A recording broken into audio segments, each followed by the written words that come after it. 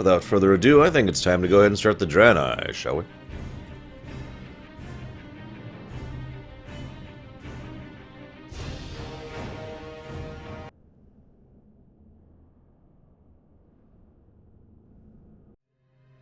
Empowered by the holy light and the undying strength of their convictions, the Draenei led the charge against the demonic Burning Legion in Outland. Now, with the Legion's defeat, they have completed the desperate mission that first brought them to Azeroth. Though some Draenei were sent back to Outland to revitalize their former civilization, the majority have vowed to remain and uphold their sacred commitment to the Alliance. Driven by a powerful vision, the immortal prophet Velen believes that a great war between the darkness and the light is fast approaching, and that Azeroth will be its principal battleground. As one of Velen's chosen, you must stand bravely before the shadow and ensure that your people are ready for the war to come. So, here we are. Time to be all Draenei-y. So, I have a confession to make. I really like the Draenei. Like, a lot, actually. They are, not my favorite species, as we've already discussed. But they're certainly up there. We're actually going to be fully heirlooming here. Because, yeah. Which, Mr. Blasty? Well, I say that because you'd be amazed how many people hate the Draenei, or just like, oh, the Draenei are terrible, the Draenei are stupid, the Draenei are space goats. You know, people are just constantly like, oh, I hate the Draenei, I hate the Draenei. Very, very contentious race. I have never heard anyone else complain more about a race than about the Draenei. By the way, good morning to everyone, as you're a Verhawk. Netherzim, Mr. Blasty, Salty, Nicolas, Zirwan, Permius, Raskor, 420, Meatfist. Yeah. We are a priest for this particular playthrough. Do the Draenei count as alien? I suppose that depends on what you define as alien, but if you mean alien as in doesn't come from this world, then yeah, absolutely. So with the orcs, and the ogres, and a couple other things. But yeah. Yeah. Anyways, moving on. Oh, the line about Outland. No, that's not a retcon. Okay, that's... So if you remember, they actually... No, it is not Skrillian. They mentioned the... this happened in the Blood Elf Starter Zone, too. They did a few tiny little changes to make it look as though... To try and acknowledge the events of the fact that BC has happened. But if you actually go through the tutorial zone and the starter zones, you'll notice that they're still acting as if the events of BC haven't happened yet. It's a weird example of MMO time. So in other words, no, it's not a retcon. It's, here's what will happen in the future, but meanwhile, here you are in the past, kind of a thing. Again, just like we had with the Blood Elves. So to talk really briefly about the Draenei here. The Draenei were originally a species called Eridar. Now, most of the time, when you hear the term Eridar, you're referring to the more demonic people. Although, and I will probably do this as well, because I don't like their other term. But there's actually 3 distinct terms that define the 3 different stages, or I should say 4, actually, or 5, if you want to get technical. But anyways, 3 that I care about right now. There's the Eridar, which is the original, it's the original species. They were called the Eridar. They were then offered the corruption by Sargeras, which I'll talk about a little bit more as we're going through this area. So the ones who were corrupted by that are actually called Manari. And the ones who refused that corruption are called Draenei. Manari meaning unnatural life or unnatural beings or something like that. And Draenei meaning lost ones, basically. And yes, basically 420. Hey, Progue, I will do my best. So, yeah, that's a bit of a retcon, because originally... So there is actually a distinct difference between the way things were originally and the way things are now. The way the lore used to happen, there was this titan named Sargeras, who went out into the galaxy and he encountered evil, horrible creatures like the Eridar and like the, excuse me, the Nethrezim. And they corrupted him and twisted him and he became evil. That is no longer the lore. And in the original lore, so we actually encounter Draenei, quote-unquote, during Warcraft 3, during Frozen Throne, actually, on Outland. Those Draenei are broken. In other words, Draenei that have been subjected to a massive amount of magical energy, and that has literally corrupted them body and soul into the broken. There's also the Lost Ones, which are a step down from the broken. The funny thing is the broken are effectively the equivalent of green orcs as far as the Draenei go. I just mentioned that because it's actually funny that the orcs, who when subjected to the same concept, tend to become green-skinned, whereas the Draenei, when subjected to it, get completely bodily deformed. But that is logical, given the nature of the Draenei as a people. For the sake of simplicity, I will not be using the technically correct terms for most of these species, okay? I will be calling them Draenei for the original race, and Eridar for the demonic race, even though, as I just described, those two distinctions are actually inaccurate. But it's much easier and simpler to refer to them as such, so live with it. But yeah, so like I said, that was so the broken we encountered on the Frozen Throne. We all were told those were Draenei, and then we see that these things are Draenei. This is what we look like here, and they were like, wait a minute, these look a lot like Eridar, and that was the retcon that Eridar and Draenei used to be the same species. Is radiation a thing in WoW? Yes, actually. There is normal radiation, the kind we would consider, and there's also magical radiation, which is a strong and concurrent thing. I did a little additional research last night just to verify a few things. I was right about quite a few things, which actually kind of is discouraging, because most of the things I was looking into was stuff I didn't have answers for yesterday, and I was right. We don't have answers for several of those things, so whatever. Green, what are you doing, man? Come on. Yes, I remember you, Green. What's up?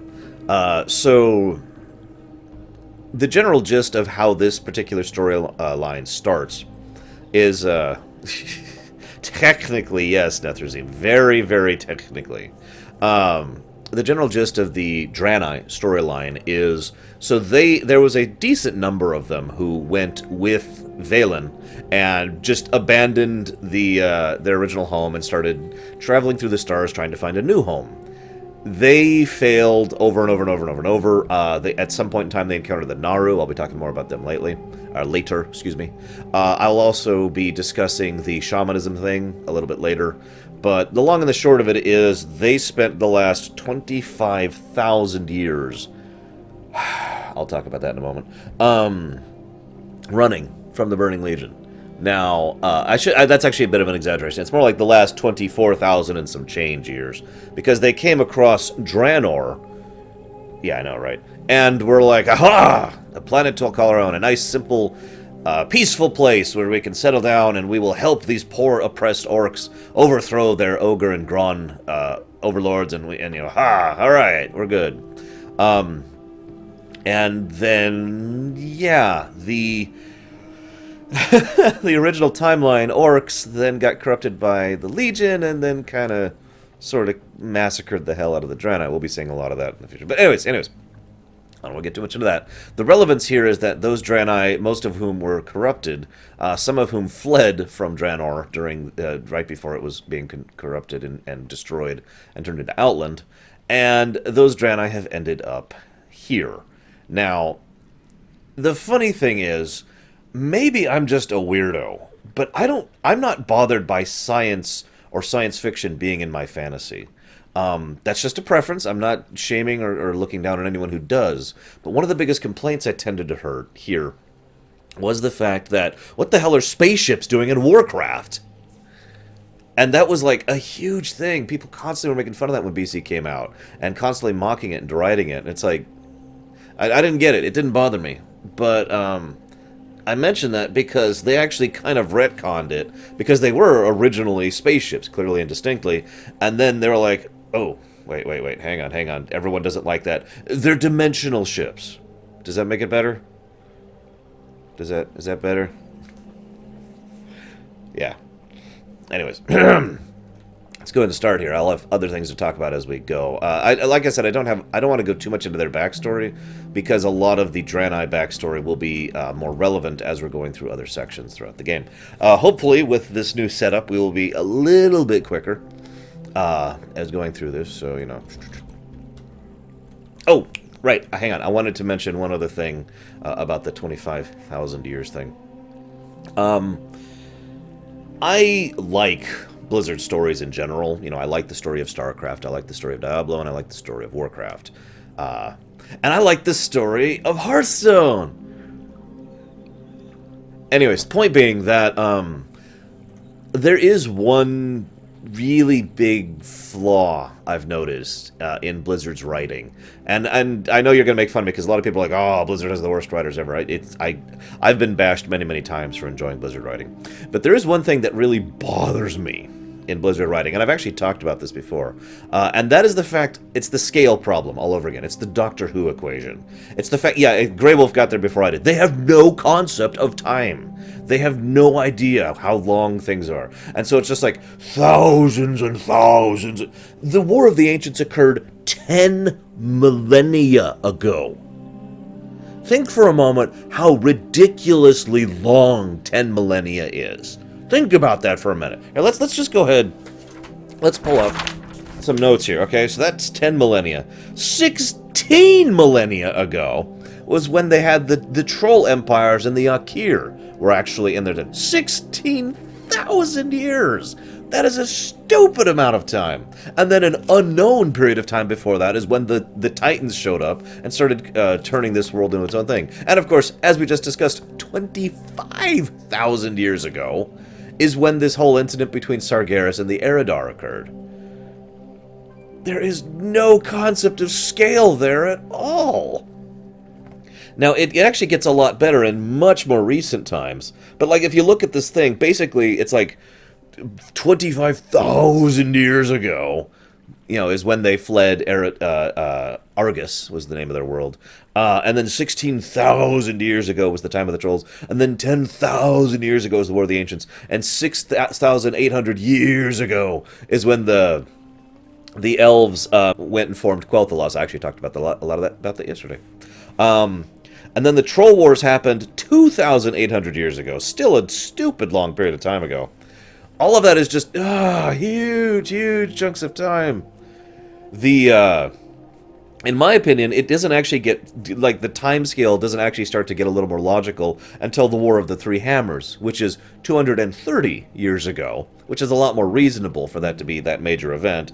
And then everything after that actually lines up pretty nicely. And, you know, we've got those events, the First War, Second War, all this stuff, and all of that occurs over the course, like, the events of the entire series, the entire franchise, occurs over the course of about 32 years. I'm with it. That makes sense. I'm okay with that. But yeah, Illidan sitting in a cage for 10,000 years is just ludicrous. I love you, Blizzard. Really, I do. But get a sense of scale. Anyways, okay, so where was I? Right. Let's do the quest. The Naro have not forgotten us. Never mind my injuries, sister. It is a miracle any of us are alive. It didn't look like we'd pull through. You've been in suspension for weeks. Something happened and the Exodar crashed. Many have died. But I'm relieved to see you alive, Light Whisperer. With you leading our efforts, I'm sure we'll be getting to safety soon. Prentice asked me to send you to him the moment you awoke. He's waiting for you just at the bottom of the hill. Just follow the path southwest. Safe journey. I agree, by the way.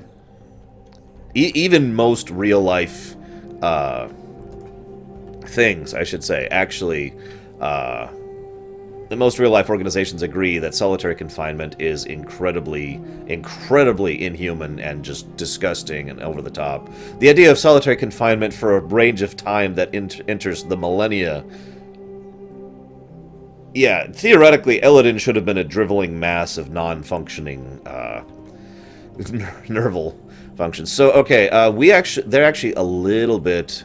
yes, I do, Case No, but I'm actually primarily Romanian when it comes to my family. Takoida, we get to decide if our character was relevant or not.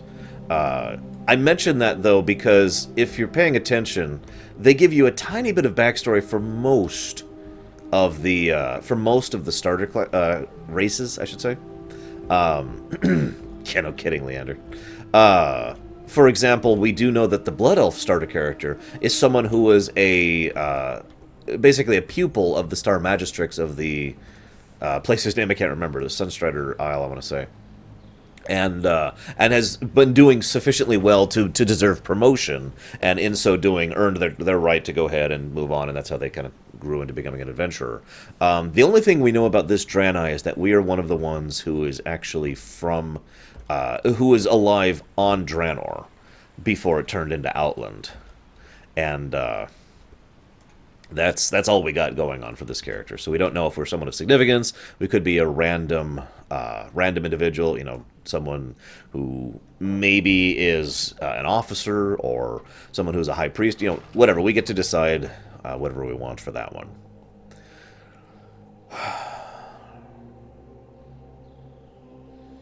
Well, we kind of do, Nathrezim. In the Horde and the Alliance both. Kind of, you know, makes sense, really. Anyways. May the light embrace you. Oh, Light Whisperer, by my eternal soul, it is good to see you. I don't know why the Exodar crashed. Only those of us that were in this part of the ship remain. There's not much time if we can save everyone we can. Be kind to those less fortunate. Our immediate concern is the depleted state of our healing crystals. We must replenish them immediately. Unfortunately, the only way to do that at this point is to extract the blood from local Veil moths. Their blood will make a suitable substitute. The moths can be found in places around the Veil, but they're mostly to the northwest. Good health, long life.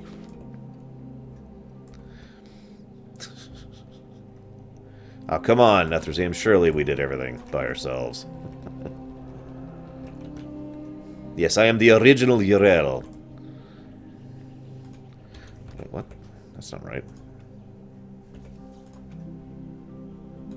There we go. Okay.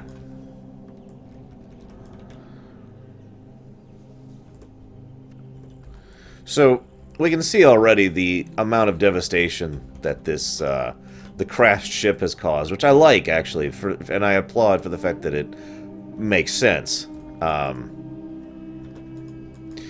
Because, you know, it's a ship that's actually a Magitech ship in basically every way that matters.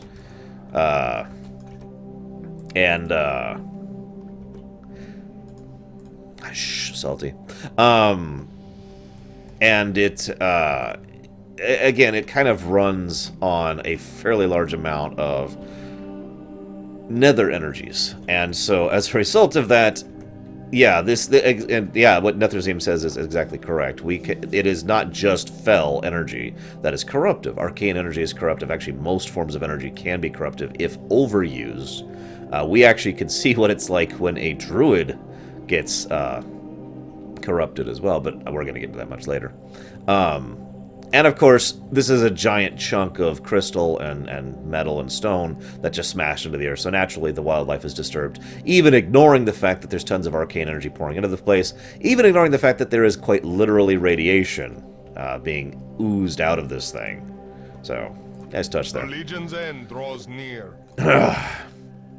Regrettable those creatures had to die that we might live. Indiscriminate killing is not the Draenei way. However, the blood you gathered will replenish our healing crystals, so their deaths will not be in vain. Now that you've gathered all the crystals, you need to I need you to deliver the vials to Zaldun, our priest. You'll find him tending our wounded in the central chamber of the sheep. Remember the lesson. Quick. Oh god, Leander. You know, the funny thing is, right now, a wretched would be in heaven being around here. Looking at those giant monocrystals like, yes! Ah, yes! Anyways. May the light embrace you. Okay. Good work. This will do nicely. But while you're here, I have another use for you if you're willing. Remember the lessons of the past. The healing crystals are replenished, but that is not the only way we can help the injured. All Draenei can tap into the gift of the Naru to heal. When is a good time to talk about the Naru?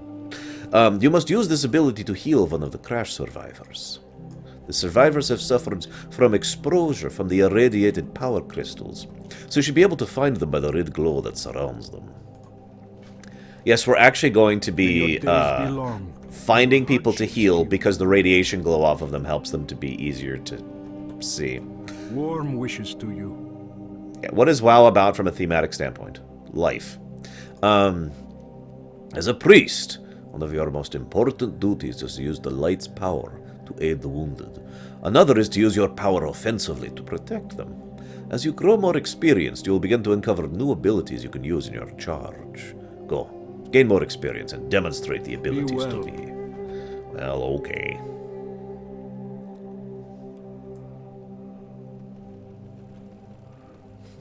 Raise my eyebrow at you, Nicholas. And hi, Sigma.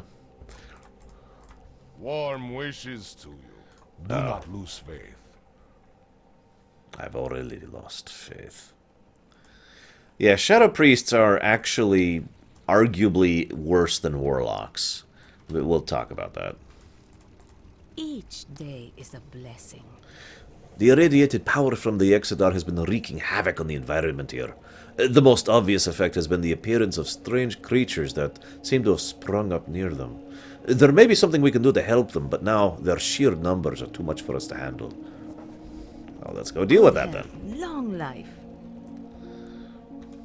Okay, if those training dummies didn't survive, I don't know what we'd do.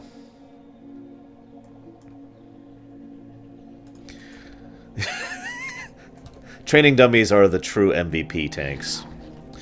I suppose I could talk about the Naru now. So the Naru, as I've actually discussed yesterday, are beings of light.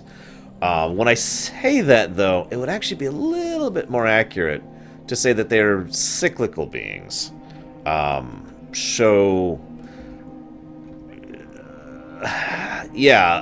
Basically, any given Naru will also turn into what is actually referred to as a void god. We don't have a proper term. That's just the programming term for what the Naru actually turn into. We will actually be fighting one of those later, and we'll see a little bit more about them in the future, of course. Point, however, being that the Naru are literally beings of cycle. They do this, right? They start out as beings of absolute total light, and then as their lifespan slowly ends, and I mean very slowly, they've got long lives. As their lifespan slowly ends, they reach a point where they dim and dim and dim until they no longer can sustain themselves, and they collapse into what is effectively a black hole. Seriously. It's just a miniature black hole. And what comes out of that is a being of absolute void. So, Naru is basically the name of the species. Oh yeah, they can be forcibly drained as well, as Mu'uru allowed to happen to himself. But the Naru, in short... Oops, hang on.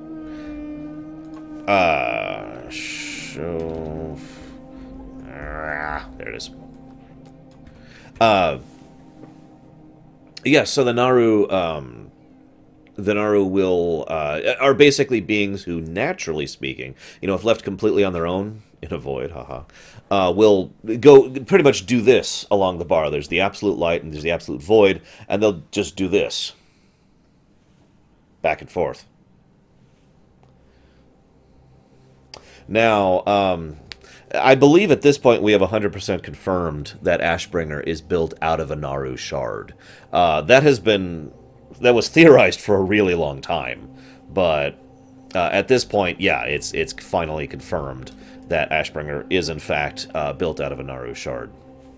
In other words, Ashbringer is a Naru in sword form, basically. There we go. So let's talk briefly about the priest thing. The priests can draw equally from the light or the void.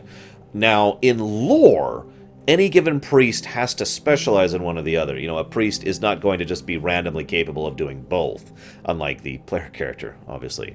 A given priest obviously can draw from the light.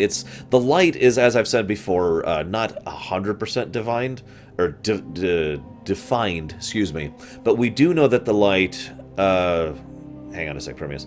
We do know that the light is another energy source similar to the energy sources I was talking about yesterday.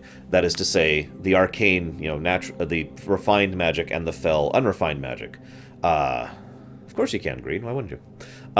They describe a lot of it as you're going through it. So the light, again, a completely separate energy source. The funny thing about the light is some people arrogantly believe that they can actually, like, they have power over the light. They can restrict other people from using the light, which is dumb. Some people also think, no, that's in character. Some people, out of character, look at the light and think that, oh, well, it's like most divine things. For example, in a lot of, like in Forgotten Realms, for example, a lot of D&D settings, if you're a paladin because you're a paladin of a specific deity. If you go against that deity's tenets, you lose your powers, right? So you can literally be cut off from the light equivalent, right? Well, that doesn't work that way here. The light is literally just another separate energy source, another font of power. There are plenty of very, very evil people who draw from the light, and so your mentality, your mindset, none of that matters for whether or not you can access the light. Now, it's also worth noting that the light tends to be restorative, helpful, aiding, that kind of a thing, but it is not necessarily good any more than the void is necessarily evil. The difference is the light, and I talked about this yesterday, the light adds to and the void subtracts from. That's, I think, the easiest, simplest way to explain the difference between the light and the void.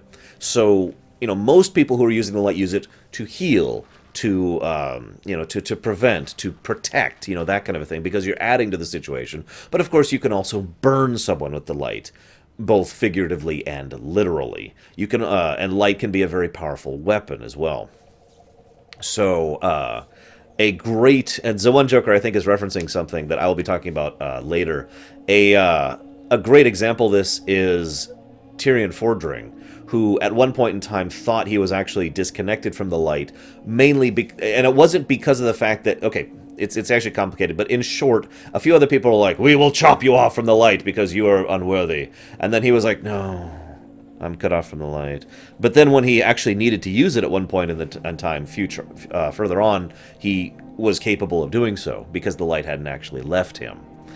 He just had thought it had, and therefore stopped trying to use it. But you can't actually do that. You can't cut him off from it. Now, of course, evil people, as I've said earlier, can use the light all willy-nilly. The Scarlet Crusade is the easiest example of that, but it is worth noting that we know for a fact at least 2 Nethrezim demons can wield the light. At least 2.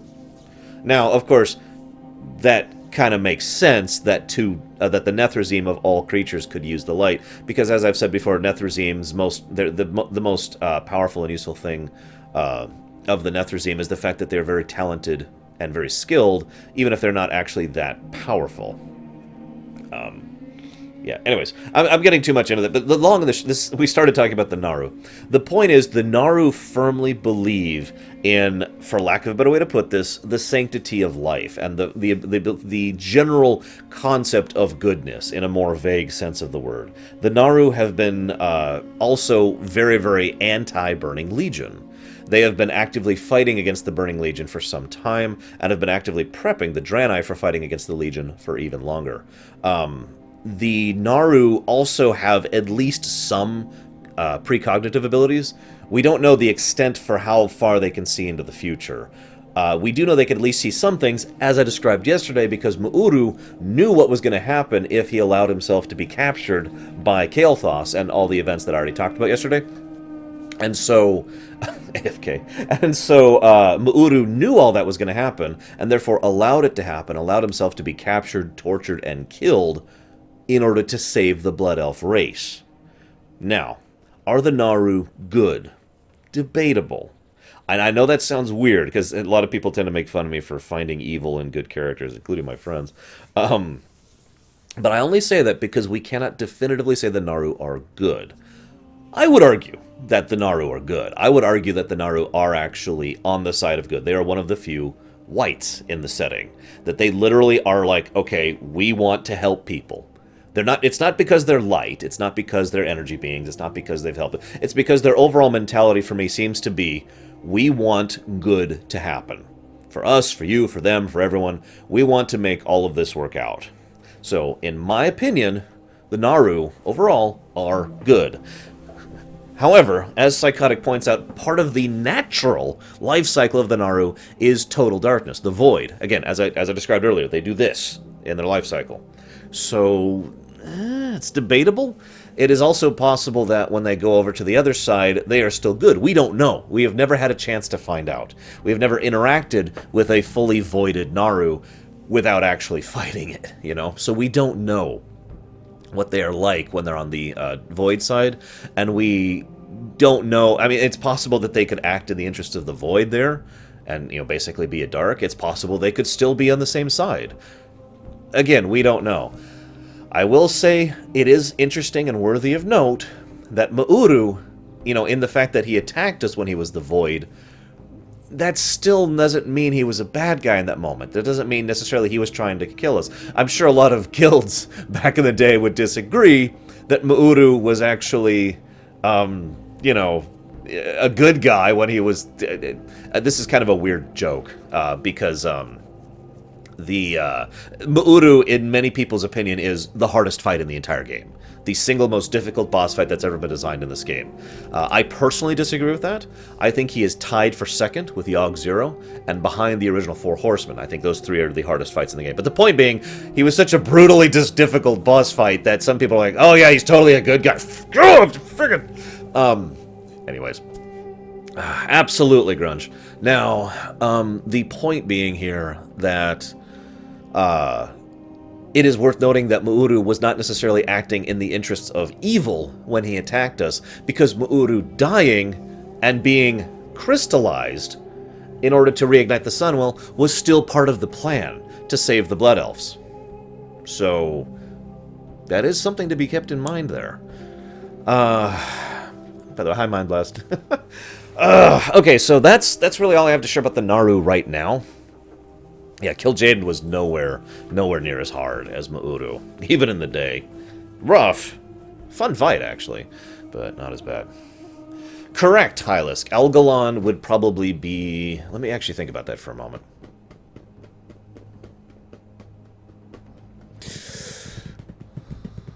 I'd have to think about that, because there are several fights that are just absolutely insane in this game. I personally would probably put Algalon... Ooh, that's a tough one. I think I'm going to make it a three-way pile-up for the number 4 slot between Algalon the Doom, between Algalon, Lich King Heroic, Lich King 25 Heroic if it matters, and Sinistra, I think, are the other three who qualify for the number 4 slot. Because those are some brutal fights. Anyways, what is the deal with Void versus Fel? I can go and answer that very quickly and simply. Gives you a nice view here while we talk. So, Void... Okay, so... I think it's best to look at it three-dimensionally, okay? So, on this dimension... I never fought Rag Heroic in the day, so I can't actually speak to that. The Void in... we've got this dimension, and then we've got this dimension, okay?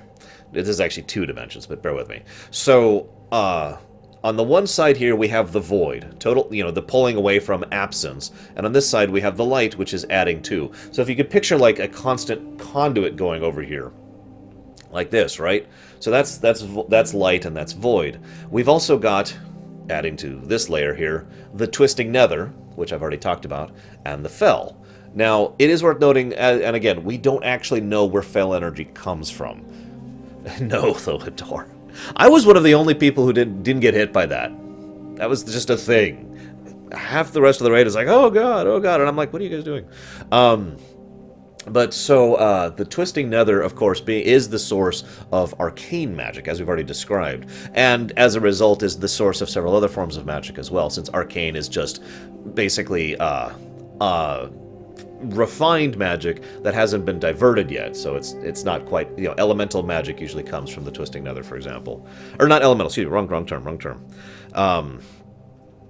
Druidic. There we go. Druidic magic. But the point is that Fel is that raw, untapped energy that requires something to burn in order to be produced. Usually, life or souls. I guess the two are kind of analogous between the two, since life energy is basically soul energy. But the point is, Fel energy is really a completely different thing. It's like that's why I use this parallel. It's on a completely different dimension from things.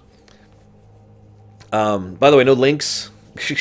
Sorry, Grunge, I know you weren't here yesterday. We've dialed up the security on for anybody who wasn't here yesterday. We've dialed up the security because of the danger of trolls and bots and all sorts of things during a World of Warcraft run. So no links, lots of caps, no lots of symbols, that kind of a thing. No repetition. Very simple.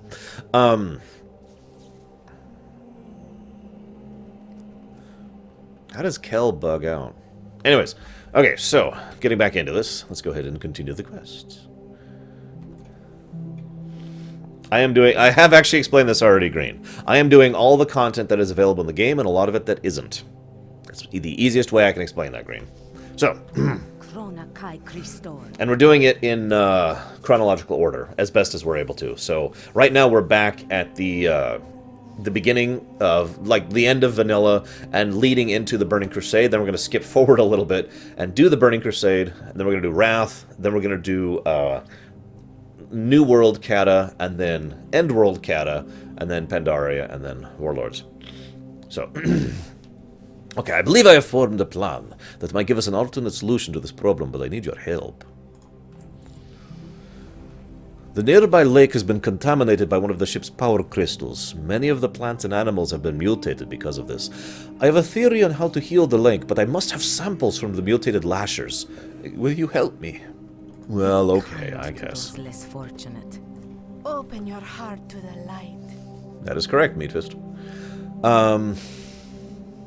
The almond fields to the west are the primary breeding ground of the local lasher population.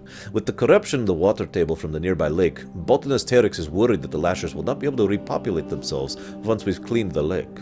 Go to the field and pick some corrupted flowers so I might take a look at them and see what might be done. As an aside, I really like this, because this, again, makes perfect sense. May your days be long. This is just like the Blood Elf tutorial zone was...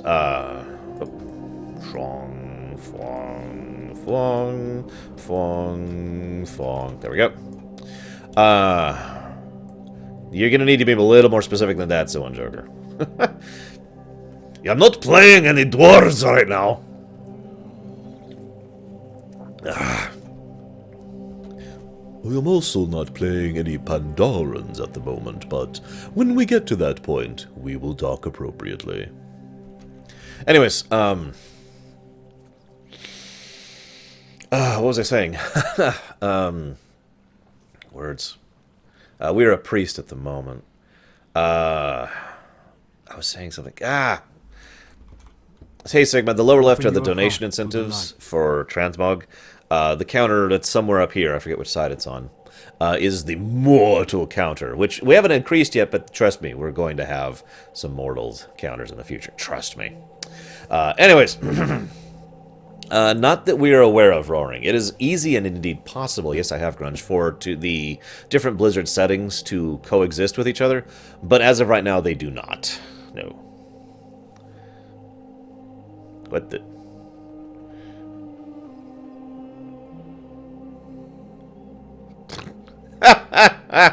Really, guys? Yes, you can, random heroes. Light be praised. You've done what only a true heroine would done. The Drana you saved owe their continued lives to their selfishness. Your selflessness. Please take this supply pouch. You look like you need it more than I. Be kind to those less fortunate. Okay. Now, I don't know what you're talking about. I don't have a Baneling. Just right there. It's kind of hanging out.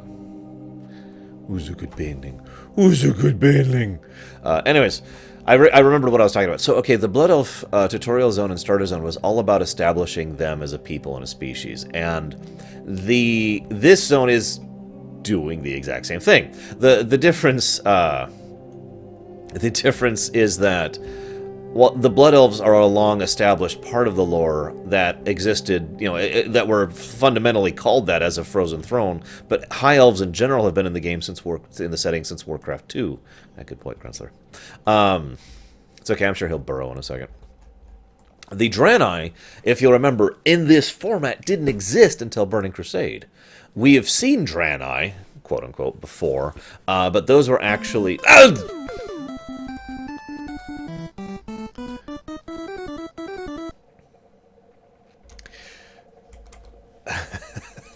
That really startled me.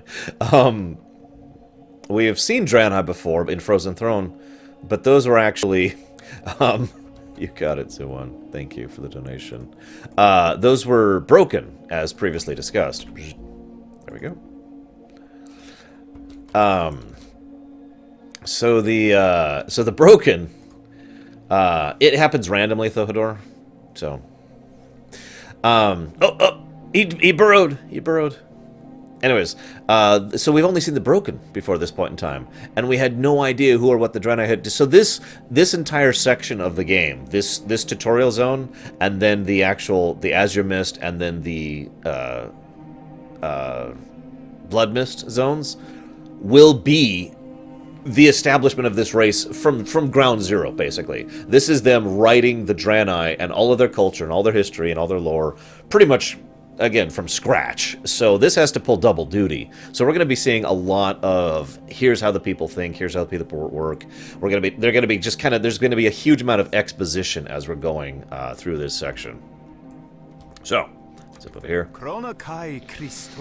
Zana needs our help to salvage parts from the Exodar. Terex prepared an inoculum that can be given to the Nestlewood Alkin that live in the area. A lot of salvage. Get close to the unaffected ones and use the crystal on them. Unfortunately, you'll have to kill the others. This quest, I was actually kind of saving this one. You're fine, Grunge. No, those are in fact... Well, okay, those are Draenei slash... What is that, Deutsch?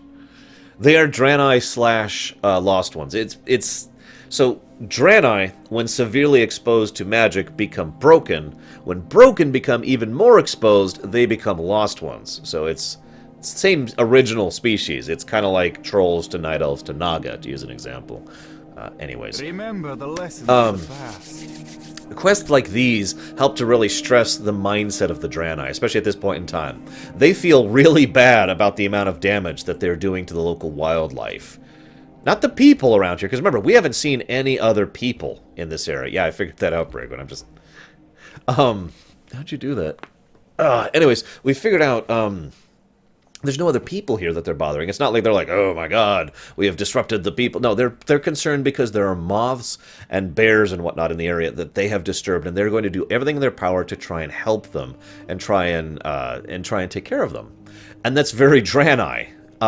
It's basically, I know this is going to sound like a weird analogy, and I'm sure some of you don't even know what I mean by this, but it's the replace your divot philosophy.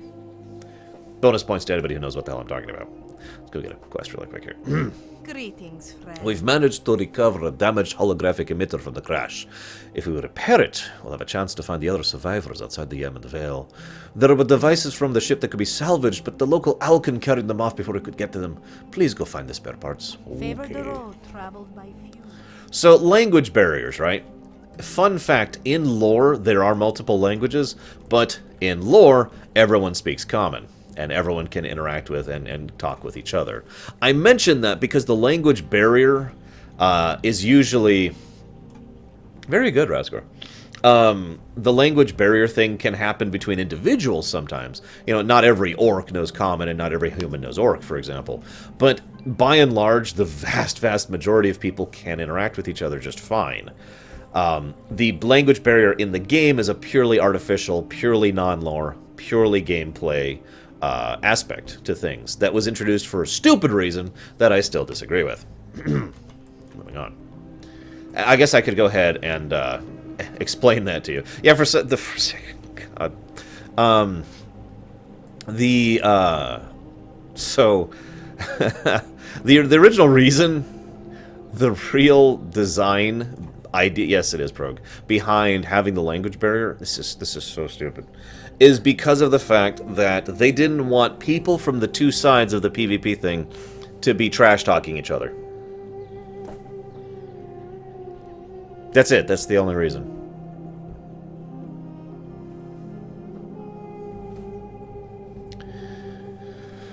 That's it, by the way. So they actually invented a couple of extra races just to make sure that the various, that they couldn't interact with each other. And that's it. Grunge because of Tolkien. And the funny thing is, that has been acknowledged as a stupid reason in the last, 11 years. But they still keep doing it. Like, they haven't bothered to undo it yet. Which is funny, because for the last 2 expansions, counting Legion, for the last 3 expansions, cooperation between the two sides has been a major theme of what's going on. And, why, just... Whatever. I don't know. I got nothing.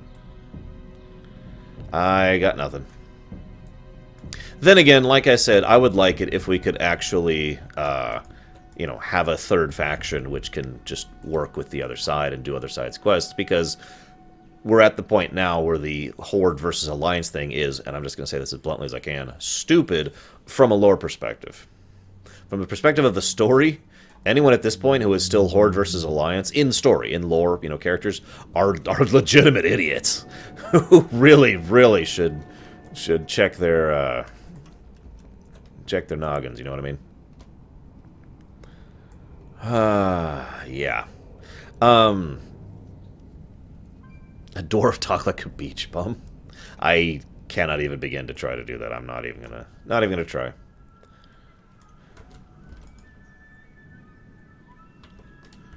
Are they like... Why the heck are they? Someone's been cherry picking. Oh, there's one. I don't know what Tolkien's beef was, man. I got nothing. Yeah, that's the other thing. I mentioned yesterday a war, basically, that happened. That was a PvP thing between the Alliance and the Horde. It was scheduled. It was planned between the Horde and the Alliance. Both sides knew it was happening. And both sides were just doing it to have fun. I talked about it and to talk about the positives of PvP in this game. And the world PvP aspect. So... yeah, this place has been cherry-picked. I'm gonna have to kill. Alright. I'll talk about cherry-picking in just a second. So, in order to make that event happen, we had to coordinate with each other. So, there was lots of Horde and Alliance people talking all over the place. Both in-game and out, because, forums exist, right? But again, even in-game, it's pretty easy to talk to the other side. Oh, hey, there's an Alliance named ... I'm just going to go make an Alliance character really quick, assuming I don't already have one, and then whisper them. Hey, it's me, the guy from the other side. Oh, hey, what's up? It's such a non-thing, the language barrier. That's why I just look at it like, why do you exist? Especially at this point. But whatever. What the heck do I know? But yeah, so let's talk about cherry picking really quick. So I actually discussed this a little bit during the Blood Elf section. Respawns are based off of nodes, not mobs. That is true. Netherzeem. People being idiots, to correct your sentence, is a common theme in this series. Anyway, so the respawn nodes. Okay, so if you go through a section, this has actually been a thing in many MMOs since well before World of Warcraft. 2005? Or is it 2004? I think 2004 is when WoW came out, so whatever that is to now. Anyways, so if you go through an area, and let's say there's 2 types of enemies that spawn here. That's an easy thing to assume, because that's what it is here. We've got Mutated, and we've got Nestlewood, okay? These 2 types of enemies spawn in this area. So let's say I go through and kill all of the Nestlewood, for example, right? So let's say there's 10 spawn points, 5 Nestlewood, and 5 Mutated. So I kill 5 of them. The 5 Mutated are still up. But remember, it's spawn nodes, not spawn like an individual creature spawn. So these can spawn either a node, or you can spawn either a Nestlewood or a mutated, right? So let's say it's about a half spawn rate. So we've now got, say, 8 mutated and 2 Nestlewood. So let's say you go through and kill the 2 Nestlewood. So again, 50% spawn rate, so now we have 9 mutated and 1 Nestlewood. You see how this works. This is the concept of cherry picking. If you go through and just and abstractly kill only the thing you care about and not the other spawns, then what you're going to do is have this effect that I just visually demonstrated for you have here. And so you're going to have a harder and harder time finding what you actually want because you are basically mathematically reducing the odds of it spawning. So what people who have brains will do will go through and actively kill everything in order to reset the entire spawn cycle. You kill all 10 mobs, and then 5 Nestlewood and 5 mutated respawn, to use the example I used earlier. And as you can see, I now have more Nestlewood. The player who was here right before me, the one who left the cave as I was entering, was cherry-picking, and that's why we had to do what I just did. So just a little bit of insight into MMO philosophy there. There we go. Same day as Battlefront. I wonder which one won that battle. Anyways, Janine! So I talked about Janine yesterday. I mentioned how I've met people in this game who I'm still friends with. Janine, Chris Mama in chat, is one of them. She and I have known each other since vanilla, and she is awesome. And she is also good luck. I think this is a good time to share that little story. So we have had a trend, and it's not 100% accurate, but you'd be surprised how often this has happened. So if me and Gary and the guild and whoever else, we need a drop to happen, if we need to go and get something to drop off of a boss or a quest item or whatever, and we go through there, yes, it did, Pyro, that's true. It actually told you not to cherry pick. Speaking of which, I'll go and help out for the next player who comes along here. And so we're going through there, and if we're fighting a boss with Janine, and Janine dies, we'll get the drop we want. Now that probably sounds like a joke, but it absolutely is not. It happens so often, it's kind of funny. If she dies, we get good drops. So yeah, no, I don't hate Jaina at all. I am one of those very few people I know who absolutely, adamantly supports what happened to her in Pandaria. Probably because I've seen both the Alliance and the Horde side of things. And it's fully understandable, and it's very, very human. Jaina arguably had the most character development of anyone in Pandaria, in my opinion. That's true, Raskar. Anyways, so...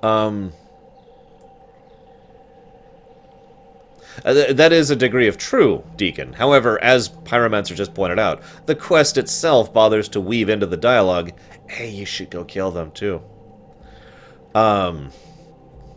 She is not my daughter, she is my niece, Psychotic.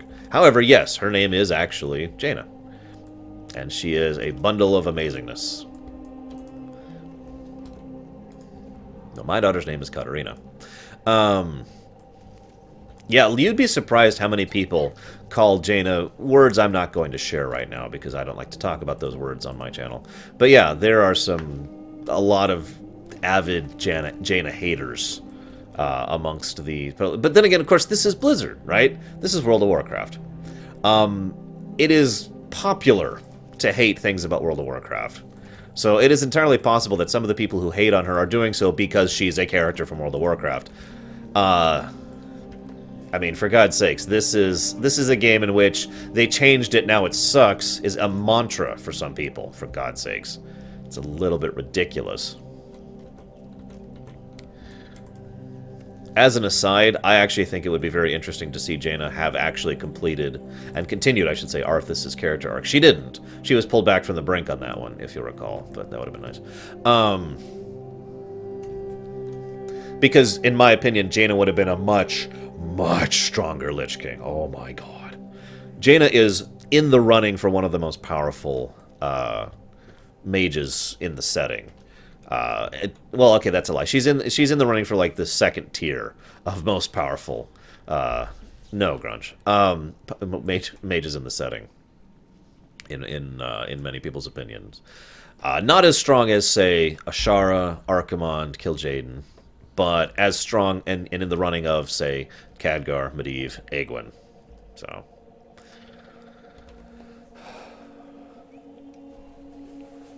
It is sad, Pyro. It is absolutely sad. You know, the really screwed up thing is it was all just a tragic mistake. That's the really screwed up thing. I'm going to talk about this later, but for those of you not aware, the Alliance and the... Jaina was one of those people who... Okay, there was a group of people, the Twilight Cultists, who I'll be talking about a lot later. The Twilight Cultists engineered situations to try and trick the Alliance and the Horde into going to war. Now that succeeded, but Jaina was one of those people who was like, no, this is a trick, and therefore we're not going to do this.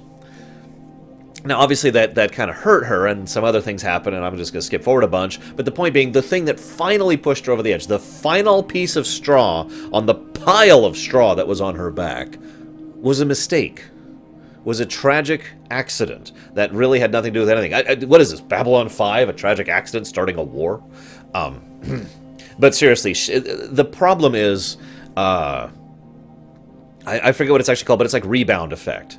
So, I want you to imagine that this is Jaina, okay, this line here. And this is all the garbage that she's going through. And it's just pushing her and pushing her and pushing her. And she's having to deal with the death of her home and having to kill her father and pushing for peace, even though everyone hates it. And it's just constantly all this garbage that she's been putting through. And it's just shaking to the breaking point. The final straw that happens in Pandaria, I'll be showing it to you on screen. The final straw breaks it. And it's not just like, oh, fine, I give up. It's more like, ugh, and it just shoves back. And so Jaina went from just barely holding on to shoving back as hard as she can. And that's why her initial actions were much more severe and much more extreme, because she was rebounding. She was rubber banding between the previous philosophy and the new philosophy. She has since chilled out significantly from that, but still retained her anti-Horde stance. And it's understandable why. And we learn more about that in Warlords. But anyways, I'm getting off topic. So, Draenei then. Hey, Fat Squeak. Hey, Razulia. Hi, anyone I haven't said hi to. You're all awesome. The Naru have not forgotten us. The more we can do to clear up Nesselward, the faster Zana can get back to work. With many of the Alkin now inoculated, we can focus on getting out of here, not having to worry about wiping out the Alkin population. Here, choose from these. You've done good work. Excellent. Blessings upon your family. We now have several separate confirmations of unusual activity on the Shadow Ridge. This is disturbing. We thought that the scouting missions had already undertaken had been thorough.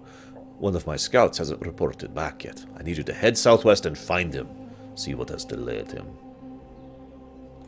May your days be long and your hardships few. It's actually pretty easy. Hope this is my life. I hope I'm saying that right. To understand. It's like this. Imagine you're hundreds of years old or thousands of years old. So when you were younger, you're like, I'm going to do everything in my power to be the most powerful mage ever. Yeah, I'm amazing. Well, it's been 50 years since that. I'm just going to chill a bit. Yep. Well, the point being that if you don't use it, you will lose it. And so people who are younger, like Jaina, to use an example, like Khadgar is actually a better example, I think, will push themselves way, way harder than people who know that they've got the next century or 5 or 50 in order to practice their art at their own pace. Now, I'm not saying that all older people are actually, weaker in general, but it's very easy to understand why they would lapse in terms of their relative strength and power. Because they don't have to. They don't have to constantly be on edge. They've got centuries of time in between where they really have to flex their muscles, right? So I hope that that's a way to help explain that. Because, I mean, there's other factors as well, but that's the main one. The Naru have not forgotten us. When we have the spare parts, I know we'll get this emitter repaired. With any luck, there'll be someone out there left to talk to. Keep in mind, at this point in time, this group of people, these survivors, don't even know what's going on with the Exodar. Now, spoiler alert, the Exodar is over there, and it is actually, it has survived. But they don't know that yet. So let's just cover this really quick. We're concerned about the environment, which we've damaged, which was our first priority, by the way. Fix the damage we've done to the local area. Our second priority was taking care of our own. And then our third priority was actually starting to repair things to try and figure out if we have contact with other things. This priority list really says a tremendous amount about the mindset of these Draenei here. Let me take a look at those. Yes, I think these will do nicely. Good job! The emitter is rather complex, so it may take some time. I'll let you know when it's ready. In the meantime, Vindicator Aldar has something he could use for you. Be kind to those less fortunate. And I don't think she activates it just yet. And I'm right. Okay, so let's move over here. Right, I actually have a mount. I really should be using that to speed this up. Oh my god! Oh, okay, that... So this actually kind of screwed me up for a second. So there's a human on my bike, and I'm like, why is there a human on my bike? You can tell I play Alliance all the time.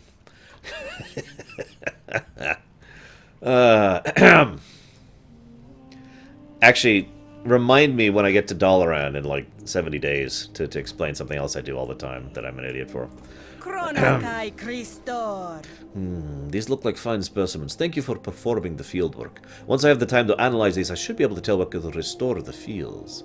Safe journey. Oh, another thing I like, by the way, they're not trying to band-aid the situation. So one of their power crystals ended up in the lake. And so they've got the lake there, and they're like, that's obviously having some immediate effects. But the quest we just did was all about the long-term effects of that, because we've actually altered the water table of the area, not just the lake itself. Yes, psychotic. And so, yeah, I do that all the time. All the time. I've done that on stream. So I like the fact that they're not just thinking of the... You know, oh god, we've punched a person, so we have to fix the wound. They're thinking about actually fixing the more long-term effects of that, which I know that's a bad analogy, so I'm just going to give up on that. But anyways. May the light embrace you. Okay, so, given the samples, these will do. Thank you while you are out. I managed to gather some equipment together to make an analysis of the samples. This should only take a moment. Do not lose. Yeah, Project Purity, an excellent example of what we're talking about here. We're not just trying to fix water. We're trying to fix the source of water and the terrain and the soil and all that. And yeah. Anyways, thank goodness it will work. I have an agent for you to spread at Silverline Lake to the south. It will neutralize the effects of the irradiated ship's power crystal. Swim out there and scatter it. Don't worry, you won't be exposed long enough to become irradiated. Blessings upon your family. Also, you're terrible, Nethrazim. Of course, for those of you not aware, the most evil species in this entire game are the Nethrazim. I'm not making that up. The most evil, horrific species in this entire setting are the Nethrazim. And that's his name. Just keep that in mind. Alright, so let's go ahead and try and fix this. So yeah, here's the crystal, which you can literally see the radiation bleeding off of it.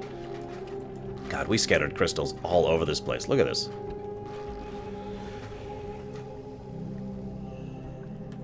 Yep.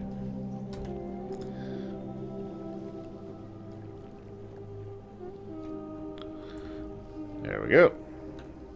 Hopefully that'll help a little bit. No, let me up. Let me up. No. Oh,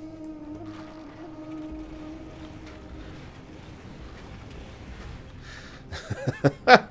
Yeah. Another thing I like is the Draenei are advanced, magitechnologically, but not that advanced. I mention this because anybody here seen Voyager? Star Trek Voyager? This is going to sound weird, but I'm going somewhere with this.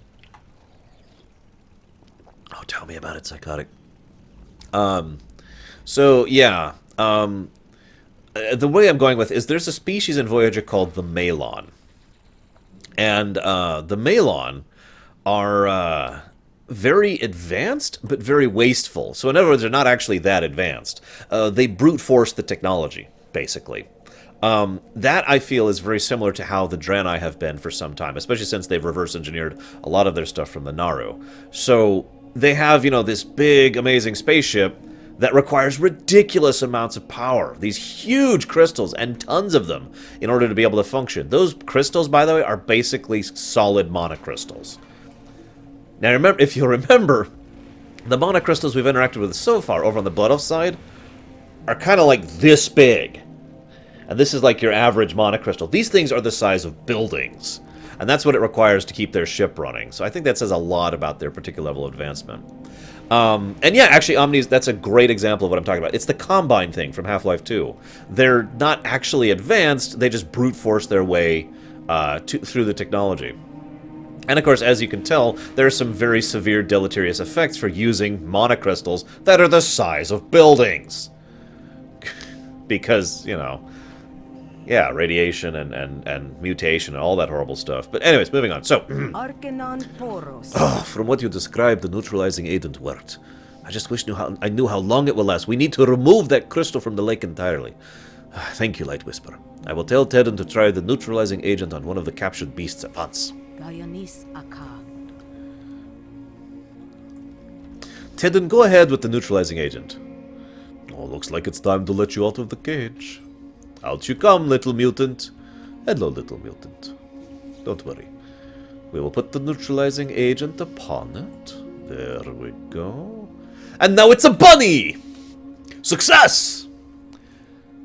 Okay, if you're not catching it, that means that something that was this was originally a bunny. Now, I know that sounds kind of like a joke, but, and it kind of is, but that is legitimately a thing that happened. That is just how irradiated and how magically mutative these giant power crystals are. They turn a bunny into that. Yeah. And that's just arcane energy. That's not even Fel. Imagine if these guys were powered by Fel crystals. Holy crap. We see what happens when a terrain gets infused with Fel. We'll be seeing that at least twice in the future. Limited exposure, Raskor. Or, unless you mean how we weren't irradiated by, just being on the ship. Well, when the ship was in one piece, it was all controlled and contained. I mean, nuclear radiation in a plant or whatever is contained as well. But when a ship is jutting out of the terrain with crystals all over the place, it's a little less contained. Slightly.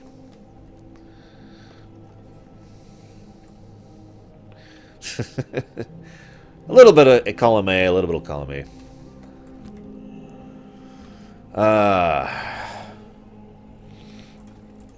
The Legion's end draws near. Yeah, actually, I can totally do that, Roaring. It's going to be a bit, though. That'll be in Black Temple, specifically. But I will show you, if I remember to. Help, Blood Elves. Ambushed. Don't have long. Now, okay, this is worth noting. This is important. Some people have questioned how the Draenei know what the heck the Blood Elves are when they have no idea anything else. These people have never encountered, Night Elves or humans or, Orcs. Or, well, they might have encountered Orcs, but they haven't encountered, like, any of the other primary races of Azeroth. So, I'll explain, Grudge, don't worry. So, the fact that they know who Blood Elves are is logical because, remember, these people actually fled from Outland because there's a whole contingent of Blood Elves over there, the ones under Kael'thas, the ones I kept referencing back during the Blood Elf storyline in going through the Blood Elf starter zones. So they actually are well aware of the Blood Elves. The problem is they see the Blood Elves as nothing but enemies, because those are the Blood Elves under Kael'thas, who are either working for Illidan or Kil'jaeden. So one way or the other, they're villains in this case, or rather, opponents, enemies. So, yeah, at this point, the idea of there's Blood Elves here should be met with, oh my god! How did they find us? How did they come here with us? Having no idea that there are other Blood Elves on this planet. You must eliminate the Blood Elf threat. Find out what they're up to. Oh, they're on the ridge behind me. Okay, cool. So yeah, the general approach here should be something along the lines of, quick, go, kill them! Oh god! There's Blood Elves! Ah. Of course, I'm sure most people don't have that reaction, but I'm just giving you the kind of in-character how this should work from their perspective. ... Our enemies will fall. Don't mind me, just killing everything. For the light.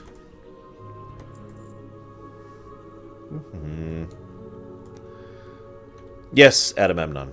We are done with that character, and we'll never play it again, most likely. Alright, now to wait for a respawn. We have a little competition here, so yeah, we're now waiting for a respawn. Time to dance! Do do do do do do do do do do do do do do do do do do. Okay, we're done dancing.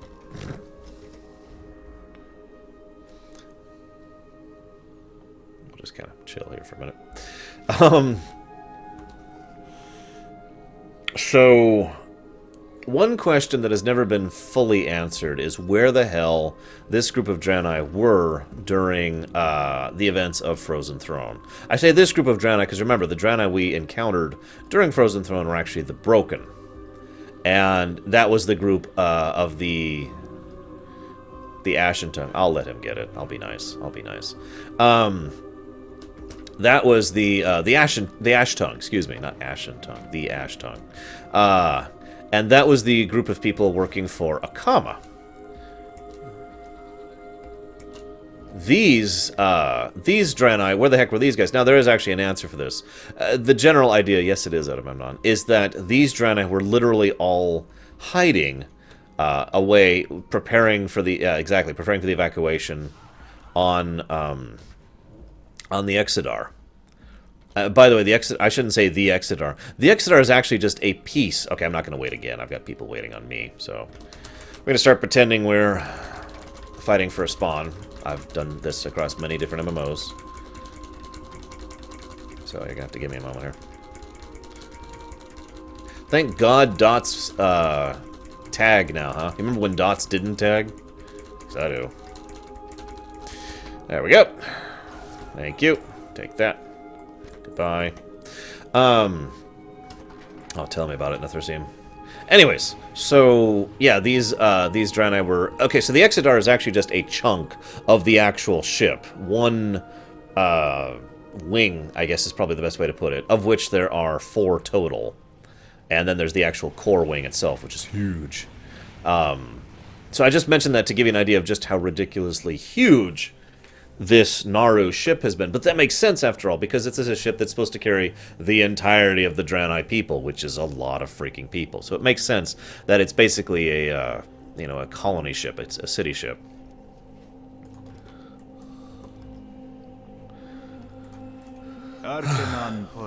These Blood Elves meant to kill us all. How are we to divert them from this course? I have a plan. We must kill their leader. Whoops. Without their master, perhaps they will retreat to regroup. We just need to buy time until repairs are completed. Then Vindicator Aldar must know of this. Kill the Surveyor. Return and tell them what we've found. Remain vigilant.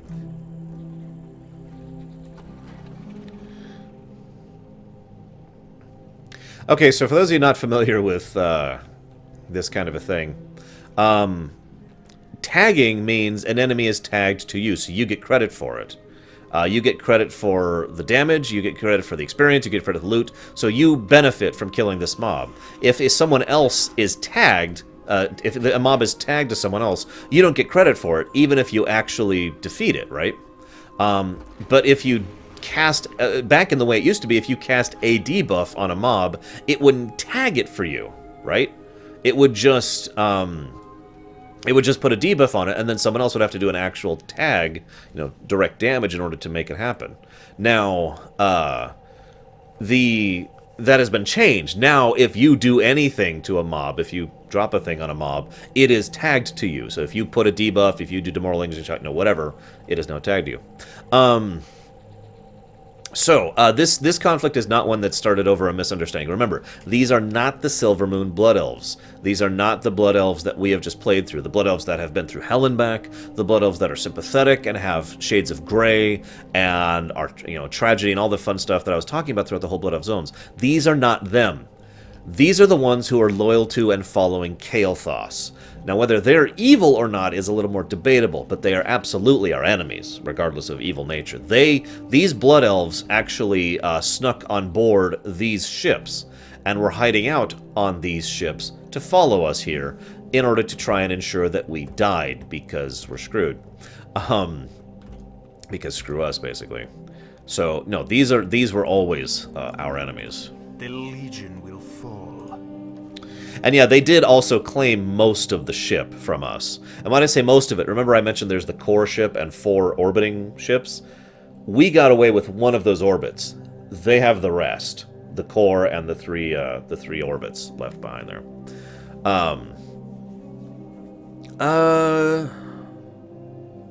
I don't know. They both are flawed in their mindset, Zewon Joker. I'd have to debate that. It's also funny because they both have completely different sources they're coming from, even though they go straight to the same thing. Anyways, I thank you for dealing with the Blood Elf Surveyor. Surely she was their leader. Rest assured, we will deal with whatever remnant of them are still nearby. Good health, long life. Wait, what do you have there? Let me read those plans. The Blood Elves have followed us here? They are evil to the core and should be wiped from existence! The Vindicator takes a moment to regain his composure. I apologize. That was uncalled for. We are indebted to you for uncovering this information. Do not lose faith. Light Whisper, while you were investigating the Shadow Ridge, Zana here has been going on about the holographic emitter. You might want to speak to her. See you around, Azure. Blessings upon your family. Hope you have fun. One wishes to. I've got it! I got it! I think I managed to fix the emitter. Here, I'll just activate the last crystal and that should do it. Take a look. It looks like it's beginning to work. Seek the path of the light. By the 7 Atamal crystals. Others survived the crash? Zana, is that you? It's good to see you again. Pause. And who do we have here? Know that give this communication possible. I give you greetings as your watch. Judging by your signal, we put you southeast of the larger part of the island we crashed into. Cross the Crystal Book River to... Sorry, there's a lot of stuff.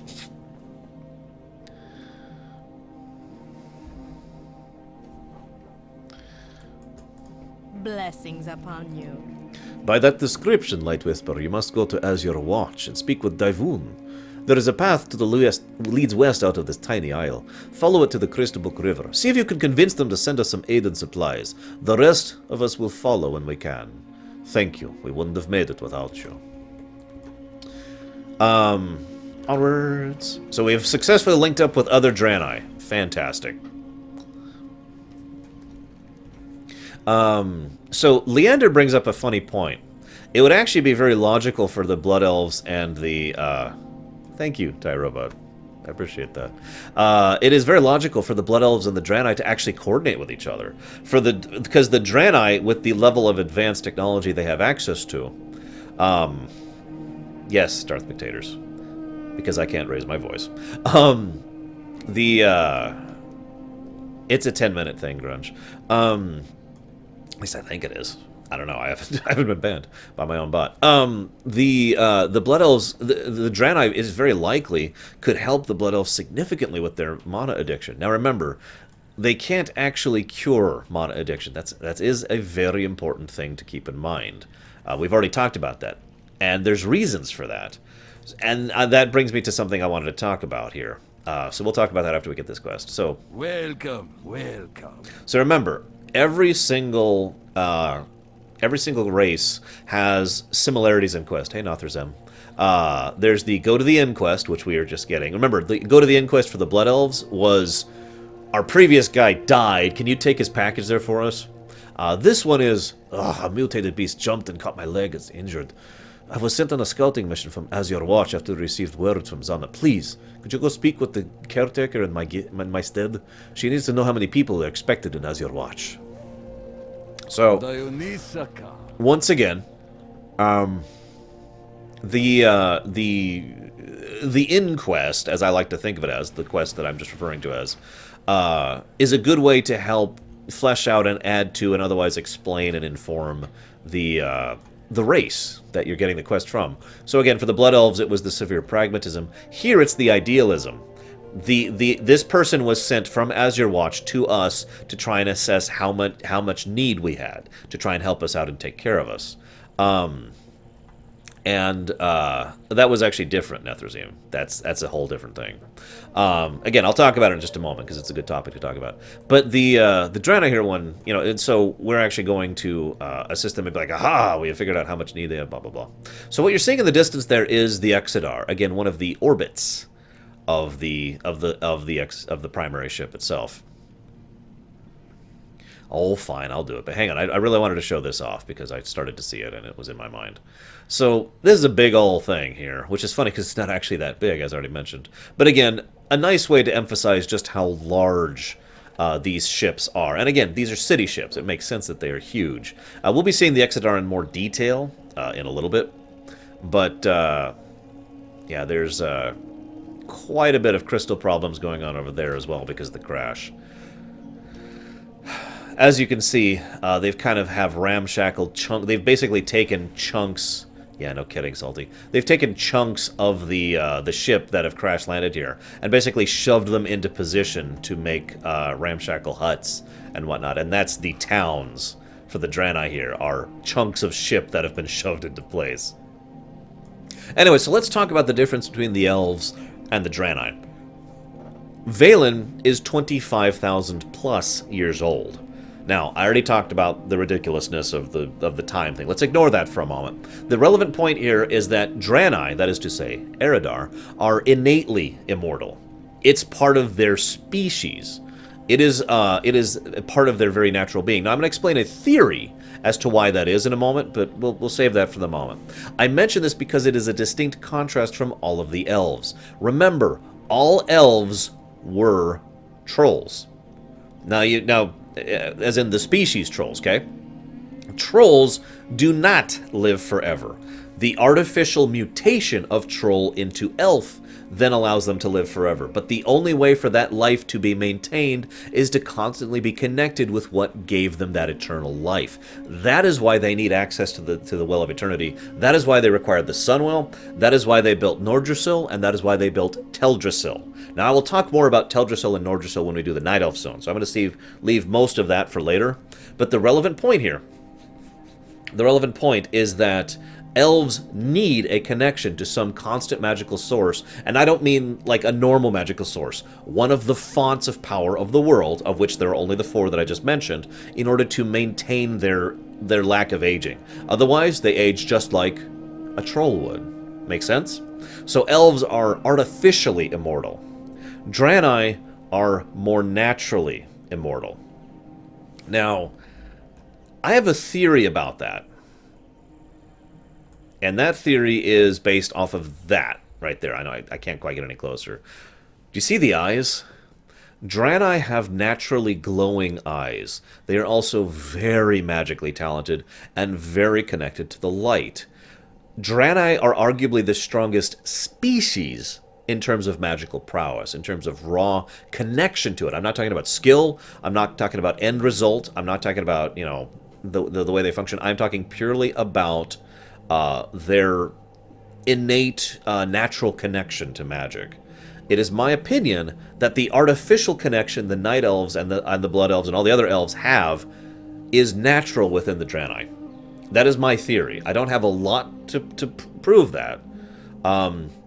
But their natural connection constantly, no matter where they are, to magic, because they don't have an artificial source infusing them with it, allows them to have this immortal life.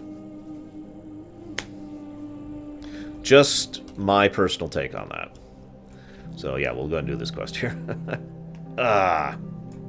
May the light embrace you.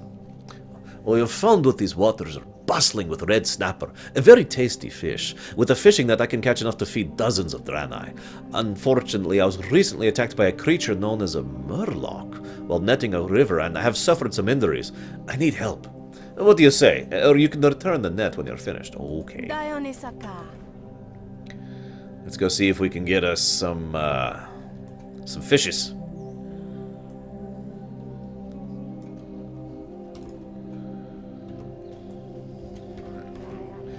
Well, I just caught a murloc. Run!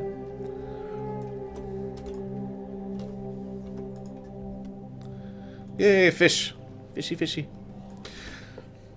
Excuse me. Hey, E. Thomas. You know, that's a good question, Thohador. I imagine very few of them are even thinking about it. I've actually recorded some stuff in advance for this lore run, too, and I doubt any of the people, other than the ones who helped me, of course. Thanks again to Janine, Pax, Third, Bragwin, and Chris. I doubt anybody else was like, oh, that guy's probably recording something. Oh, crap! Honestly, there are a couple of flaws in the plot here. Basically, thank you, Robiny, I think. I can't actually do Russian. I'm just doing what I can. I'm not good with accents. Words. I think this is actually kind of a bit of a flaw in the storyline. Not that I'm complaining, per se, but rather the point I'm trying to get across is a lot of the Draenei are learning about the way that things work in this world. Parts of the story were cut out, and I actually agree with that from the perspective of a writer. If you don't know what I mean, it's kind of similar if you've ever seen shows or read books or whatever, where someone like from the 1800s ends up in the modern era. There's usually a chunk of that story that that is all about, oh my god, all this weird stuff that I know nothing about. And while the point of those story, of course, is to acclimate them. Sometimes they use that for comic effect. Sometimes they use that for a little bit of, you know, tragedy to show how out of touch they are and that kind of a thing. But the point of that, yeah, actual Russian accents are multiple accents, plural, because there's more than one. Just like there's more than one of any accent. I just feel like pointing that out. Anyways, point being, so that they could have actually gone ahead and done the fish out of water trope with the Draenei, but honestly, they I agree with them not doing so, because that would have just bogged down the storyline. We've already got the, you know, them trying to acclimate to the setting. We've already got them finding their place in the world. We've already got them trying to survive against the Blood Elves. We've already got them, you know, having just barely survived this massive catastrophic crash. I don't think that adding the also we have no idea what anything is around here thing would actually should be a primary focus of things. Now, as Leander points out, there is a little bit of flavor here and there throughout this zone where they're like, and what's a blah, blah, blah, you know. But I don't think it should have been a primary focus. So even though it is technically a plot hole, basically, in some cases, I don't think it qualifies as bad writing because of how deliberate it was done. Greetings, friend.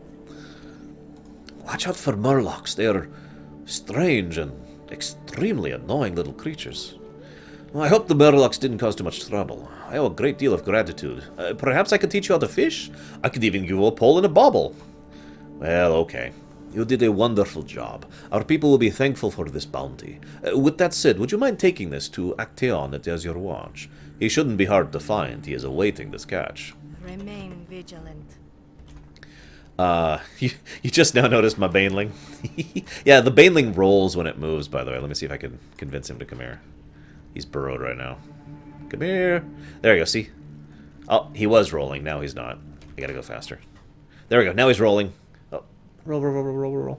Anyways, yes, the Baneling's final attacking. I gotta show this. For those of you... I'm not gonna do any of the Pokemon stuff, but Baneling Burst cannot be dodged, blocked, or avoided. I've actually... there's a reason that Baneling is one of my level 25 mains here. He is actually really, really good in several fights. So, anyways, I guess that's true. They could have actually, like, communicated, or the Murloc could have been like, blah, blah, blah, or something like that. But yeah, anyways, okay, where's... Now, actually, it is worth noting, Thohador has another point that is relevant. We do know that they went pretty much straight from Outland to Azeroth, but we also know that they traveled through a lot of other planets prior to landing on Draenor. I mean, I hate to re-emphasize this point, but 25 freaking thousand years. So, but we do know they went from planet to planet to planet. Some of those planets were actually destroyed because they were there, which is why I'm bringing that up. Because the Draenei and Valen in particular, not that I'm aware of, Robiny, I'm not sure. The Draenei in particular have a lot of guilt, and Valen in particular has a lot of guilt, because in many cases they've landed on a planet and settled in and tried to take care, you know, and just, okay, hey, what's up, people? And then that planet was destroyed because the Draenei were there, because the Legion were specifically following the Draenei went to the planet, and wiped out all the people on it. And I mean, that's an understandable problem from the Draenei perspective. So for them to actually land on this planet, as such as it is, two things actually contribute to them staying here rather than immediately leaving, which would probably be their first inclination. Number one, they can't immediately leave. They don't have their ship. They have a fraction of their ship which is damaged because it crashed. The second problem is, or I shouldn't say second problem, the second reason is because of the fact that when they're here, they find a number of people who already know about the Legion. Most of the time when the Draenei land on a planet, the planet has no idea about the Legion, or about other species, or about anything. However, they get here, and as we'll see in a bit, these people know about the Legion. We've already fought the Legion here on Azeroth. And so they think this is finally the time to dig in our heels. They have been running for, again, 25 millennia. It's time to actually turn around and be like, okay. But anyways, let's go ahead and work with this. Yes, that's true. We are actually the only ones who have defeated the Legion twice. Now, that may not sound like a big deal, but we're the only ones who have pulled that off. Let's go for a hat trick in Legion, shall we? The expansion. Each day is a blessing. What do you think of my armor? I crafted it myself. It's a little different from what we traditionally wear, but it's extremely comfortable. Ah, poor Dictiana. That Murloc gave her quite a scare. Hopefully she will recover from her injuries soon. So I presume you're looking for work. There's plenty of that to be found at Azure Watch. Dionys Haka. Hey, Brother Box.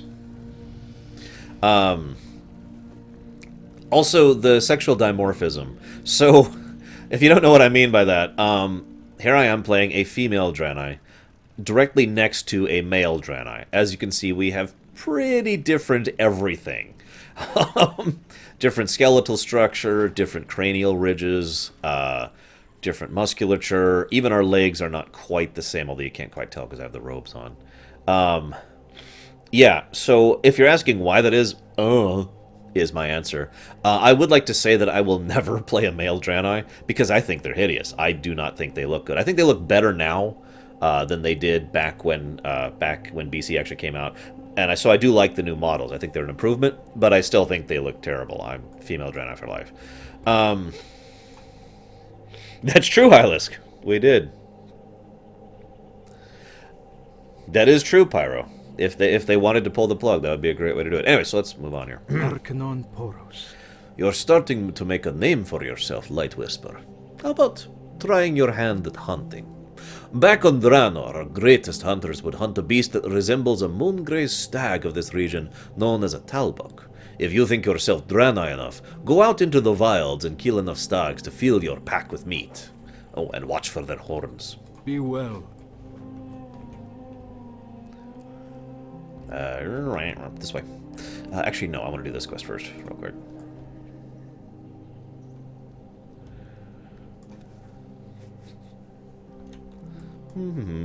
So, yes, Zana, it's me!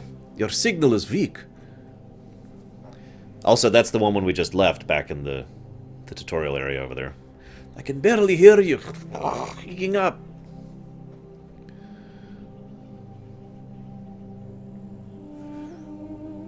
I have to get this thing fixed. The Naru have not forgotten us. Good to see you again. I'm glad that we were both able to get our emitters fixed, or we'd never be able to find one another. And don't worry, we'll see to it that the Almond Vale gets help and supplies. Speaking of assistance, now that you're here, go around and introduce yourself. I know there's plenty to do. Remember the lessons of the past. Really, Zoan? Oh, let's go ahead and Warm wishes to you. deal with this really quick. Do it, Last Echo. Do it, or be destroyed. I apparently don't have a cloth hat in my heirloom, so we'll go ahead and put on the Admiral's hat, which of course is blue for the Alliance, because of course it is.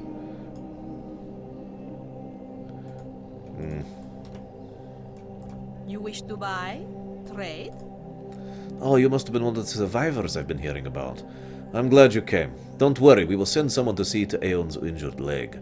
I am most interested in hearing all about your harrowing story of survival. You're a brave one to have made it this far. Grab that. Safe journey.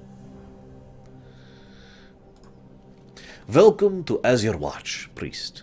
Please excuse the disorder you see around you. It's easy to take simple things for granted, like a fully furnished and stocked inn, until you're forced to build one from nothing. We've managed to salvage this pod for a building, but without proper furnishing and first aid supplies, the inn is little more than a glorified tent. Nurgani at the Exodar has offered to put together a package to help with our most immediate needs, but I need someone to deliver this list to him. Dionysaka. Yeah, we'll do that in a minute. Also, this is a nice touch here. Again, just giant chunk of broken building shoved down. It literally is just... It's not even a complete... It's just a roof. There's no beds.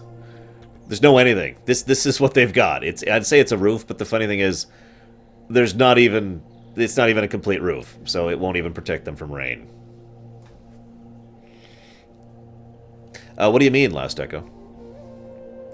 I don't actually fully understand your question, so you're going to have to help me out.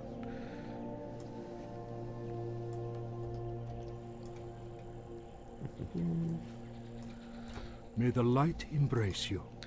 Good day. Are you interested in renting a hippogriff? I'll explain why they have hippogriffs in a minute. So you need to go to the Exodar. That's quite a trip, but don't worry, I have a way to get you there very quickly. So, yeah, this is actually the... Here's how... Here's how... Open your heart to the light. Grab that really quick. Safe journey. This is how flight paths work, quest, as I already mentioned. Let's go over here. Okay, so now we're going to go ahead and start the quest that actually we've been really wanting to start. There we go. The Naru have not forgotten us. So, as you can see, that is a night elf. A night elf priestess, actually. Now, for a little bit of geographic perspective... Oh, hang on. May your days I don't want to see that cutscene at this point. There we go. This is where we are. These islands right over here. Right alongside the Dark Shore and Teldrassil area. This is pretty much Night Elf Central, is what I'm trying to say. So there are already Night Elf settlements and Night Elf establishments in this area. So the general concept is that there were several Night Elves here, and they just happened to be kind of injured by the massive ship crashing in the area. I don't imagine how, you know, a city-sized ship crashing in an area could possibly have injured them. But yeah, no, that's why there's an injured Night Elf there. I had a question. Yes to both, Ty Robot. Blessings upon you. I have found that lashers milling about in the islands hold restorative medicinal properties in their vines. Through proper treatment, the vines can be broken down into powerful healing ointment. Unfortunately, with so many injured Draenei passing through Azuremyst, we are always in short supply. Our delicate guest was found injured and unconscious by the Crystal Brook only yesterday. If you bring me the vines, we may be able to save her. Remain vigilant. Let's see if we can save this little Night Elf, shall we? Yeah, Ty Robot, I've already done that for StarCraft. So. No, Dakota. To put it as nicely as I can.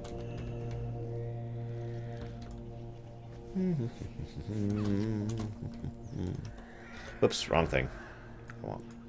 Actually, no, I want this here, don't I? I don't want this over here. Let's put this over here.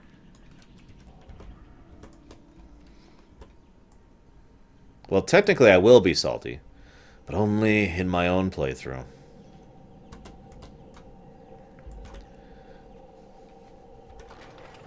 I could talk about that much later, Ethan, but I can't really talk about that now. Gearing up at the moment basically involves a long slog of doing dungeons and crafting, then doing heroics and crafting, and then doing LFR, and then going ahead and actually doing raids proper, either LFG or otherwise, in order to get yourself set up for endgame raiding.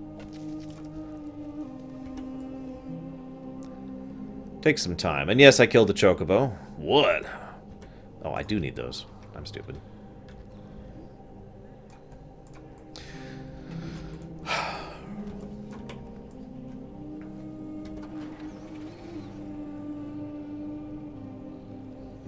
Let's see. Of course, only Deutsch could link that. I guess anyone else could do it. Oh, you're already at Mythics? Well, if you're already at Mythics, then then you're already at the best gear that's available. There's nothing else for you there. Last I checked, no roaring. I think this is Peggy 18, though. I'm not sure about that. We want to... Don't go over there just yet.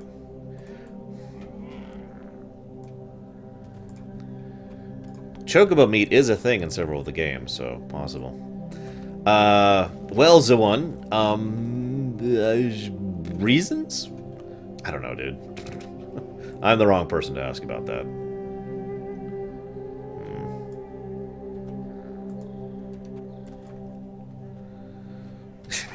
Damn it, Leander. Now we're trying to utilize the environment in order to assist in the situation. Hey, Benoth.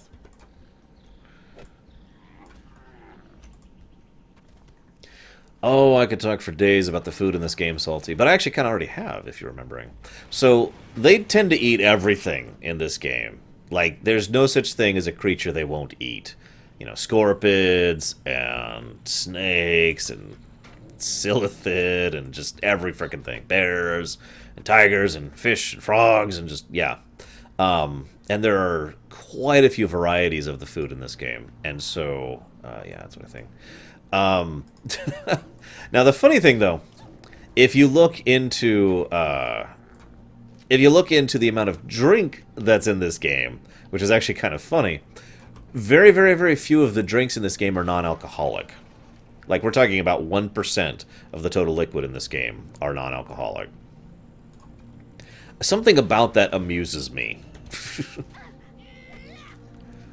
But one of the other things that I like about this is the vast variety of foods obviously primarily exists so that you have lots of different recipes to level your cooking with. That is the original reason for all the food thing.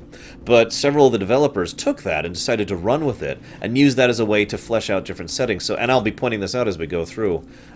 Several different quests actually use, you know, the unique food of the area or the food that they have access to in the area, depending on how you think of that, in order to explain why, you know, they're doing this or why they act like this, or as a way to flesh out different races culturally or different settings, geographically speaking.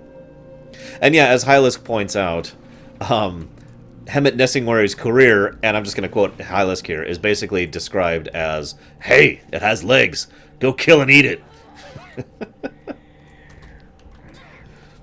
Oops, I'm going too far this way. Oh, I know Zuwan. Of course, given the level of both technology and magic this setting has, that's not really an issue. Of course, in a set, the other thing to go in a direction with is the, so, in a setting where alcohol is so common, you need very, very strong alcohol to actually make it matter, you know, for people to notice the alcohol. So, theoretically, this setting has some of the strongest alcohol possibly of all fiction ever. I'm not kidding when I say this. My personal favorite example of that, although there are lots of examples, but my personal favorite is Mudder's Milk. It's an alcohol brewed from an incredibly caustic and violently toxic poison that comes from a massive mother spider in Lobris, in Blackrock Spire. It is really alcoholic. It is, I mean, you know, alcohol is a poison, right? We all know that. But this is basically just literally drinking the poison. Just like, screw it. Yeah, it's, anyways. Each day is a blessing. The stag hides are frail, which tends to make for tender, succulent flesh. Oh, well done, well done. Here, I'll cook you up some tenderloins while you wait. Maybe you'd like the recipe, too. And we're actually gonna not do the rest of that quest. Yeah, no kidding, Omni. Let's go help this poor night elf woman, shall we? Kronakai Christor. I fear that her health is already in decline. Let us hope this ointment will strengthen her spirit. Seek the path of the light.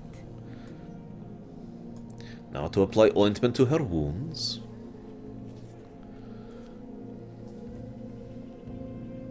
Oh yeah, there's also such a thing as magic alcohol in this setting too.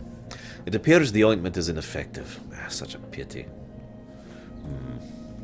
There may be a solution. Come here. I will explain what I need. Warm wishes to you. The girl is far too gone for mere ointments to be effective. There may be another way.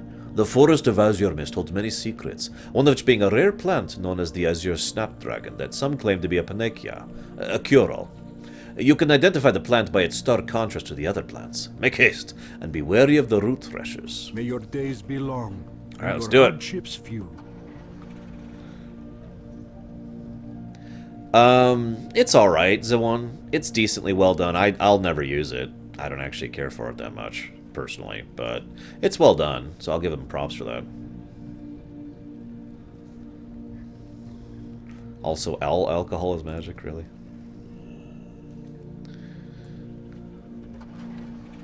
I don't think Azeroth is any more threat of overpopulation than real-life Earth is. I'm just going to drop that there and see how people respond to that sentence. We're done with her. We have finished the Blood Elf starter zones. So now we're doing the Draenei starter zones, and then we're going to be just talking for a bit. And then we're going to be doing a couple of raids, and then we're going to move on to Outland. No. Unfortunately, I don't have a lot to say right now. You know, I've already discussed the Dranic, replace your divot philosophy. And the other thing I really wanted to discuss is not actually here yet, so we're still working on it. So we're going to go ahead and turn this quest in a moment. I've actually sped up my questing, and I'm still going too slow. Debatable, Rangar. I have no idea, Benoth. Arcanon Poros. The alternative. Do not waste time, girl. Watch as my plant works its magic. Remember the lessons of the past. So you're going to walk over and use this ointment on her. Let's see how this works out, shall we? Yeah, I know, Zawandjunker. I'm well aware. This should do it. Wake up, little creature. Wake up from your slumber. You are safe now. So the Night Elf wakes up. Where am I? What is this place? By the light of a loon, Eridar! Cursed demons, what have you done to me? I have not come alone. We will fight you as we have in the past. Manari? But how? We are not Eridar. She must know. If there are other like us, we must find them and explain. So this is actually wonderfully fortuitous. This is pure luck, what just happened. Of all the races for us to encounter, and by the way, there are humans on this island. We'll see them in a minute. Of all the races for us to encounter, the first one that the Draenei encounter is a Night Elf. Someone who's probably, at the very least, had a long deal of history with the Eridar, and knows exactly who and what the Eridar are, and therefore would be the kind of person who would immediately have the reaction she did. If not for that, the Draenei might have assumed this was just another planet we need to get off of as quickly as possible. But as I pointed out earlier, the Draenei are going to, we're not actually at that point yet, decide to dig in their heels and actually stay on Azeroth, because Azeroth has actually beaten the Legion, and they would never have found that out, if not for the fact that the Night Elf here was the one that they actually found first. So first contact situation went very, very well, because of pure freaking luck. Open your heart to the light. The prophet spoke of this day, that on this island in this world our allies would find us. They will be tested. They will ask that we pay for the sins of our fathers. At the time I did not understand the meaning behind his words, but seeing this creature, her reaction to us, it is now coming into focus. The corruption of our people has been felt even here. Venture south. It is there we found this being. Find its kin. Tell them of our people. Be kind to those less fortunate. Last Echo, pretty damn rich. I would be hard-pressed to pick another setting that is as fleshed out as the Warcraft setting. There is a stupid amount of lore in this setting. It's right up there with Star Wars and the entirety of the EU.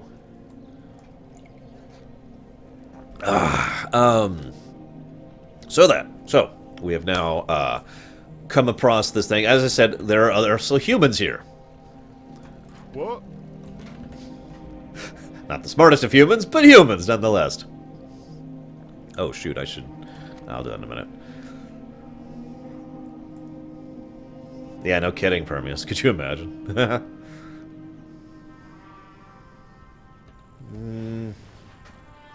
I keep my mouth shut, Jimon. So we find an actual human encampment over here. And by a human, I mean Alliance encampment.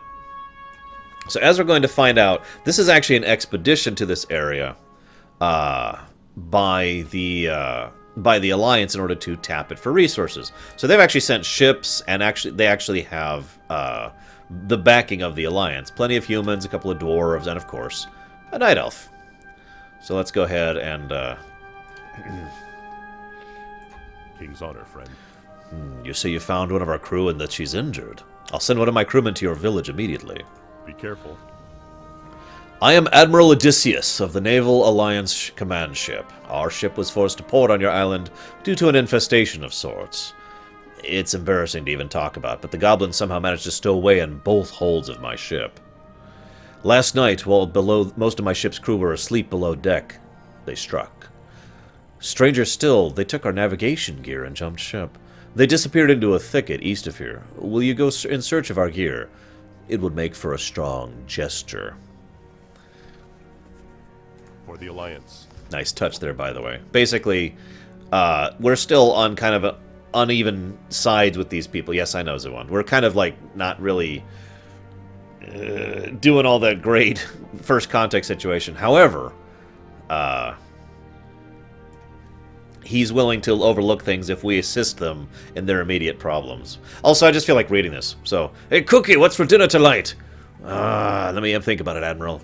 It's coming into focus. It looks like succulent pork ribs basted in its own delectable juices, and a side of Captain Sanders' secret sauce for dipping. And for dessert, we'll be having cheesecake flown in fresh from Stormwind on the wings of angels. Wow, really? No, not really. It'll be chicken. I hate you so much, Cookie.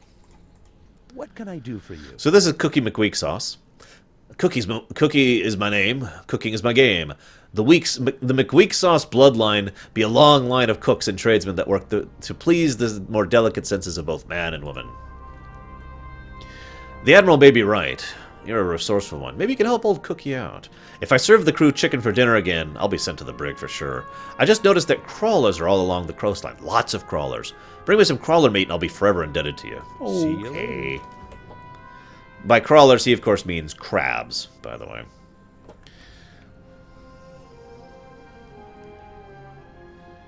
Damn it, Last Echo. No being evil. Crab meat. Nom, nom, nom.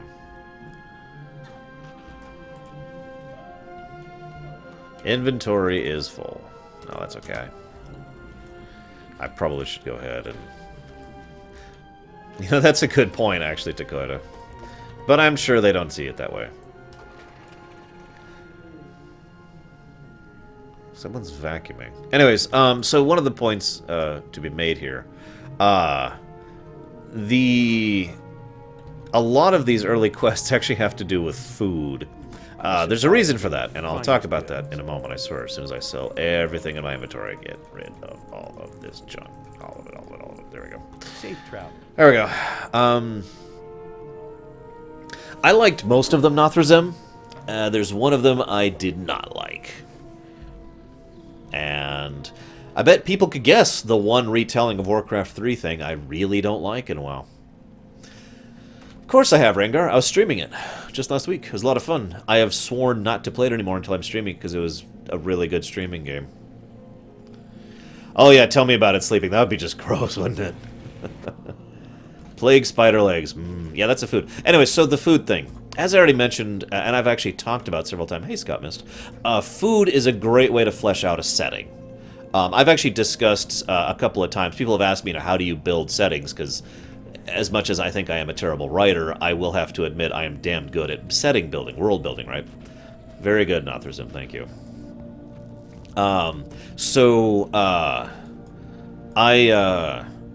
One of the ways that I try to coach other people into doing that is think of the food. With food, you can explain so much about an area, a location, trade, cultural preference, interactions between different races. You know, you can do a lot of things if you just think about the food that the people in your setting eat and cook and trade and all that fun stuff, right? Oh, sorry, Meadfist, I missed that. Yes, you are correct, Meadfist. You win.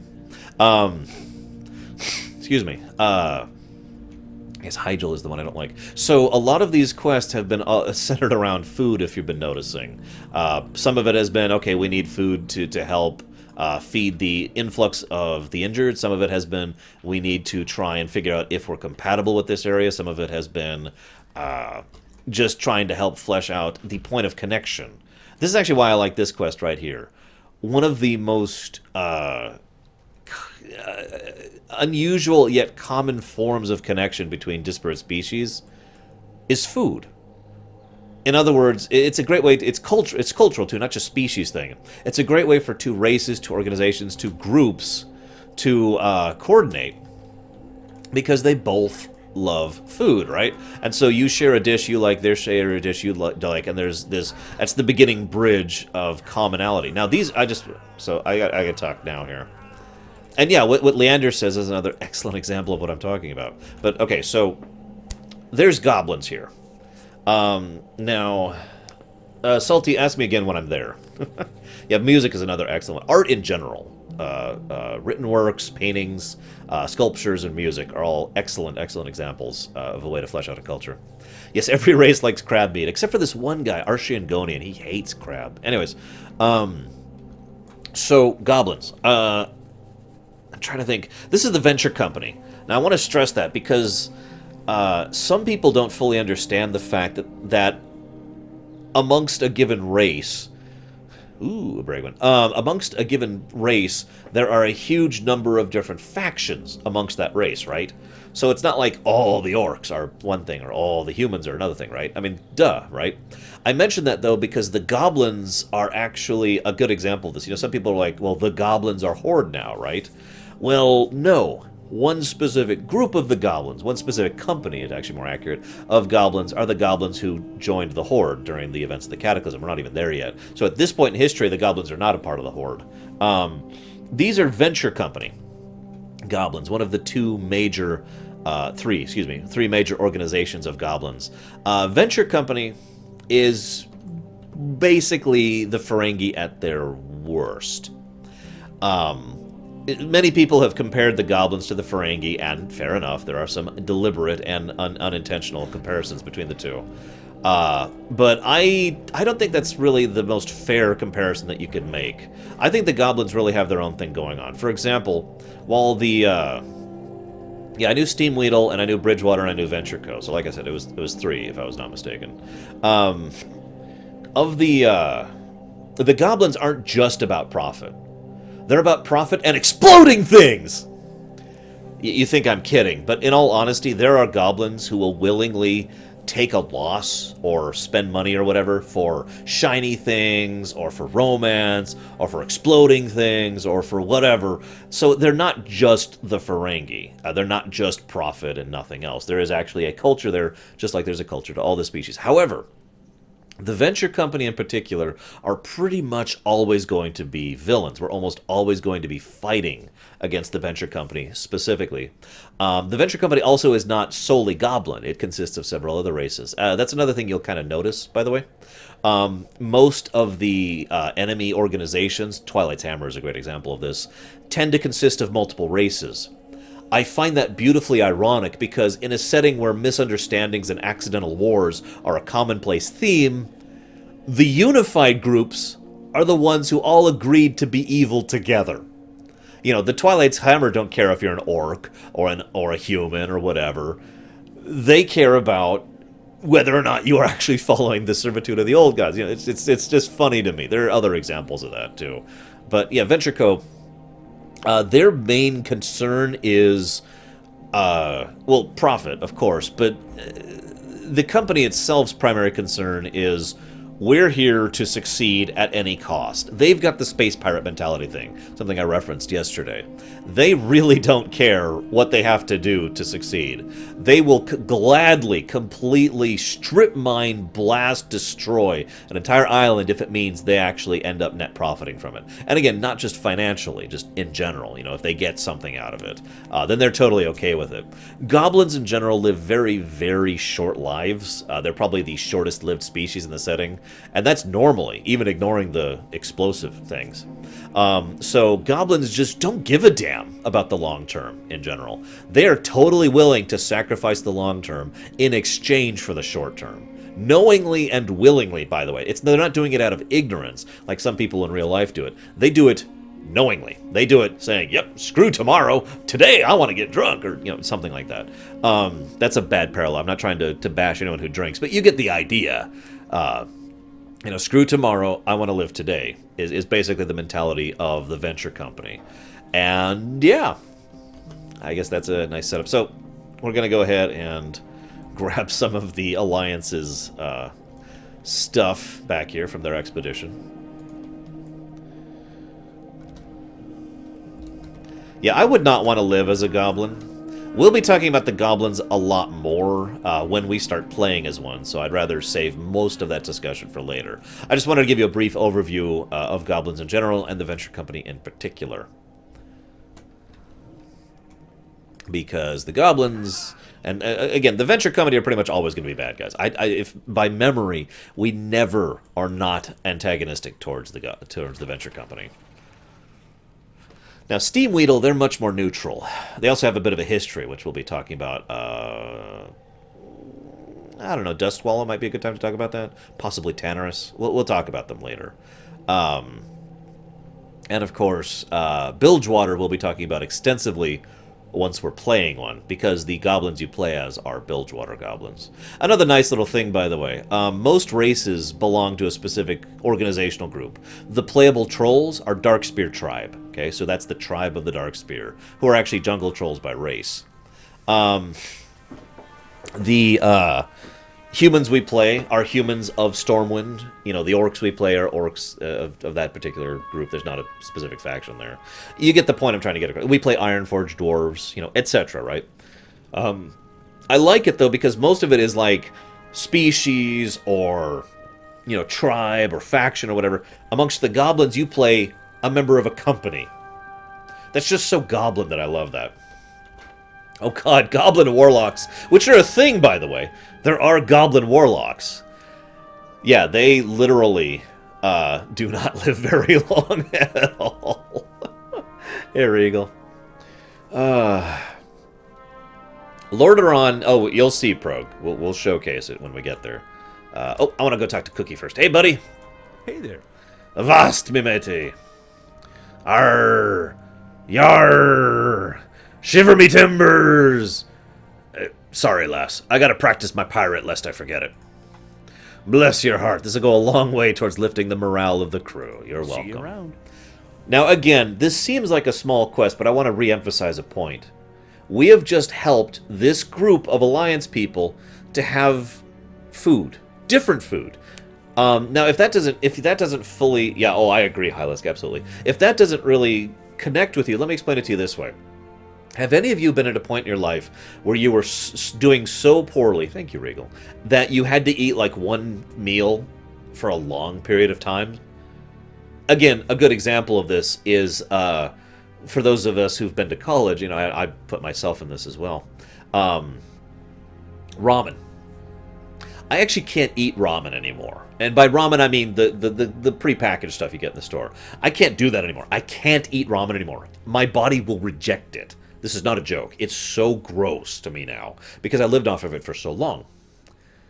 So what we have with these people is that. So it's really easy to understand if you've been through that in your real life. Picture that point in your life. You've been laying off of ramen, or a friend of mine there's these packs of like 12 frozen burritos. They're like this big, and you could get them for like $2 at the time. This is back in the late 90s, early 2000s. So yeah, all you have to think about is that point in your life.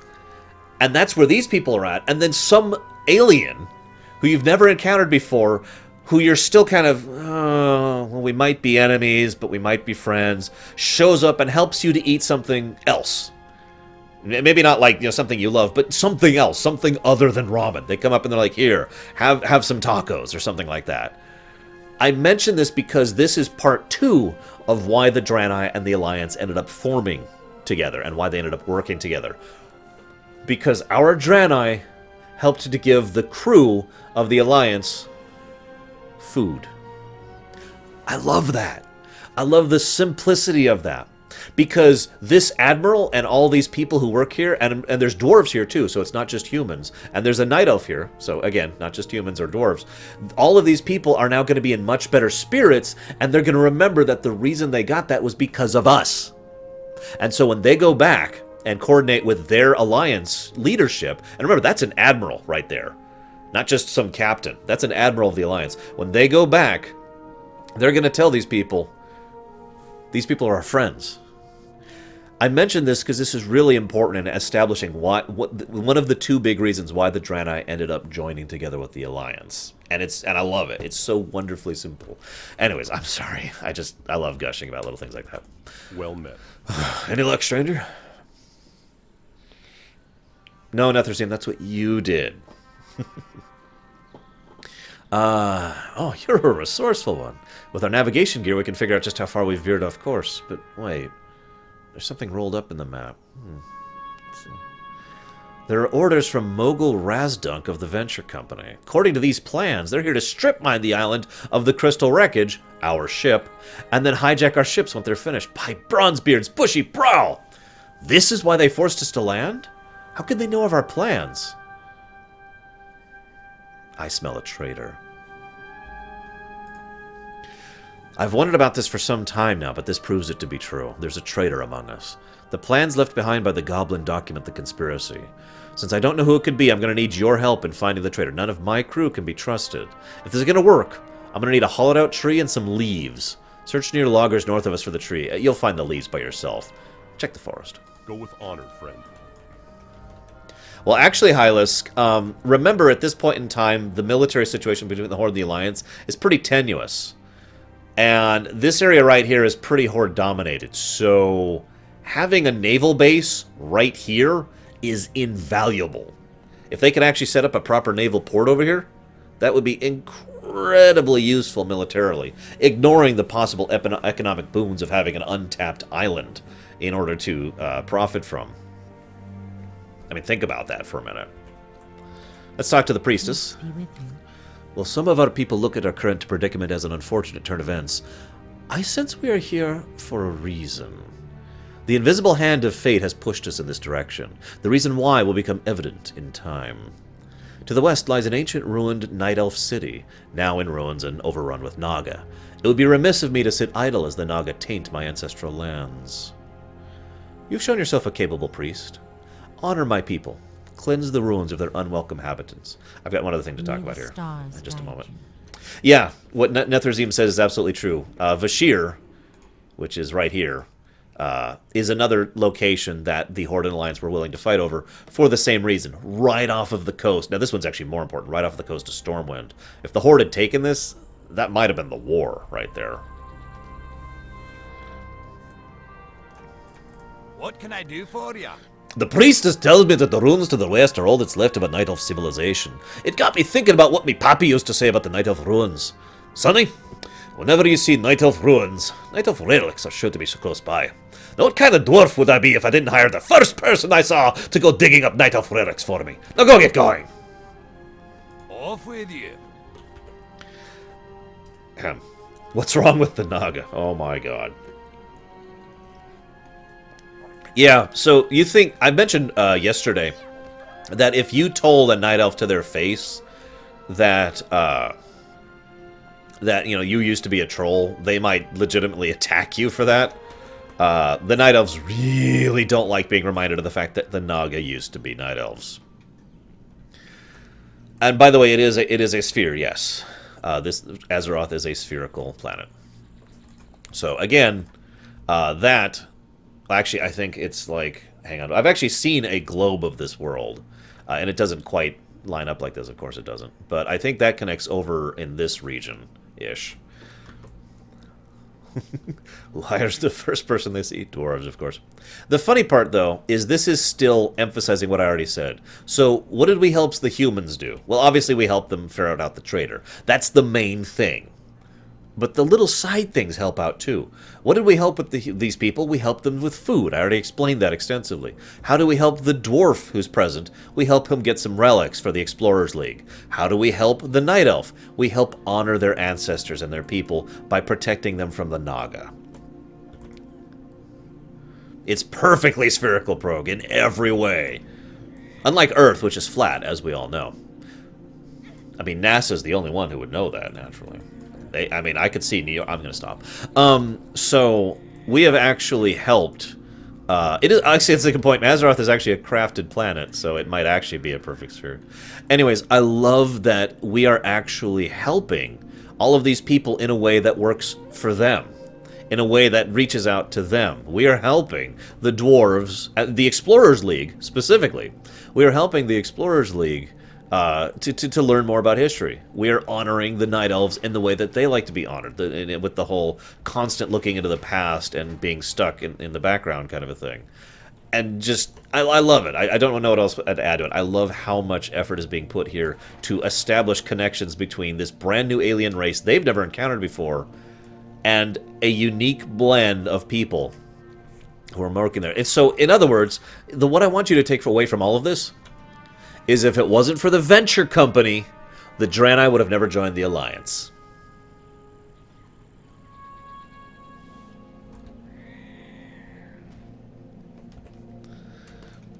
Think about it.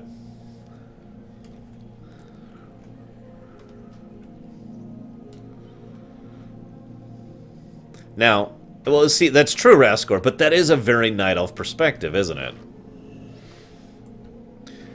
So, okay, for those of you not fully aware, the Naga are, of course, Night Elves, or I should say they were Night Elves.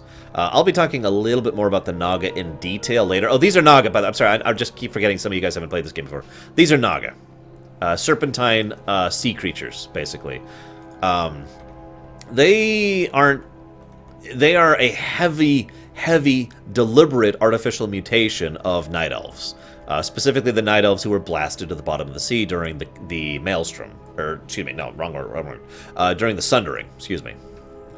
So those are the Naga, as you can see. Night Elf, specifically Night Elf. So they could probably be eaten. Everything can be eaten. Are you kidding me?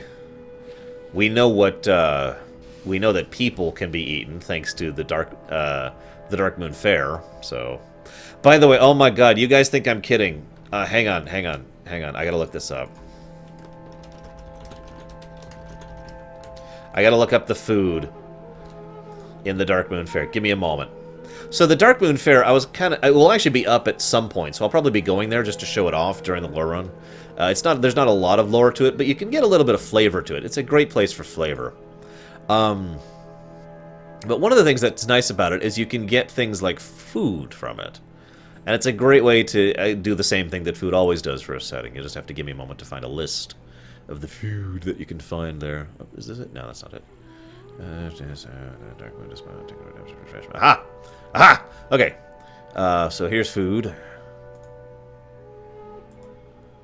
And, of course, here's the food I was thinking about in specific.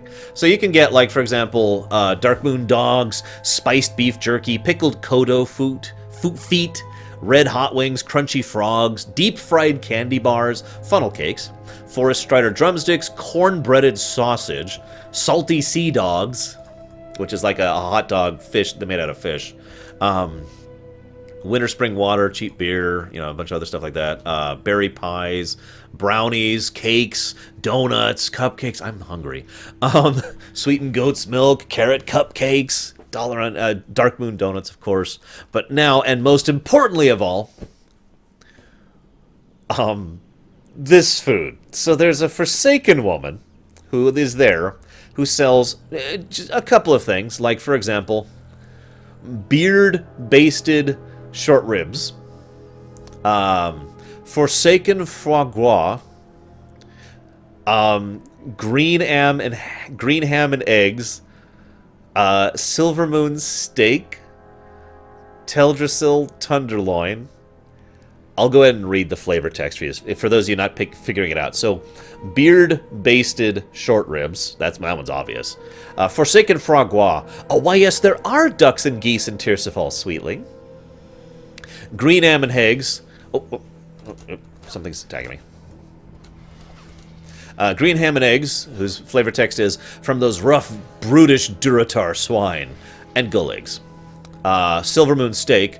The cattle of Eversong are especially lean and tender. Teldrassil tenderloin. Of course it's venison, sweetling. What else would it be? Dranic dumplings. Steamed buns. Or dumplings, rather. Nomragon nuggets. Breaded, bite-sized, and mechanically inclined. Mulgore meat pie. There's the beef. Stormwind surprise. The flavor text on the Stormwind surprise is literally just her cackling. And of course, troll tartar. Troll style tartar, that is, my dear.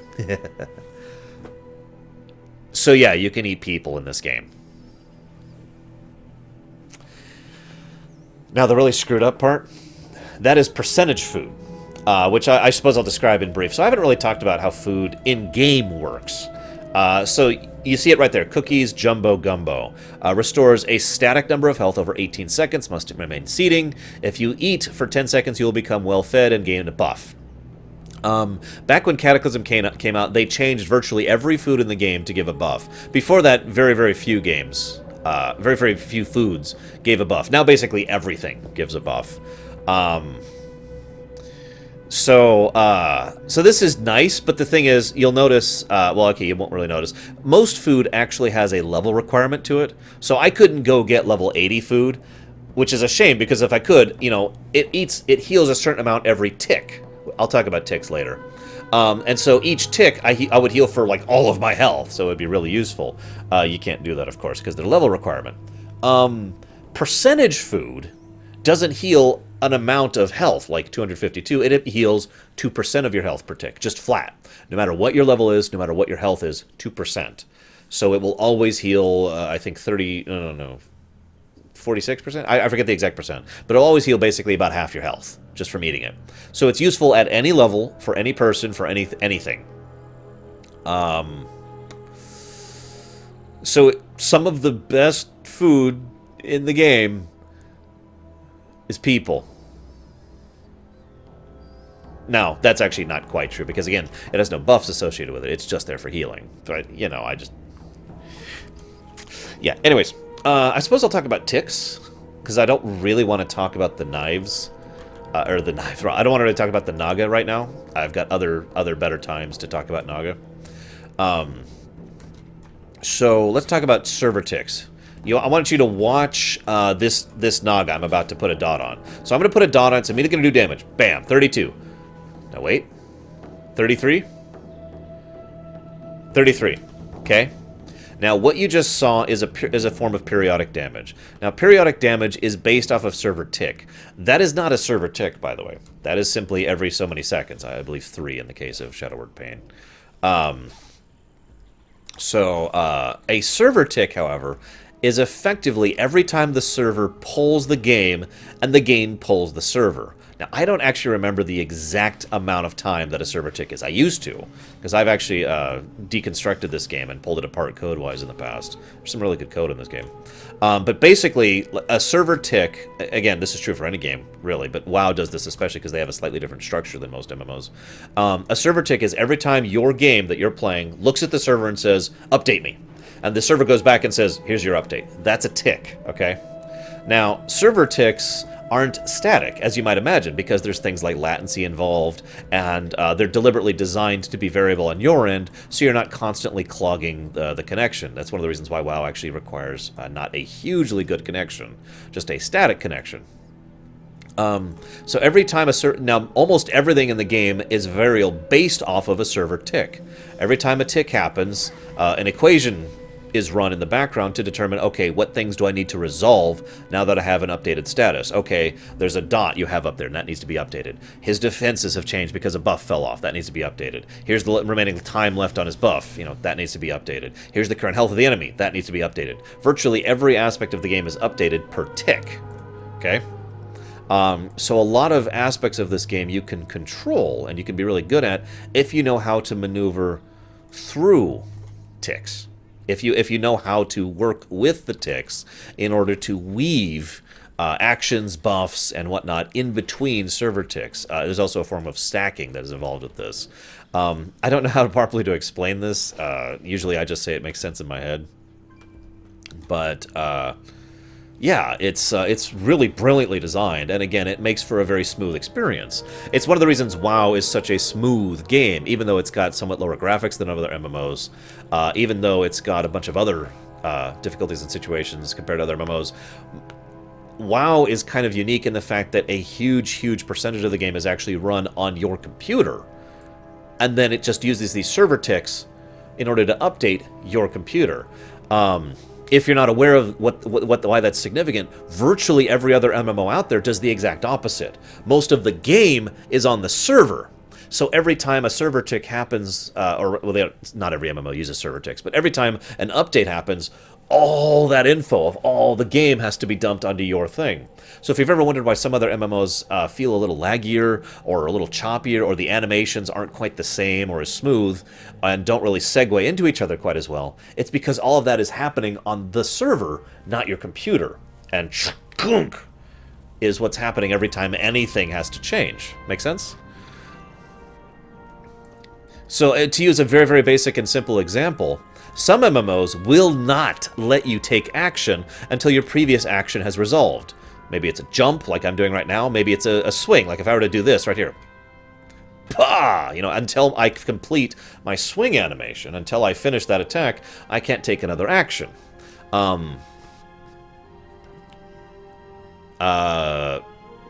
Player or non-player Zone Joker, because that's relevant. So yeah, that's again one of the reasons that this game is so smooth and flows so smoothly compared to so many other MMOs. Excuse me. Okay. Yes. So let's go ahead and turn in these quests. So let's see what the dwarves say. Thohadar, it's actually pretty difficult to set up. Is the first problem, and MMOs right now in general are a tenuous thing at best. So basically you'd have to go to your people who are giving you money, your investors or your publisher, and say, we want several years to do a really in-depth, complicated MMO, and their response is, nope, because WoW is out, and that's how that works. You have to really have a hell of a sales pitch to make a new MMO in the modern WoW-dominated era. Yeah. Anyways, Murlocs. I'll talk about Murlocs in a second. First, let's talk to the dwarves. What's on your mind? Don't you come back without some ancient relics. Oh, me pappy would be proud. His boy strikes it big at his first set of Night Elf ruins he comes across. With your help, of course. Yes, don't worry. I won't leave you out of discovery. Your name's Light Whisper, right? They'll learn all about you in Ironforge. You thought I was making this up, didn't you? You thought I was exaggerating or reading too much into it. Nope. We have just gotten a little bit of renown with the Explorers League because of this incident. I love this. I love these quests. See you soon. Let's talk to the Night Elf next. Elune be with you. Elune be praised. The restless spirits may find tranquility after all. Elune light your path. Greetings. I love it when a plan comes together. Tell me someone gets the reference. I must warn you, what I ask of you next will be dangerous. I won't think less of you if you decide not to help me out. According to the plans, the traitor and the leader of the goblins, Giesel, are going to meet at a cove on the western island. I need you to be at that meeting. Remember the tree and leaves? You're going to wear them. Oh, don't worry, it's a perfect disguise. Go to the cove and look for the Naga flag. If the flag's there, it means a meeting is planned. Use your disguise kit and wait. Eventually, the traitor will show up. Let the meeting finish, and then return to me with the identity of the scoundrel. Well, let's find out who it is. Yes, A-Team reference. Very good, guys. So now we gotta go all the way over here. Poor PlanetSide 2. I will acquiesce, even though I didn't enjoy it, that PlanetSide 2 is a pretty good game. But yeah, they really should have presented that one better. But it's not the only MMO like that, is it? Or the only game, for that matter, that's like that. And yeah, Thohodor, that is also a truth. So I guess this is, as we're in transit, we'll talk about Murlocs a little bit more. You get Dalaran cookies, Bragwin. They are literally made with magic. We'll talk a little bit more about that when we get to Dalaran. Oh, by the way, I apologize. My pronunciations are always weird. But the most weirdest pronunciation of all, yes, that's a sentence, is Dalaran. There's actually 3 different ways I pronounce that word. And I don't intend to switch between them. It's just whatever comes out of my mouth at the time. Dalaran, Dalaran, and Dalaran are the three methods. And they kind of vary it a little bit, too. I'm bad with A's in general, so that's the problem. Hey, little Billy. Anywho, Space Goat for the win. What was I saying? Murlocs. So, I've changed my mind. I was actually thinking about it. I don't really think Murlocs should be discussed just yet. I think there's other better places to discuss Murlocs as a culture, as a species, etc. Okay, die then. You mean Ridley? But I will say this about Murlocs. Murlocs are a little more recent. That's a good point, Nethrazine. Murlocs are a more recent addition to the surface. That is a part of lore, not just the fact that there's they were only introduced in Warcraft 3. Yes, Midna is correct. I'll never change on that one. I try with Ridley, I try with Caden, but I will always call her Midna. Anyways, so there's a whole lot of underwater terrain here. We get to see a little bit of it in Vashir, which is one of my favorite zones, by the way. I'm really looking forward to it. I'll be talking about it when we get there. But there's a lot of underwater terrain, and the Murlocs are natives to down there. They're also used as a slave race by anyone in power down below, which, of course, for the last 10,000 years, has included the Naga. So, yeah. Oh, geez, that quest. I should do that quest while I'm here. Did I? Yeah, it's down there.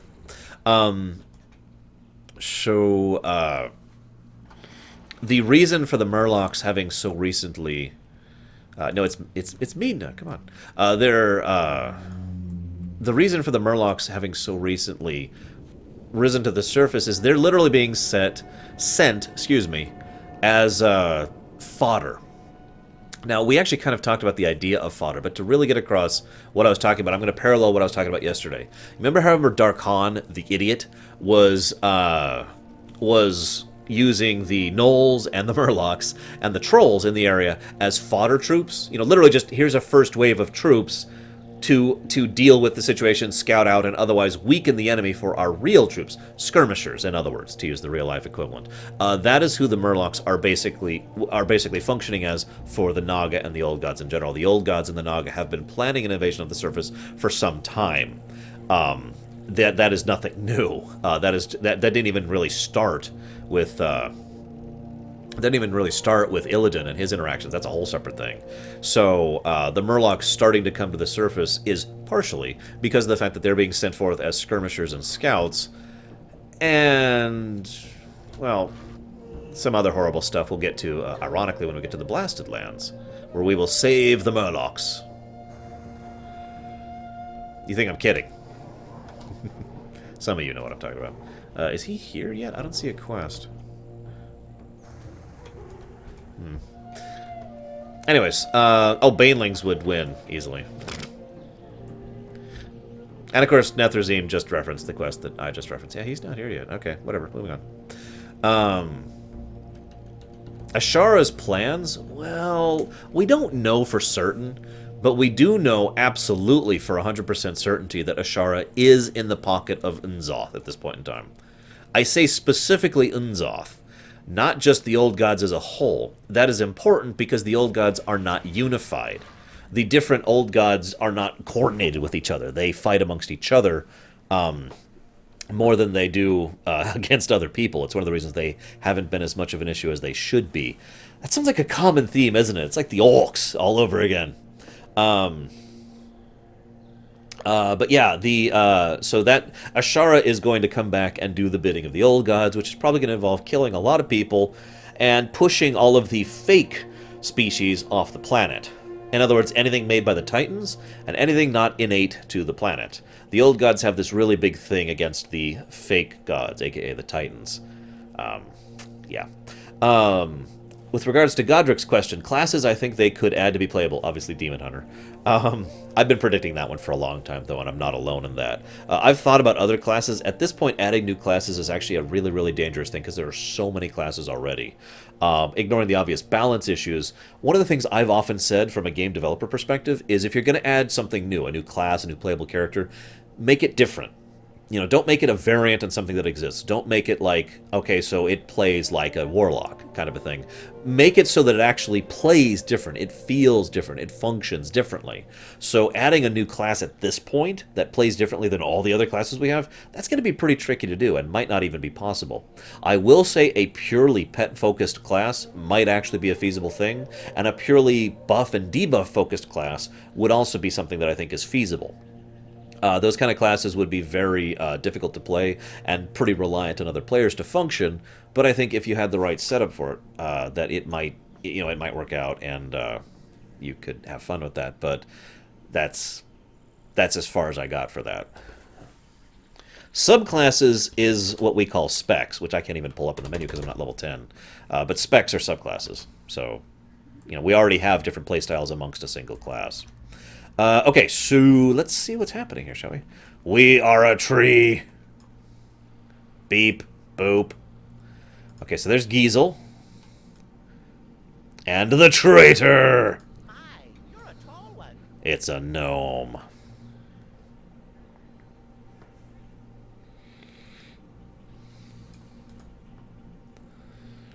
What's the big idea, Spark? Why'd you call me for this meeting?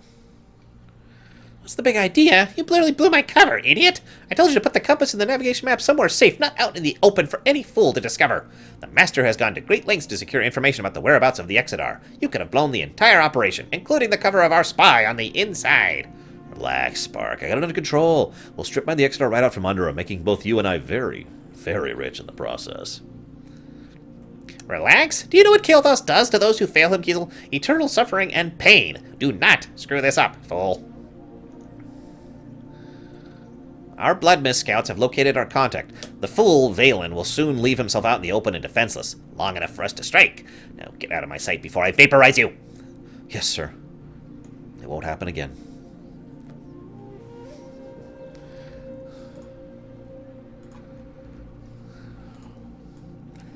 That's right. No one knows I'm here.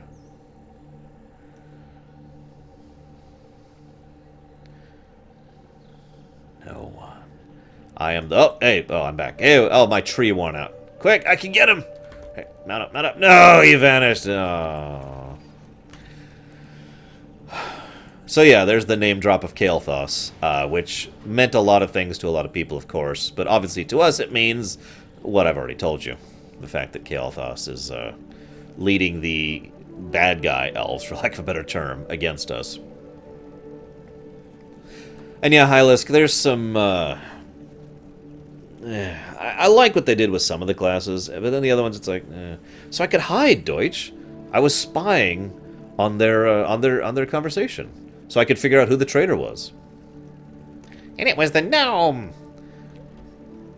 Gnome Regan was merely a setback. I should explain the setback thing. Of course it is, Tavius.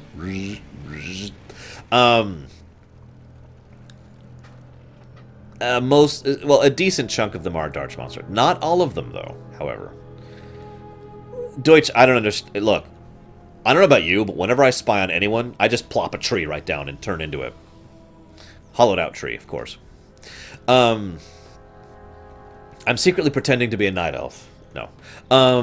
Okay, so what the hell was I talking about? The setback thing. So for those of you not aware, it kind of became a running gag. It's always weird the things that become a running gag in this game. So back in... Well, I mean, this is kind of spoilers, but I mean, it's a Lorerun. It's spoilers everywhere. Kael'thas is defeated in Tempest Keep, but he actually survives the attack, basically by pretending to be dead. I love that, by the way. A raid boss pretends to be dead and gives us loot so we can loot him and leave. It's like the only instance of any raid boss doing that ever. It's great. So he pretends to be dead, and then he comes back at Magistrate Terrace, and he says, and again, with total sincerity, you know, Tempest Keep was merely a setback. It's an awesome voice actor. I can't think of his name right now. Quentin Flynn plays Kael'thas. He does a great job of it. Anyways, so Quentin Flynn is like, you know, Tempest Keep was merely a setback. He's a great job of the line. But then, like, it kind of became a running thing. And so anytime anyone kind of comes back, you know, they're like, oh, insert thing I did before was merely a setback, you know. And so it kind of, in Wrath, we had a couple of Blood Elves, former Blood Elves, I should say, who do that. And there's a whole list of things. My personal favorite example is actually Hogger, by the way. Hogger is awesome.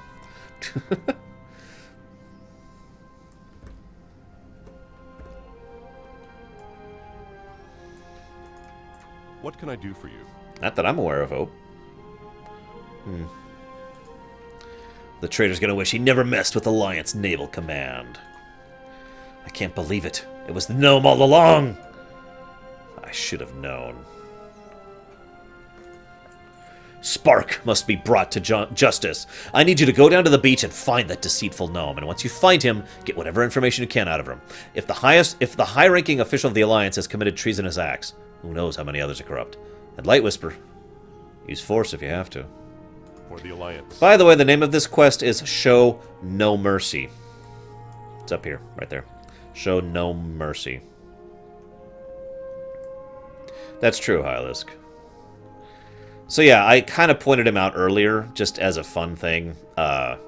He just roams the beach around here periodically as a member of the crew. Kind of obvious in hindsight, the one member of the crew who isn't interacting with the rest of the crew is the one who's the traitor, but whatever. Now I don't think he's dead at the moment, so we have to wait for him to respawn. Oh, you think that's bad? There's a quest that we'll be doing that I can't wait for called Nobliteration. Nobliteration, to really emphasize the... Yeah. Oh, there he is. Hey, buddy. Need assistance? Can't you see I'm busy? It's over, Spark. Oh, sorry. It's over, Spark. The Admiral knows it was you who betrayed the Alliance. Now, either you're going to cooperate with me and tell me everything you know, or we're going to engage in some fisticuff. That is such a Draenei line. Alrighty then. Does it frighten you to know that there are those who would serve the Legion with such devotion as to remain unwavering citizens of your pointless civilizations until called upon? Live in fear, die by the will of Kael'thas. It's all the same. And now I cut you! Die! I'm gonna get you! Or I'm gonna...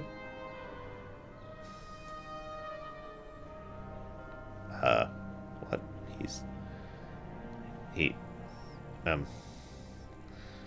Well, now I gotta wait for him to respawn.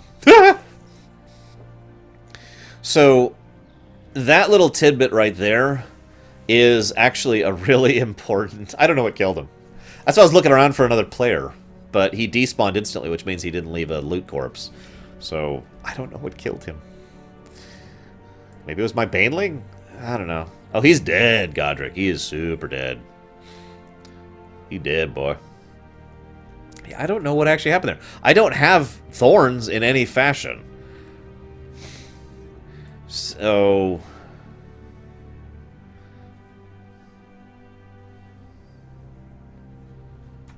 Anywho, oh,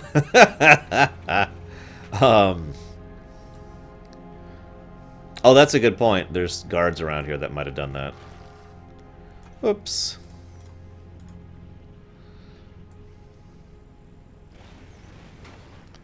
Well, anyways, oh, hey, he's back. Hey, Wrath of the Naro instantly kills gnomes. Off and away. Okay, so I'm gonna like be totally ready to kill him this time. No fooling. No fooling!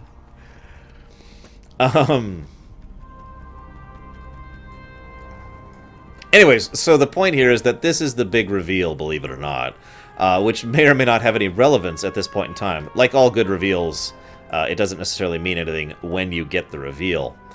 He reveals flat out that Kael'thas is actually working for the Burning Legion. Now, reality check for a moment.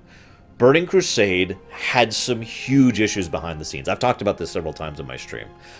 Basically, some of the writing staff was completely not coordinating with the other writing staff, and the other writing staff had no idea what the hell they were doing. So, the other writing staff thought Illidan was the Demon Lord of the Legion. Anybody who knows anything knows that that is the opposite of true, but whatever. The point being, no, I'm going to read it, Zimmerjoker. Give me a moment. So the point here is that explains a lot of the inconsistencies of the initial Burning Crusade stuff. So when this was actually written, the point there was that Kael'thas was working with the Legion, aka Illidan. So that wasn't intended to be a big plot development right there. That wasn't intended to be a big moment. It is a big moment because that's actually a plot twist that happens in BC. Because what happened is they're like, all right, so we've got this, and we've got this, and then the original writing team who knows what the hell they're doing is like, well, wait, why is Illidan the villain? And they're like, well, he's because he's Demon Lord. No, he's not. And so they hastily wrote the new story about Kael'thas betraying Illidan to the actual Legion Lord, Kil'jaeden. And so they kind of like retconned around that to make that fit. The problem here is that Kael'thas, while it is something that actually makes a degree of sense, he's kind of shortchanged basically as a character, because they had to fix the story by suddenly making Kael'thas betray all his people to the Legion. And so it's kind of jarring to see him go from the Kael'thas we see in Frozen Throne to, and now I'm working for Kil'jaeden. It has been kind of smoothed out a little bit, but it's still jarring. So like I said, that scene right there, working for the Legion, is actually a big plot twist that Kael'thas has betrayed Illidan and is working for the Legion, but again, wasn't intended to be a plot twist. And as Thohador points out, there is no money in revamping, and unfortunately, because people are stupid, it'll never happen. To explain it very simply and bluntly, people complained about Cataclysm. A lot. People still complain about Cataclysm to this day. You know why they complain about it? Because they're stupid! Sorry. The point is, people were looking at Cataclysm, and what Cataclysm did was all of this! 2 continents worth of revamped content, and they did a damn good job of it, too. They completely went over everything and fixed all of the zones, smoothed out the leveling experience, just way better quest design through all of the old world stuff, and completely restyled it, and it follows the new plot lines of Cataclysm and all that. It was great stuff, but everyone hated it. Everyone freaking hated it. And so people hated on it so much that the original plans that were going to revamp BC as well were dropped because it got so much negative feedback. And so we will never get a revamp of Outland because everyone hated Cataclysm. Don't mistake me. I liked wrong way. Don't mistake me. Cataclysm had some pretty bad aspects to it. There were some significant flaws to it. But oh my god. Anyways, moving on.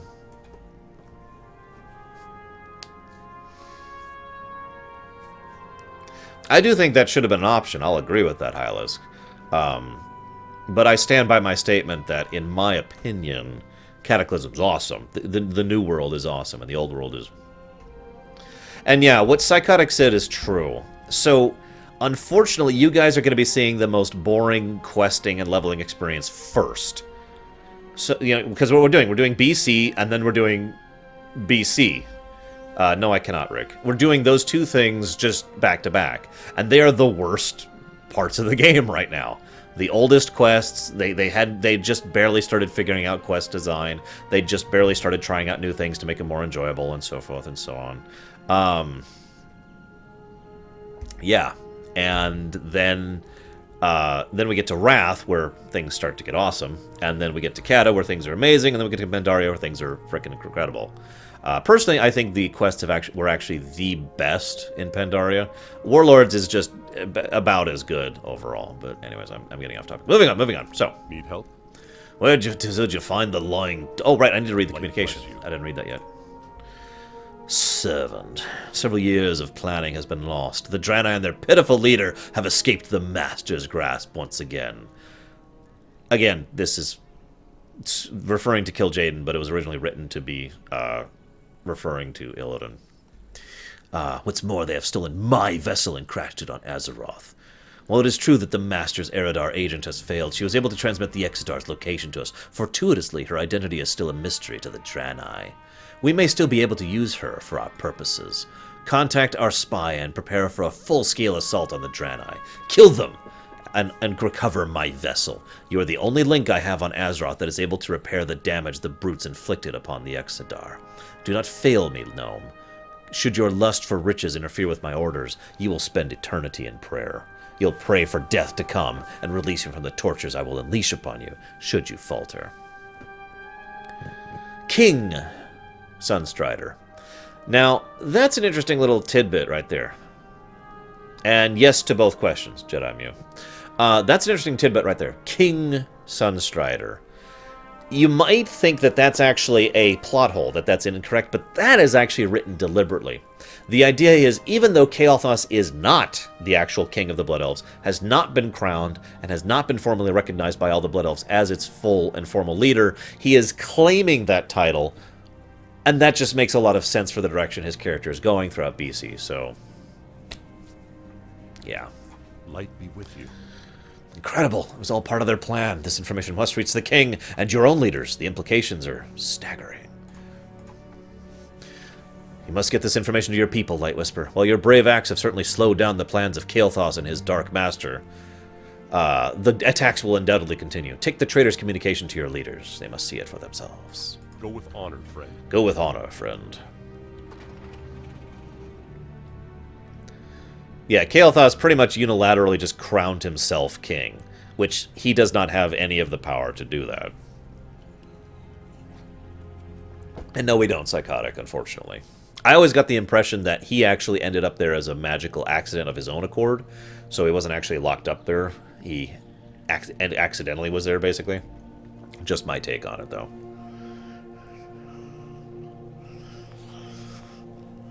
Yeah, see, my biggest problem with Kata was the end game. When Kata came out, the end game was a slog to go through. I really did not like the heroics and the I really didn't like the first couple of raids, and I stopped raiding at that point and stopped having a major guild and all that fun stuff. No, Godric, because a Death Knight is specifically empowered in certain ways, whereas an undead is simply an undead. It being empowered, your race doesn't matter for being empowered. Anybody can be empowered. I could empower a squirrel to be a Death Knight, for God's sakes. So, yeah. Anyways, what was I doing? Words. It's all gone. It's all gone forever. Oh, Cataclysm. Yeah, I felt like the end game of Cataclysm was quite a bit of a slog, but I loved the quest design. I absolutely adored what they did with how more interactive it was, how much funner it was to play the game instead of get X of Y, you know? That was a thing. If I can quote a better person than I am as far as video game stuff, there is a... Yeah, no kidding, Hylisk. I hate doing that. I'm going to hate doing that for the Lorerun, too, because I have to do that. Anyways, the Yahtzee Croshaw, the guy who does Zero Punctuation, once said about the Cataclysm quest. So they took out all the quests where you get 15 bear asses and replaced it with quests where you go around on a space magic bus solving mysteries. Obviously not a direct literal representative, but the idea is that the quest design was just massively improved in terms of structure and format, and of course, fun. At least in my opinion. But that's just me. What's this? Yeah, that's what I thought it was.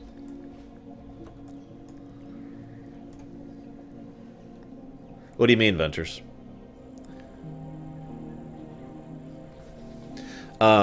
He's a lot more successful than I am, Zagoon. If you mean how are new Death Knights being made after the end of Wrath, the answer is they're not. There are no new Death Knights that are being made as of right now. All of the Death Knights that exist in lore are ones that were created under the reign of the second Lich King. So. Good fortune. Damn them. Damn them all to the nether. They've had a spy watching all we've done, and for how long? I will notify Valen at once. You've done us a great service, Light Whisperer. Be on guard, as I will be contacting you once the Prophet has given me instructions on what to do. Dionys Aka. I hope we don't, Godric, but I think we will, and I'm pretty sure I know how his story arc's going to go. We're going to see a not good but not evil pragmatic Lich King, I predict. Anyways, no, Kael'thas is in fact of royal blood, but he doesn't... no, I do not, Loaf. I know a lot of people think that, but I am not one of those people. Basically because I just enjoy flying too much. Correct, Ventures. Remember, any new Death Knights made are actually made back before BC. In other words, in the past. A new Death Knight is an old Death Knight, if you're following. What was I saying? Right, so... Kael'thas is of royal blood, so he has a claim to the throne. But he has a claim to the throne. One of, like, 3 major claims to the throne. And... you can't just unilaterally say, well, you know, I had a claim to the throne, but now I am king! Oh, God!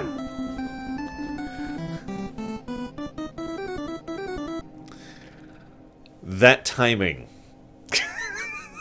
You can't just unilaterally dance your way to the kingship. You can't. That's not how politics works. Oh, my God.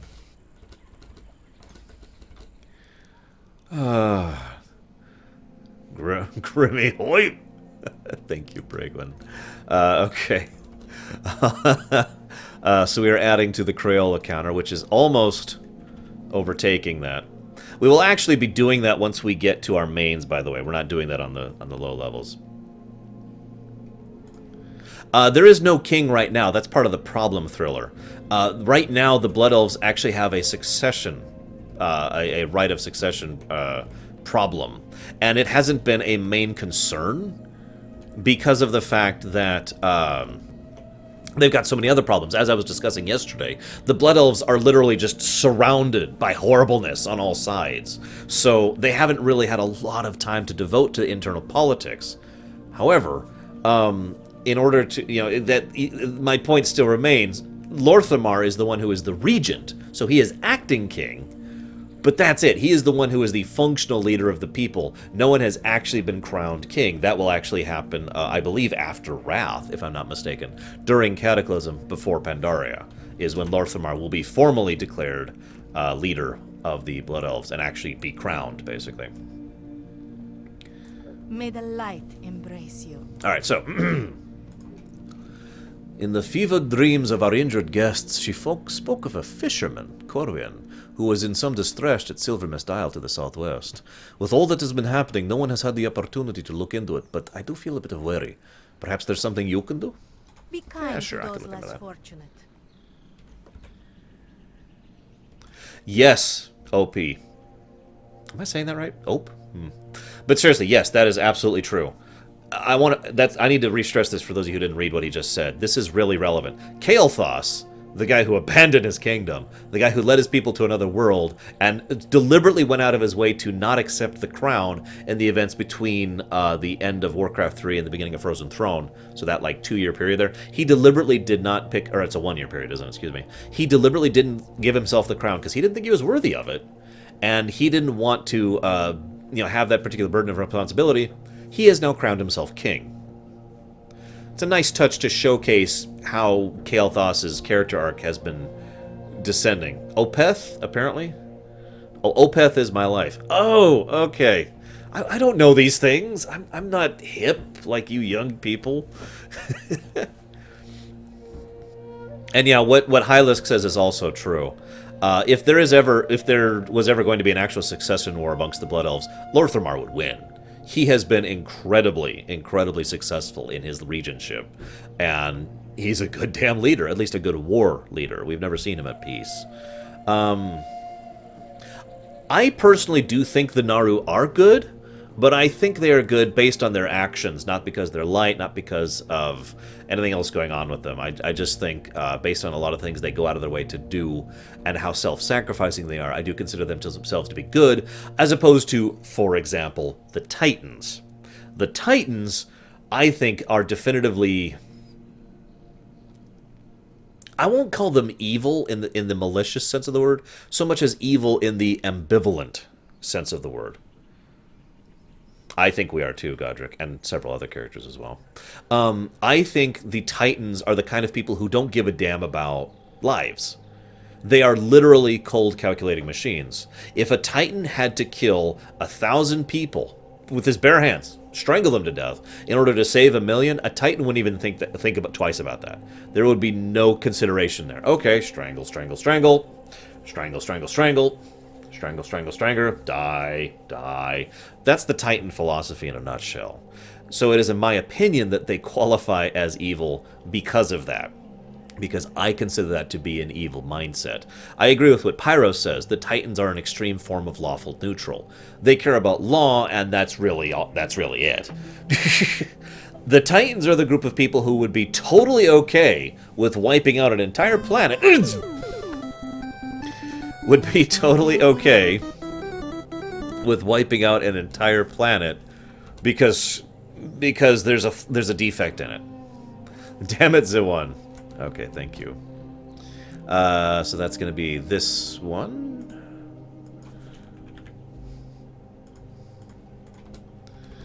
And yes, there's plenty of evidence in Old War and a lot of the other Titan things since then. Yeah. Takoida brings up another good point. Titans don't really think that organic life counts any more than we would consider a bug as counting, as something that matters. If you had to kill 1,000 ants in order to save a single person, would you? I know that sounds like a weird parallel, but that's kind of where the Titans are coming from on that. Keep in mind, the Titans... No, there's more to this than this. I don't want to get too much into this topic. But the Titans consider fleshy creatures a defect. To be organic is a defect. Hey, Mega Man 3 is freaking awesome. I was playing that recently. Anyways, so. The Naru have not forgotten. I think I've cracked it, Night Whisperer. He points to the totem. All that we need to know about the Steelpine Furbog language is imprinted on their totems. With just a rudimentary understanding of how their symbols work, we can study the totems and learn to communicate with the Furbogs. I have written down the basics of the symbol matrix on this parchment. Study it. Examine the totem. It should lead you to the next. Hurry. Blessings upon your family. So, like I said, Godric, an individual Titan, is stronger than anything else in the whole of the setting.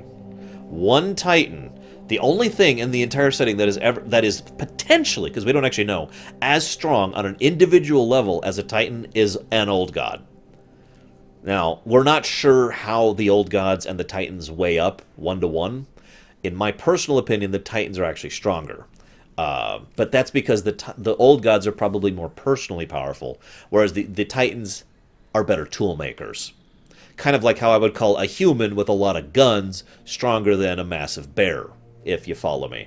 So, while the bear is actually stronger, the human has better tools and, so the human would probably win that encounter. And indeed, that is how the Titans actually did defeat the old gods. They simply had better tools and more of them.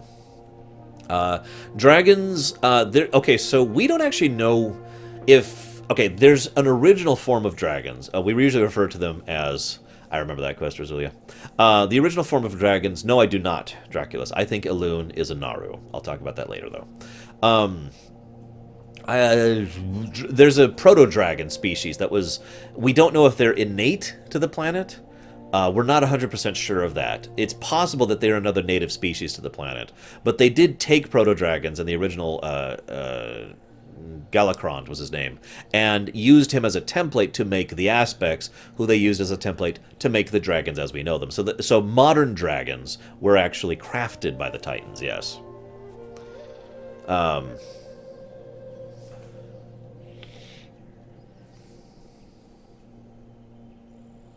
That is an excellent point, King Bubble, and that is one of the ways, writing-wise, they may write around the Titan problem. Right now, in every way that matters, the Titans are our enemies. Whether they are evil or not, they are actively our enemies, as of right now, because of the Old God Infestation, because of the Curse of Flesh, because of the fact that they've already tried to wipe out all life on this planet 3 times. And we've stopped them each time. We did that. So, yeah, it is, the Titans are our enemies, and the only ways to deal around that is to either defeat them or convince them that we should not be, you know, their enemies, that we deserve to live. Funnily enough, these are not mutually exclusive answers. After all, how did we convince Algalon that we were actually living beings? Remember? But of course, we'll get there when we get there. I'm going to stop talking about the Titans. It's a great topic for later. Warm wishes to you. Yes, Be actually. well. Sorry, I was waiting on picking that up till later. And now is the time. I will say what this, we don't know 100% if old gods can 100% die. If they can go away forever. We don't know if that's actually a thing or not.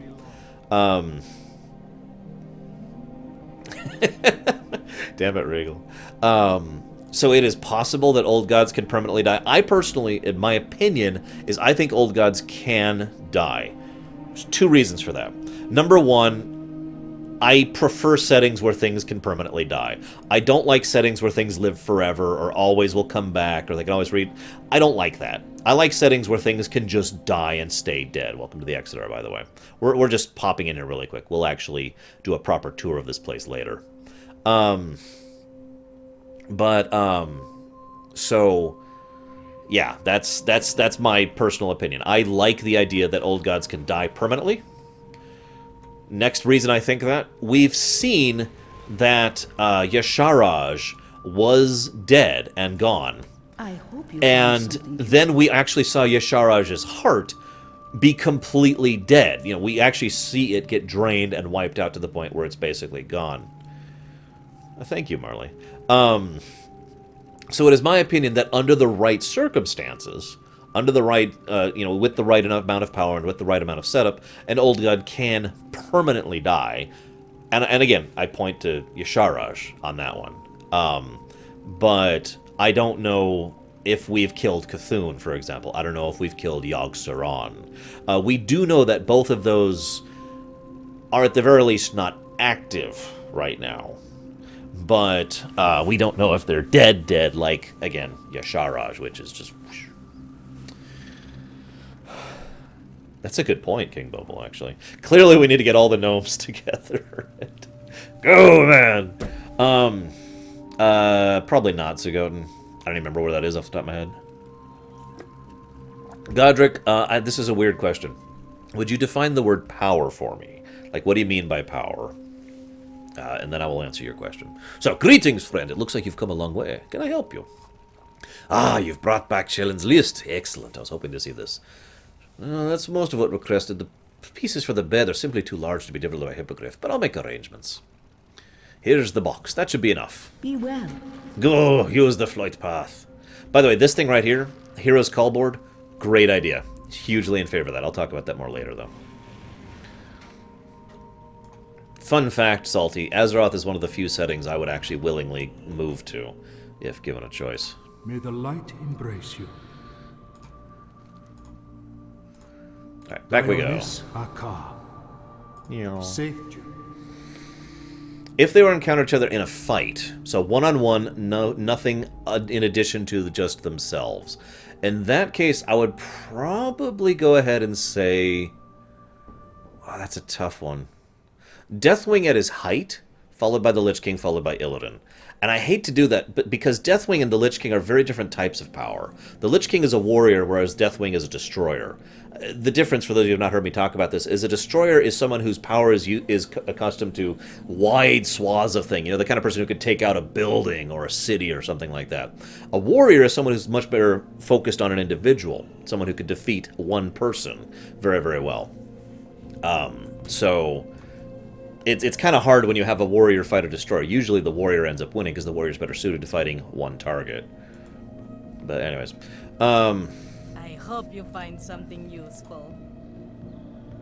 Alright, so. Favor the road traveled by. Yay, ding. Oh, okay, so. Yeah, we're gonna be... Shadow, maybe? I'll let you guys decide. It doesn't actually matter. Pull, open, discipline, holy, shadow. I did miss that. Zillion Joker. So, vote for our spec. Okay. So,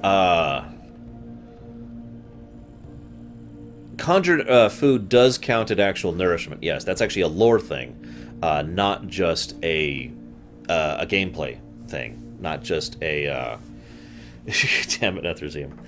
Not just an aspect of, you know, you eat to heal or whatever.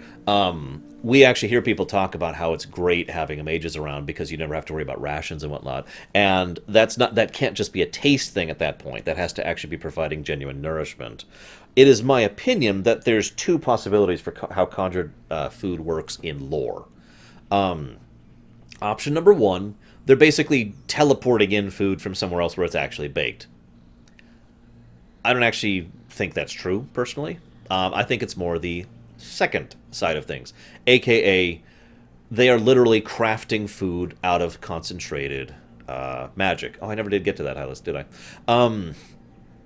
Because we actually know that you can make food out of magic. That's a thing. Ignoring conjured food, that's a thing in lore. That's a thing that is an aspect of it. As I mentioned earlier, there are foods and drinks in Lorerun that are literally made of magic, not, you know, baked goods and whatnot. So, to me, it just makes sense that they could actually concentrate enough arcane power in a very specific manner to make food. Just my take on it, anyways. The Legion's end draws near. Actually, we'll wait on that one. We'll wait on that quest. So, why are Shadow Priests worse than Fel? So a Shadow Priest is, that's possible, King Bubble. We do know they have taste as well, but that taste could be part of the illusion, so I'll grant you that. So, Fel energy, I've already described that in pretty good detail yesterday. I'm not going to rehash that.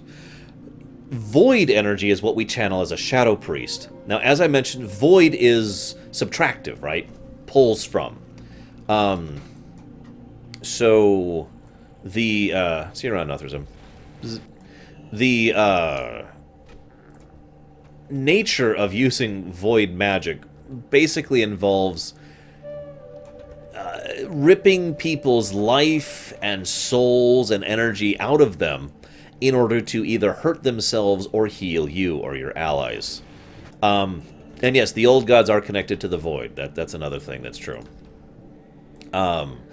Which is funny, the two major enemies of the entire setting, the Burning Legion and the Old Gods, are connected to Fel and Void, respectively.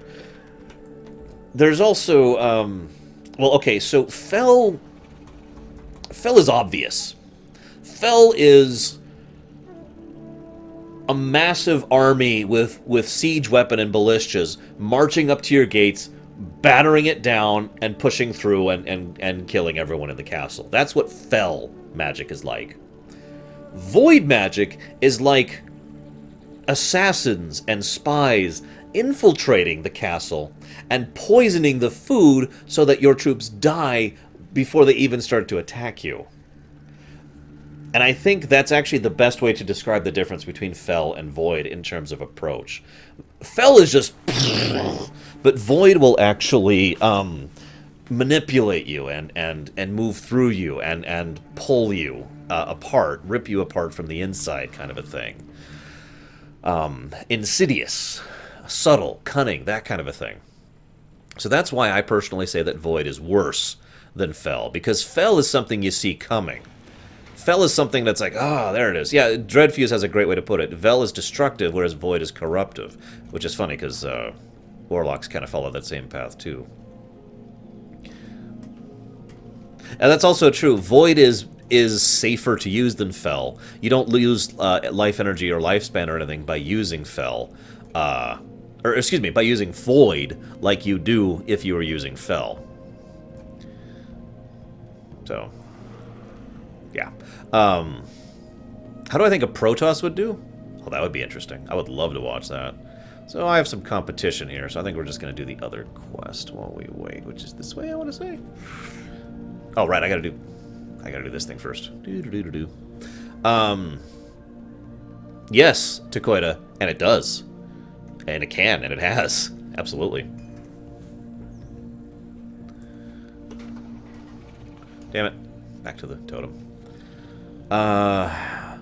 Other than what we're having in Legion, Taphius, I sure hope so. I hope we see more of the Emerald Dream in the future. There was originally going to be a big Emerald Dream expansion that got dropped because of time and money. For those of you not aware, WoW, they were originally a little bit too ambitious. WoW was originally intended to be Vanilla, BC, and Wrath. All of those story arcs was supposed to be the initial launch. That was what was supposed to happen at Vanilla. And then they were going to go into different directions, like the Emerald Dream was the next big thing they were thinking about. Obviously, that's not what happened, because of a company called Vivendi, who hang on, Vivendi. Puh! There we go. Just had to get that taste out of my mouth for saying that word. So Vivendi was going bankrupt at this point in time, and Vivendi at the time owned Blizzard. No, Draculus, I've been trying to avoid Legion spoilers for the moment. Unfortunately, I say unfortunately, I actually kind of wish that Legion was coming out a lot sooner, because I would have delayed the lore run until after I played through Legion. But, you know, November or September? Man, screw that. Anyways, words. So the Vivendi was going bankrupt. They were fighting off a bankruptcy suit, and they were doing their own thing. And so Blizzard was originally going to have several more years to finish WoW, and they were told they couldn't. So they pushed Vanilla out early. You can hear some of this, especially when it comes to a raid that's probably a little infamous at this point in time called Molten Core, which was very, very, very rushed. Originally, they weren't even going to have a raid at launch. And they rushed Molten Core so they would have a raid at launch because of how much Vivendi was pushing them for this. Sometime later, Blizzard actually bought themselves out from under Vivendi and then merged with Activision, which is a whole other thing I'm not going to get into. But the point being, the reason Vanilla WoW had so many issues and the reason so many things were abandoned was because of Vivendi. So, I repeat, puh. Moving on. Okay, so I've now learned the Frobog language here. Let's see. Akida. You begin to read the totem, barely able to pronounce the awkward words and phrases. Slowly words start to form in your head. You think the totem's telling you to go to a nearby hill. Okay, I can do that. How can Draenei be shamans? Okay, any Draenei can be a shaman. It doesn't require you to be a broken. All it requires is a connection to the elements or the ancestors. Now, one interesting little tidbit is that the elements work differently on different planets. A point I applaud because it makes a lot of sense that, you know, elements would literally be different based on which world you're on. So, that's kind of cool. But the Draenei here did actually learn... There we go. Learn how to use the elements on this planet with time and effort, just like, you know, anybody in reverse would be able to do. But that connection to the elements, it doesn't require anything. As weird as that sounds, you know, basically what I'm trying to say is anyone with training and time could become a shaman in lore. There's no racial restrictions in lore for a given race becoming a shaman. We just have the in-game thing. I doubt it at this point, Thohodor, because of economics. Hey, I found it. The Totem of Ku. Yeah, no kidding. That's resume. Hey, Berenian. Let's see. So it's telling me to go to the east.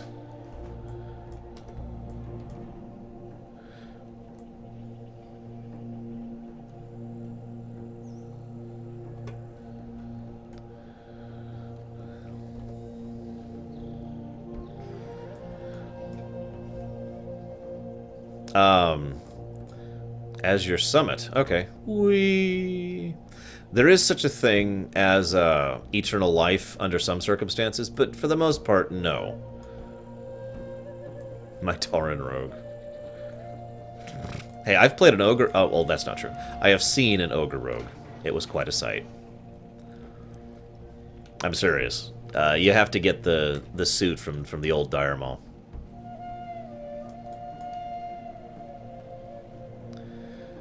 Oh, that's right, I have water walking right now.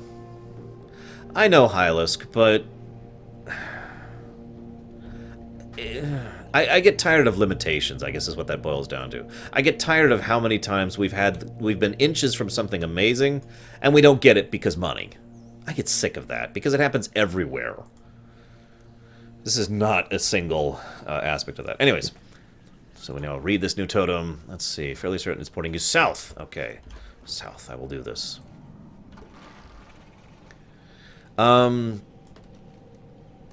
No, I don't, Thohador, personally. Because that's not how a merger works, basically. Not only that, Dreadfuse, there's another ogre follower, or not a follower, excuse me, just an ogre, in the Searing Gorge, who is a rogue.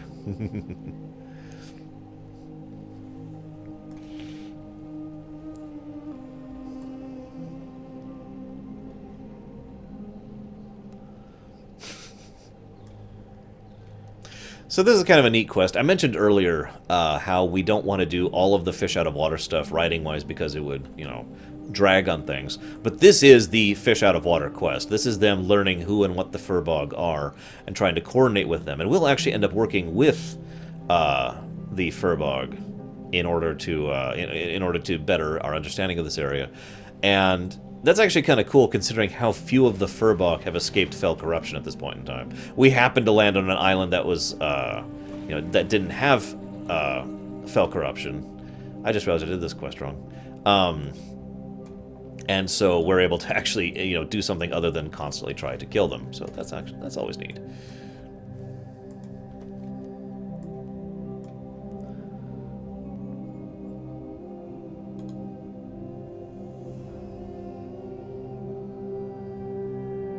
At this point, so each of these quests, we have been... Come on, give it to me.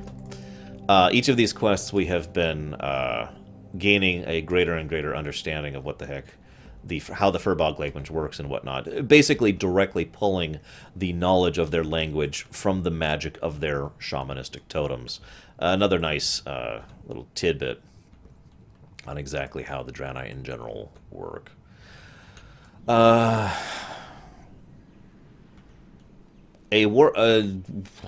Okay, so a Warcraft 3 standard unit is probably about the level of a normal soldier or whatnot.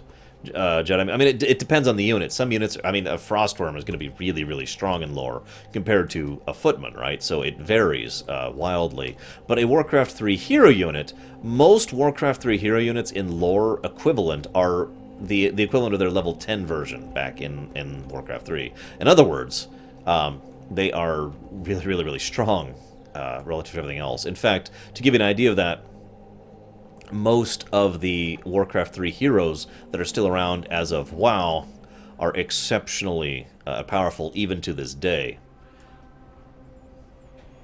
So, yeah. So, welcome to Invisibility Land. Population us. This is actually what it looks like to be invisible in this game. Not stealthed. Invisible, different thing.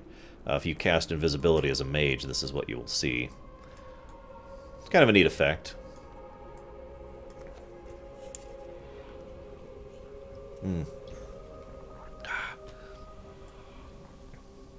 So I hope that answers you, Jeremy. I'm not sure how else to answer that. Heroes, like at this point in time, we are basically just now approaching the level of power in lore of the heroes from Warcraft 3. I shouldn't say that. Actually, we have equaled the power of the heroes from Warcraft 3 as of Warlords. We will be surpassing them in Legion. This is actually one of my favorite songs in the whole game, by the way. No joke. I had it set up as the song for my Garrison for quite a while. And then I switched it to the Storm Peaks music, which is another of my favorite songs in this game. Well, technically, what's happening here is we are just a little bit out of phase with the rest of reality. We're not actually in a different dimension like the Shadow Plane or whatever. We are just, you know, kind of like this relative to the standard material plane.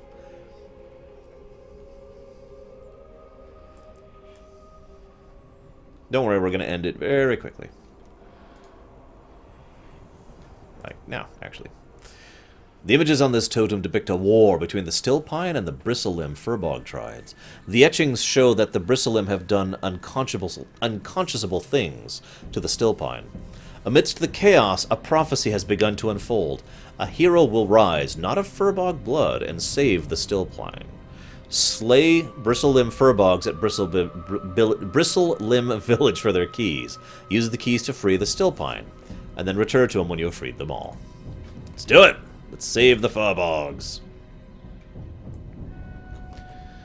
Actually, I don't know fully, Beanie, because, you know, no men and all that.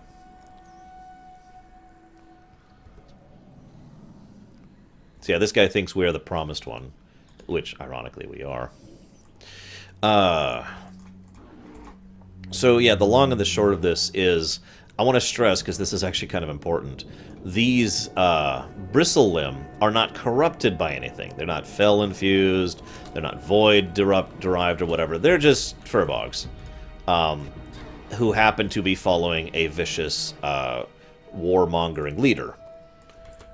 So they have absolutely no problems. Okay, there's another shading on that, but I'll get to that. So they actually have no actual problems with capturing the young of the enemy tribe in order to basically torture them into submission, slavery, or cooperation, one of the three. A very, a very sand people kind of a mindset, if you will. Oh yeah, could somebody close the vote really quick before Nightbot loses it? I'm pretty sure it was Shadow was the winning vote.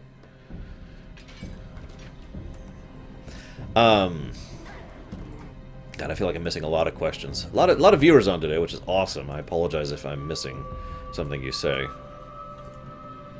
Okay, yeah, we are overwhelmingly Shadow. So we're going to go ahead and be Shadow. Thank you for making my life better. I mean, I could have done it.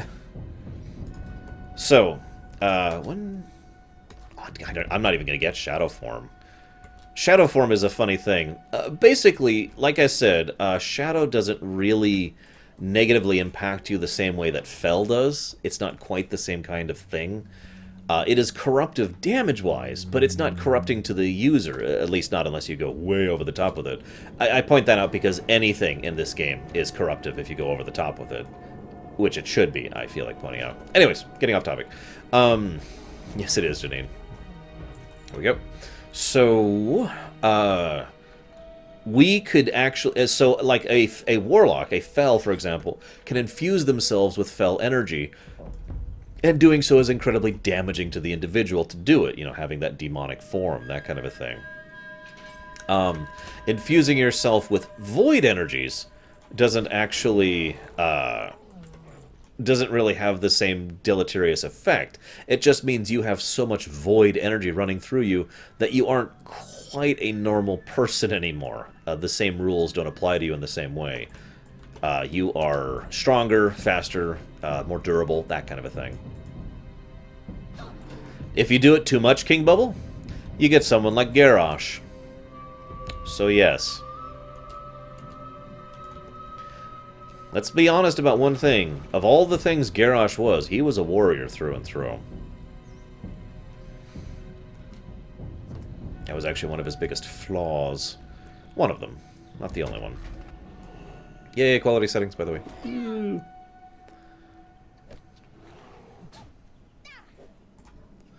So I haven't really talked about the Furbog that much. So the Furbog are bear people. We'll just start with that.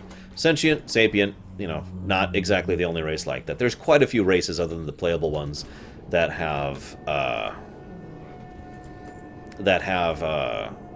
you know, that have their own culture, their own society within this setting. It's one of the reasons why some people tend to argue that, there we go. Some people tend to argue that there's still plenty of room for new playable races because there's tons of other races that have, you know, sentience, sapience, coordination, culture, you know, that kind of a thing. Organizations. Yeah, agreed. Always leave. He was a very traditional orc. I'll agree with that as well. So, some people think that the Furbogs are actually an offshoot of the Pandarans. I actually did a little digging into that, and I couldn't find anything absolutely confirming or denying it. So I'm not really sure what to make of that. I don't think it's true personally. The Furbogs have a pretty distinct setup, culture, etc., compared to the Pandarans. But it'd also be feasible. I'm not saying it's impossible. In fact, it's actually very feasible. I just don't think it's really necessary. Yes, I do, personally. Lusob, am I saying that right? Anyways, I personally do, and I'll talk about that once we actually interact with for the first time in BC. So the Furbogs, as was pointed out in chat just a moment ago, are extremely antagonistic of a race, and I mean extremely. They really do not like the other races at all. They're very much I mean, I wouldn't say they're actively violent. They won't go off on crusades or whatever against other races, but they're practically xenophobic for the most part. Leave me alone. This is my home, my terrain. Leave me alone. Go away. Is generally the Furbog mentality. That's been true even going back many, many, many years prior to them being completely screwed over by the other races' wars that have screwed them over. Some of that may also be a bit of a holdover from the War of the Ancients, which also kind of screwed them over. Unlike, say, the Trolls, the Furbogs are very simple and unadvanced. Well, I should say the Furbogs look primitive and are primitive. The Furbogs in general are extremely... yeah, I pronounced it right. Yes, they're very territorial as well. Good way to put that. They're very basic, not just in their technology, but in their understanding of magic, in their general skill, in their cultures. They are a very down-to-earth, basic culture, and that is on purpose. In character, I mean. They deliberately do not like... Yes, exactly, little Billy. They do not want to advance. As a culture, I should say. Again, obviously there are outliers, but the Furbog as a culture do not want to be more advanced. They don't want to know more magic. They've seen what more magic does. They saw it to the Night Elves. They don't want to be more advanced technologically. They see what that happens too. They've seen that when it comes to the goblins and whatnot. So yeah, they have a very tribal existence. Now the interesting thing is, you might say, especially since I just compared them to the Sand People, that I might be very against them, but I'm not. Certain Furbog tribes take it too far. Some of the Furbog tribes will actively go out of their way to capture and torture other Furbog in order to join them, because they actively want to hunt and kill other races, because they think the other races simply being nearby is an offense to them, is something they can't tolerate. They are aggressively xenophobic, as opposed to most Furbogs, which are simply, please leave me alone. So the Furbog, like most races, if you're paying attention, this is a very common trend in Warcraft, have a lot of gray in between. Some Furbog are actually okay with the occasional trade and just general interactions with the local society. There's a couple of tribes of Furbogs who actually got along with the Night Elves in specific, to use an example. And then, of course, there's tribes of Furbogs who they look at you and they just want to eat your face off. Anyways. What do they want to do as a society? They want... Okay, so Furbog society is very shamanistic and very kind of typically warrior-raced, kind of in a weird, strange sort of a way. They revere their ancestors excessively. Their most powerful form of magic is shamanistic magic, primarily ancestral more than elemental. Quick aside, for those of you not aware, shamanistic magic is actually both elemental and shaman and ancestral. These are two different things. Just shaman covers both. Kind of how a priest can cover both void and light, to use an example. Anyways, so the Furbogs are very, very ancestral in their magic. They revere those of theirs who have died, the ones who...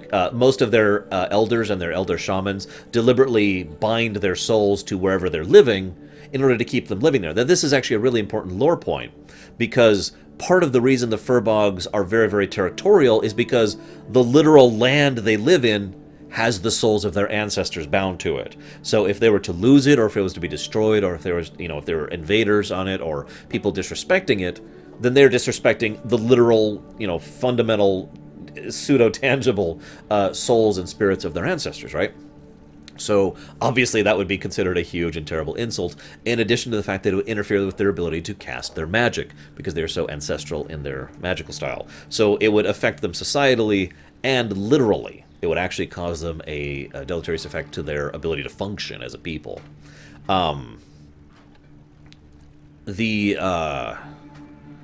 I guess that's actually all I have to say about the furbogs right now. There's other things I could talk about, but yeah, they're very we're here and leave us alone in general. Moving on. Each day is a blessing.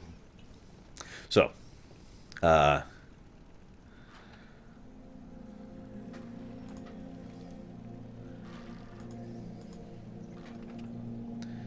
firewater is Fel-derived, yes. What I meant, Wise Relief, to be more clear, is the furbog here are not... Actually, hang on, maybe they are.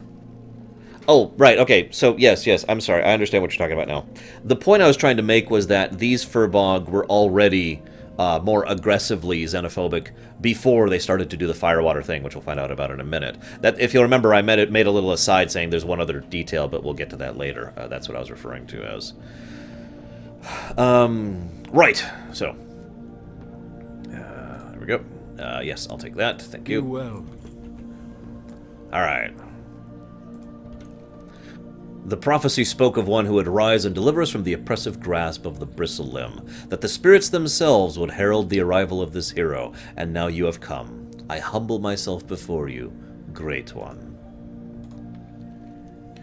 Promised One, you must travel north to the home of my people, Still Pine Hold. It is there you will face your most daunting challenge. Okay. I'll go ahead and do that.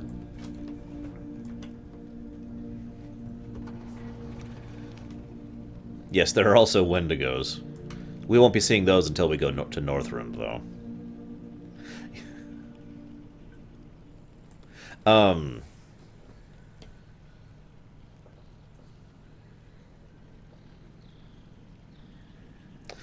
Given the fact... Okay, so we know that there are at least a couple races that are indigenous races to this planet, that are original races to Azeroth.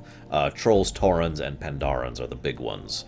Arguably, Silithid are as well, but Silithid aren't really a sentient sapient species, so I don't actually think they count. I mean, you could say the same for several other animals, which I'm not listing as well.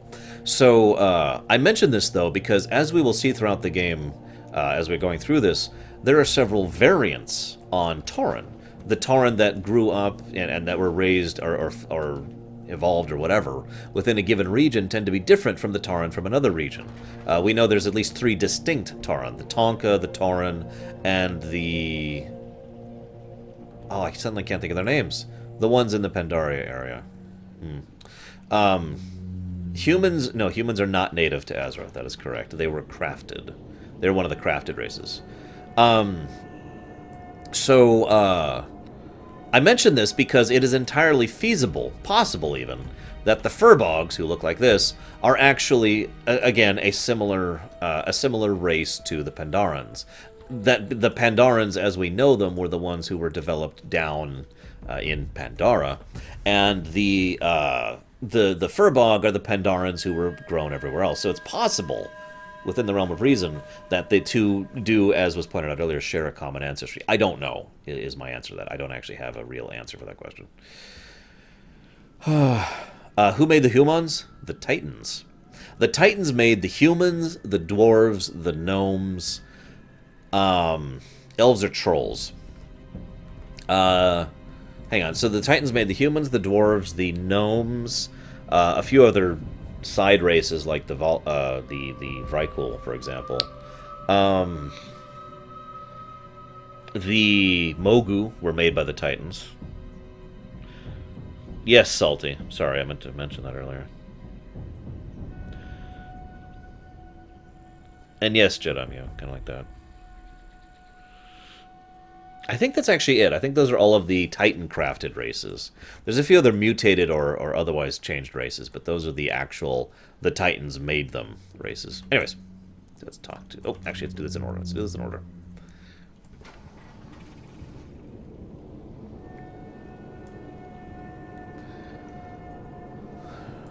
No, that character has been abandoned. We'll never be touching them again.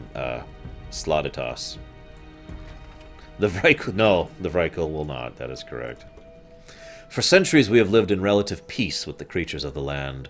Several months ago, Kurz began to see dark omens. The peace that we enjoyed for so long was going to be lost. The extent of the catastrophe could not be known. So it would be that the gods would shatter our lands, turning friend and foe against us. But there was something else amidst the chaos. A hero would rise, a hero not of still pine blood. The promised one would deliver us from salvation. Deliver us from salvation. Deliver us from devastation. That prophesied hero was you. Yes, thank you. The giant races are the other ones that the Titans built.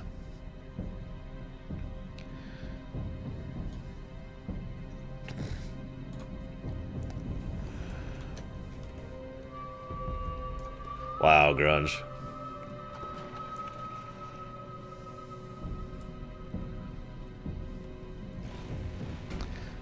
Sigma, really? Why would they care about things they have built that they can build more of at any time? I mean, really.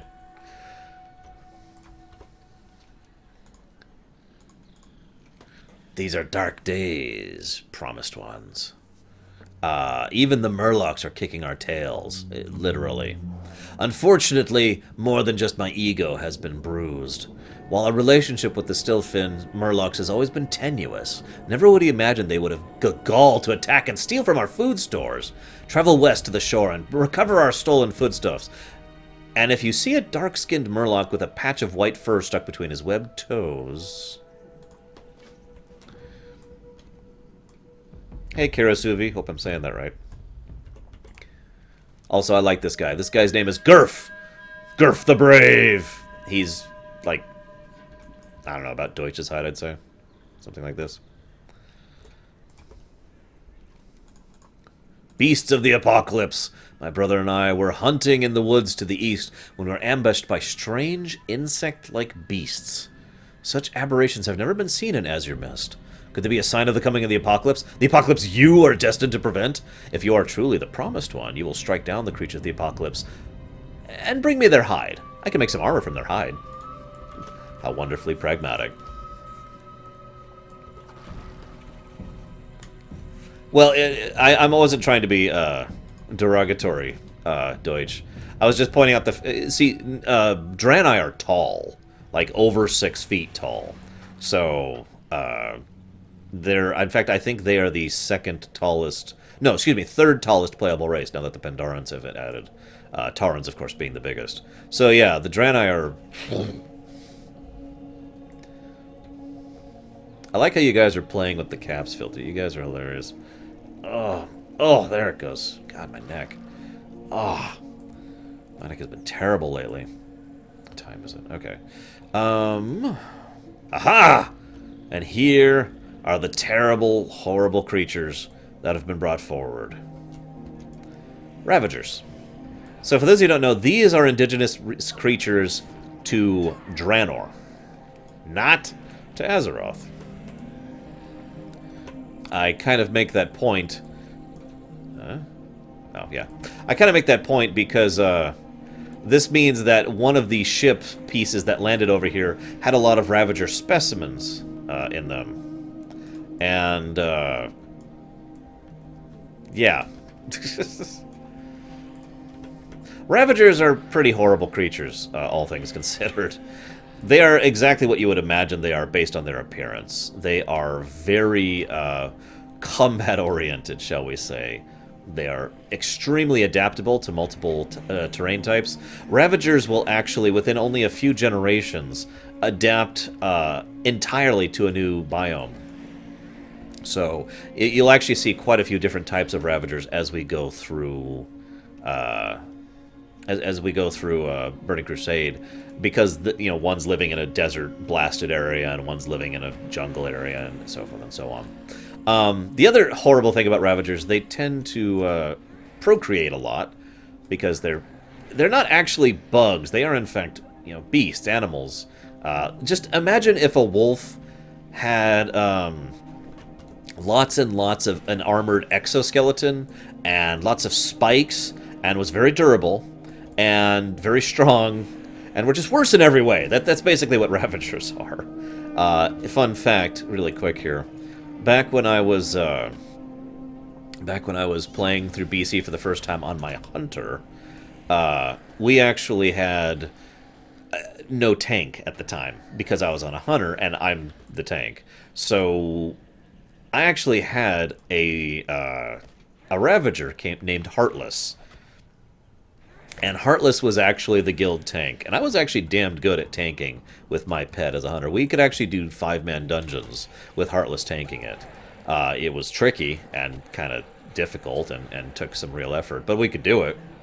To this day, I still honor Heartless. I actually still have Heartless on my hunter. But I still honor her to this day. And in fact, the name of the pet, the moment I got that pet, I have to find him really quick here. If I can. There he is. The moment I got my Ravager pet, first thing I did was rename it to Heartless in honor of the guild tank there. Beast hunters in BC were so awesome. I'm sorry, but I was a damned good hunter in BC. It's the only other type of class I've ever had any claim to being amazing at in this game. I am a good healer and a bad DPS, if I'm honest. But, oh my god. I was a damn good hunter. So yeah, what we have here is kind of a horrible situation. This is, again, the replace your divot philosophy in a nutshell. We have just introduced an alien, incredibly powerful, incredibly, amazingly, insidiously well-designed creature into an environment that has absolutely no capacity to deal with it. So our first, I have this weird feeling, just personally anyways, that even if not for even if not for the fact that the Furbog are asking us to deal with these things, we would probably be trying to wipe out the Ravagers around here because they're going to utterly wreck the ecosystem. We'll actually see more of that in the second zone, Bloodmist, which we'll be doing after a brief lunch break. Brief.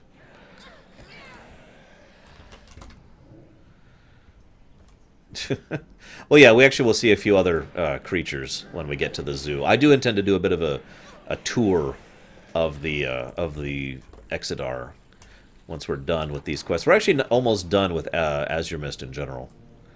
What do I need? I need that. That's over there. Right.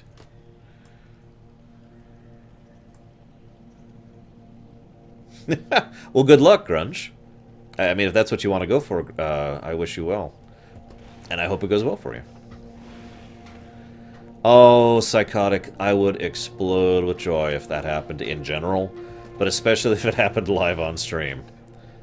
Because I'll be going through Storm Peaks just once, actually, I think. Hang on, let me check here.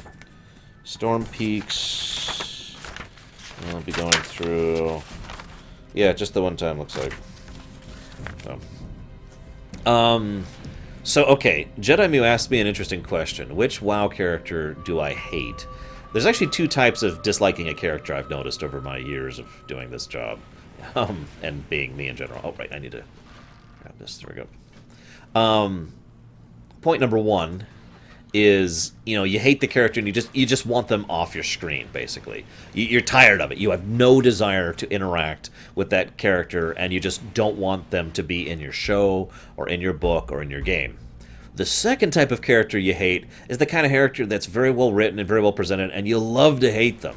And so it's like, oh god, I hate them so much, but you still, like, want more of them, if that makes sense. You still want to see them on the screen, right? So those are the two different types of hate, basically, when it comes to fictional characters. So, for example, Garrosh Hellscream is a bastard, but he is an extremely well-written bastard who, as much as I just have incredible disdain for him and hatred for him, he is a brilliantly designed character who, you know, I liked all the way up until the end there. Yeah, now Joffrey is a great example of a character I just wanted to get off my screen. I hated Joffrey so much. So to give you a kind of a parallel there. Thank you, Zoan. We still have it. Mass Effect 3 is still my personal record for viewers at a time, I think. I've kind of given up on ever getting a Twitch partnership, by the way, guys, just a heads up. I doubt I'm ever going to get the viewing figures they require, so whatever. Screw them. Anyways, so amongst the WoW characters, the kind of character that I hate the most and want to see more of is Garrosh. He again, well, I mean, I'm glad that he's gone. I'm glad that his character arc is completed. And if I'm being honest, even though I understand why his character arc kept going, I kind of wish it had ended in Pandaria. Because his character arc basically did end in Pandaria. He just kept going because he was the gateway into Warlords. I'll be talking about that more when we get there, of course. The character I hate that I don't want to see on my screen anymore, that's a little trickier. That used to be Varian. I used to despise Varian, and I wanted to strangle him. But after a while, they softened. Anduin did a lot to really help make Varian a better character. I'm just going to say it like that. It's Anduin is the reason why Varian started being a person rather than a rolling ball of hatred and racism. So, other than that, I'm trying to think of any other characters that I just want off my screen. And I'm not actually coming up with anything off the top of my head. Whoops, wrong guy. Nope. Not who I want either. Where's the...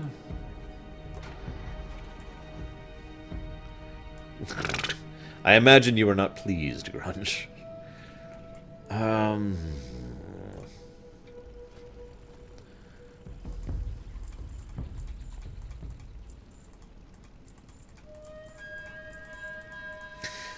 Yeah, I'm not actually coming up with any characters that I just want off my screen.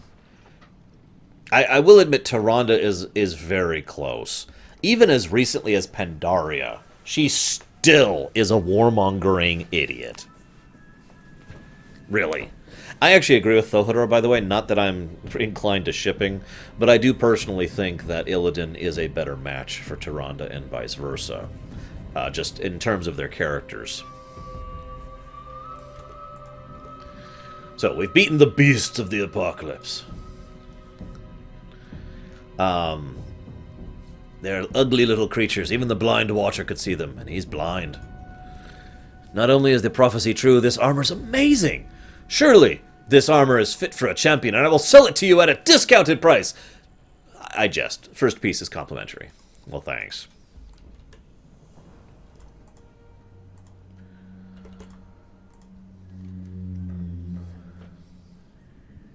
You know what? Maiev is my answer. There's some stuff about her that's well written, but overall, I think Maiev just needs to go away. I'm kind of tired of her being on my screen. And thank you very much, Kirasuvia. Once again, I hope I'm pronouncing your name right. And it's funny, I got there just before you did, Shiryu. I got there just before you did. I'll be talking about Maiev more later. Her story arc is more relevant much later than now. But she seriously needs to just go away. She's still alive as of right now. She's still active. Well, her story has stopped, but she's still there somewhere in the world. So they could bring her back, and I hope they don't. Anyways, Murloc kicked me in the behind and spit on me in broad daylight.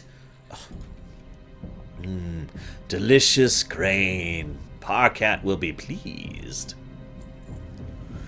Yeah, I'm with you on that one, Grunge. That's a great example of get the hell off my screen character. I agree with you on that. Someone asked about runtime. Runtime, is this it? No, it's like uptime, isn't it? There it is. There you go. That's how long I've been streaming.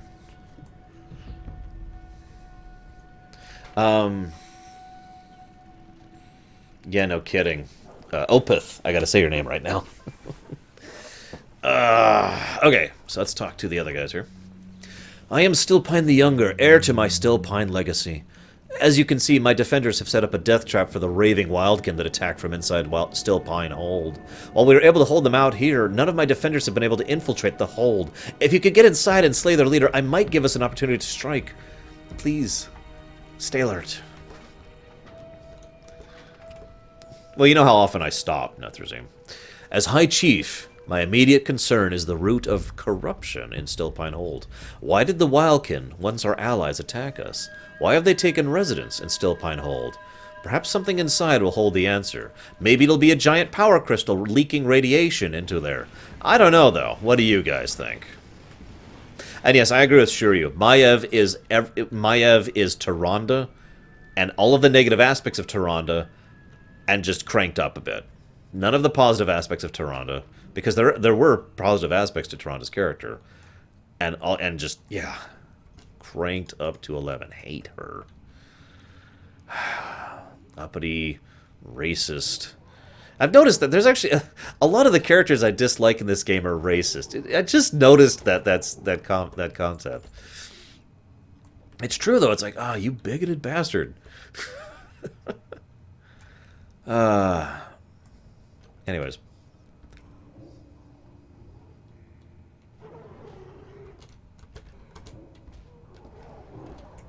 Well, Zawan, Horde is I don't even, you've already mentioned all of my answers, Zawan, so I don't have anything else to add. Yeah, I also don't like that's true, Hylisk. I don't maybe other racists do, Hylisk? I don't know. I don't dislike the Alliance, as I've said many, many times. While I have PvP'd, I have never done so out of, like, malice or anything along those lines.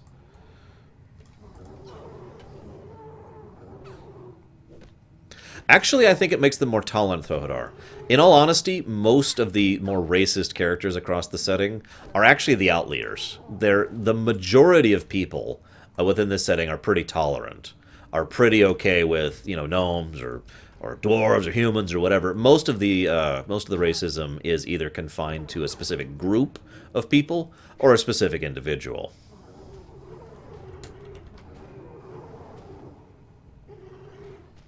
So Baron Sablemane, I could talk about him, and I hope his story continues. For those of you not aware, in brief, Baron Sablemane. Oh, cool. I'm glad I didn't tag that.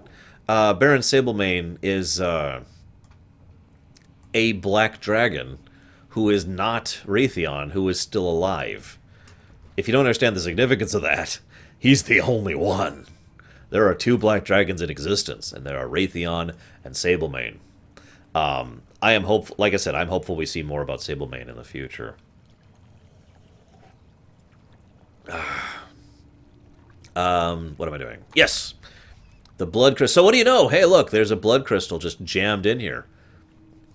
Gosh, what a shock. Seeping radiation into the water that all the Moonkin are drinking.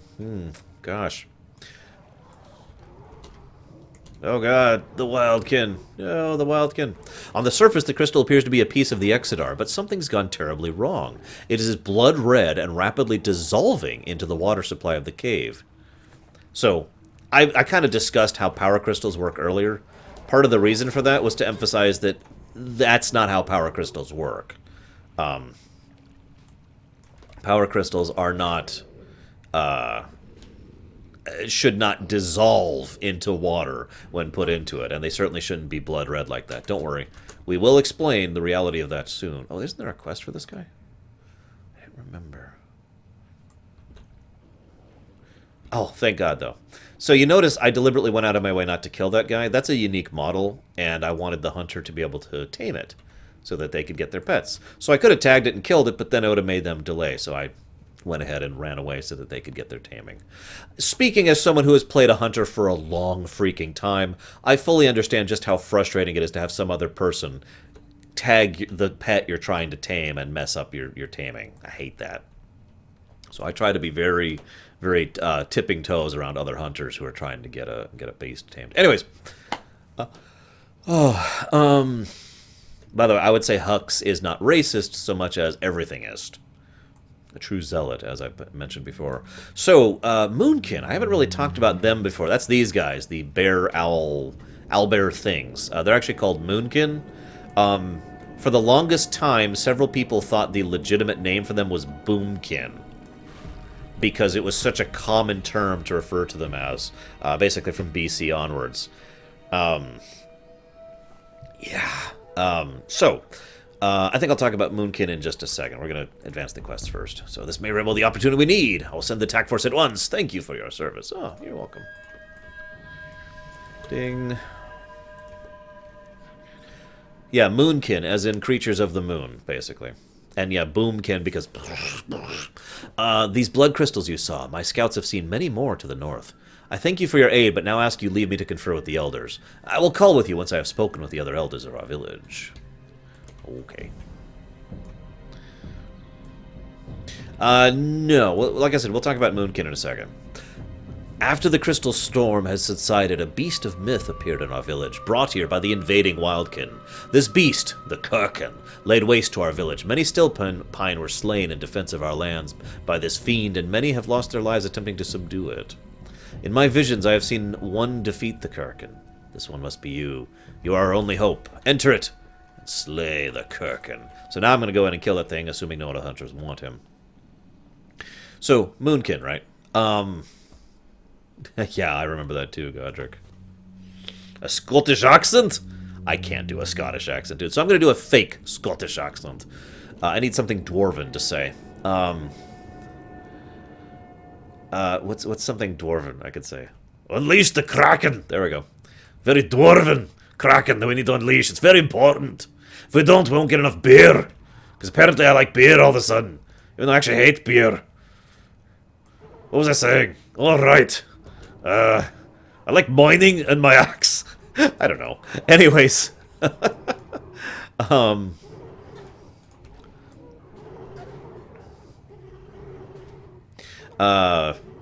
Words. So kind of good. Words. Okay, Moonkin. Okay, so you can kind of see what they are here. Moonkin vary significantly. Some Moonkin are actually sentient and sapient creatures. Most Moonkin are actually just beasts, but they're not actually beasts. Keep your feet on the ground. They're actually... I have no idea what to call these. I'd say they're closer to dryads than anything else. WoW dryads, specifically, although I guess most fantasy dryads in general. They are a specifically magical creature that is directly and intrinsically tied to a specific thing, in this case, a loon. And so they're not animals, but they aren't people either. They are a kind of a weird mixed match. Some of them can communicate. Some of them can talk. Some of them can't. Some of them don't. Some of them have, some degree of civilization. They have huts and villages and that kind of thing. Other ones are completely feral. It kind of depends on the location, and it kind of depends on exactly what's been affecting them and whatnot. They are very, very, very susceptible to things that are... make sure I'm still trimming. Yep. They're very susceptible to magical changes and natural changes in the environment around them because of their nature as the half-beast, half-thing, magical creature, basically. So, if you are, for example, just to name a wild thing off the top of my head, to drop a massive chunk of irradiated crystal into one of their pools, they would all go crazy very, very quickly. Because they basically don't have the ability to handle that. It affects them more than it would other creatures. This is true for, if terrain is affected, if there's pollution in an area, if there's, if their homes have been displaced, that kind of a thing, blah, blah, blah. So for several different reasons, the Wildkin and the Boomkin in general are very susceptible. There's not a huge amount of other lore to really share. Why is there a level 100 Death Knight here? There's not a huge amount of other lore to share about the Moonkin, other than their origination and whatnot. I think I'll save that a little bit for later, because I've got other places to discuss the ancients and the so-called demigods. But yeah, what Takoida says is not the worst way to say that. A form of a Cenarius-type creature. Although Cenarius himself, at least I speculate, is actually a very powerful Loa. Not a in-between kind of a thing here. That could be Janine. He could be going for Lore Master, which you will never get. Alright. He grunts at you. The Promised One has emerged victorious. The prophecy is nearly complete. Now about that hide. Take that Kurgan's hide to Mordor. He will fashion an item of your choice. Well, okay. So I've killed this legendary beast, and now it's being turned into a hat. Excellent. And by a hat, I actually mean some boots. Except I'm a Draenei. Mordor. You can do it, Janine. The hold is saved, and soon my people will make their way back into their ancestral home. Again, remember how important it is to these creatures that they stay with their ancestors, because their ancestors literally live in there. Their ancestral spirits are in that hold. So being displaced like this was a big deal to them. Anyways, but I fear the darkness that looms ahead for your own people. There are questions left unanswered, visions of prophecy unseen. Return to your leaders and tell them what you've seen there. And promised one, should you ever require the aid of the Still Pine, you have merely to ask. You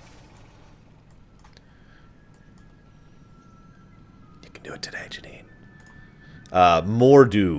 Mordo is actually his name. It's probably supposed to be Murdo. Something like that. Anyways. So, once again we see the Draenei, at this point in time, have an interesting knack. At least this particular group of Draenei. I want to stress that, because there are plenty of Draenei and Eridar and other people of this same species who absolutely despise other things, or are evil, or are selfish, or whatever. There's a variety of them, as there is with every other species. But the Draenei we are playing as, and the Draenei we are a major group of, are very interested in connecting people. I've often said this is actually probably the best way to keep the Draenei relevant when it comes to future and modern... Just quit your job, Janine. It'll be fine. The Draenei have a great talent for getting people to work together, for coordinating and having diplomacy, which is funny, because I've often said that the Draenei would have been a good branch point, a good handshake, in order for the Horde and Alliance to once again unify in the more modern era. At least in some part. Or perhaps the Draenei could have a strong influence on creating the Army of Light that I've referenced several times. That would certainly be very appropriate, wouldn't it? But of course, the unfortunate thing is that the Draenei haven't really been that relevant story-wise. Now, oh, by the way, this is a broken. Sorry, I forgot he was even here. This is what the broken actually look like. Again, this is one step down for the Draenei. A further step down would be a lost one. We'll show them off later, because they're not around here. So this group of Draenei aren't really relevant to the story. They have a few tiny little influences here or there, but for all intents and purposes, the Draenei are a big major element of Burning Crusade, and then they go away. And then the other Draenei, not this group of Draenei, but the other Draenei, and some of these Draenei are relevant in Warlords, and that's it. This is an unfortunate trend of Warcraft expansions. You'll introduce a race who will have significance and relevance in that expansion, and then they will basically not be mentioned again. Cough Worgen! Oh, gosh, excuse me. Even though Gilneas is something that really should be continued story-wise, in my opinion, since there's a lot of work to be done about there. But anyways, continuing onward. The Naru have not forgotten us.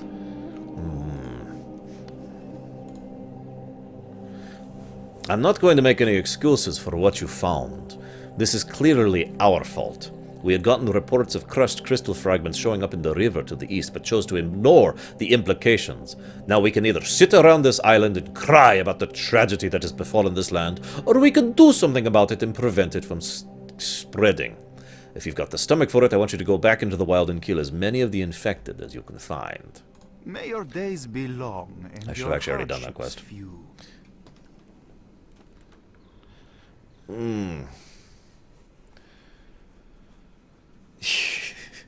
Never forget Gilneas. Also, I wasn't even going to bring up the Aldor and the Scryers yet, but yeah. See, the problem is... Hello, Epic Da Vinci. The problem is the Draenei have a tendency to approach most people neutrally, but the moment you become their enemy, it's really hard to unbecome their enemy.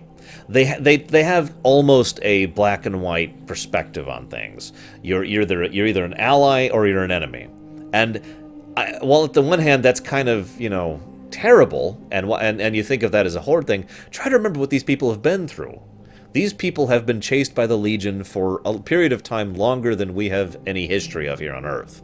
These people have to think of things as there's the enemy and there's everything else. So it kind of makes sense, even though it's a little bit unfortunate. Anyways, moving on. Blah, blah, blah, blah, blah. Visions, you'll say. Interesting. And this prophecy has come to pass? But you say that you saw the power core of the Exodar, and Oros was in the vision. What can it mean? Good health, long life. Remain vigilant. Let's go and do this one quest really quick.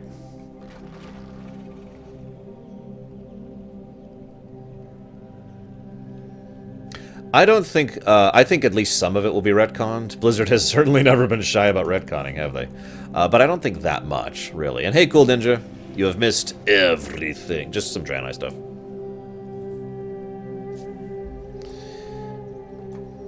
I will say this, it's actually interesting to me that the Worgen, the Gilneans ended up joining the Alliance based on facts that I'll get to later. Yeah. Of course, Opeth. But not for, like, a couple months. But yes, these will go live to YouTube just like all my Loreruns do.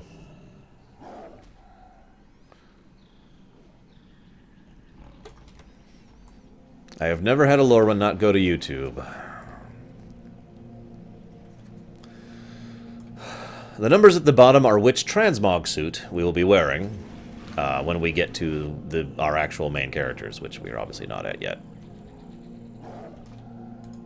God, I keep feeling like I'm playing a shaman. I keep wanting to hit ghost form. Or ghost wolf form.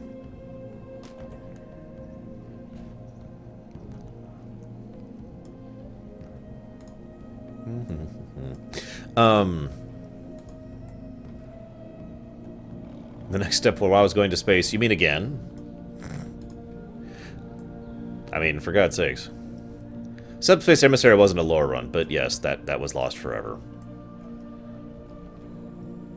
Well, of course not, Zuon Joker. I mean, that would just involve working together with orcs. And nobody likes orcs, right? I mean, seriously.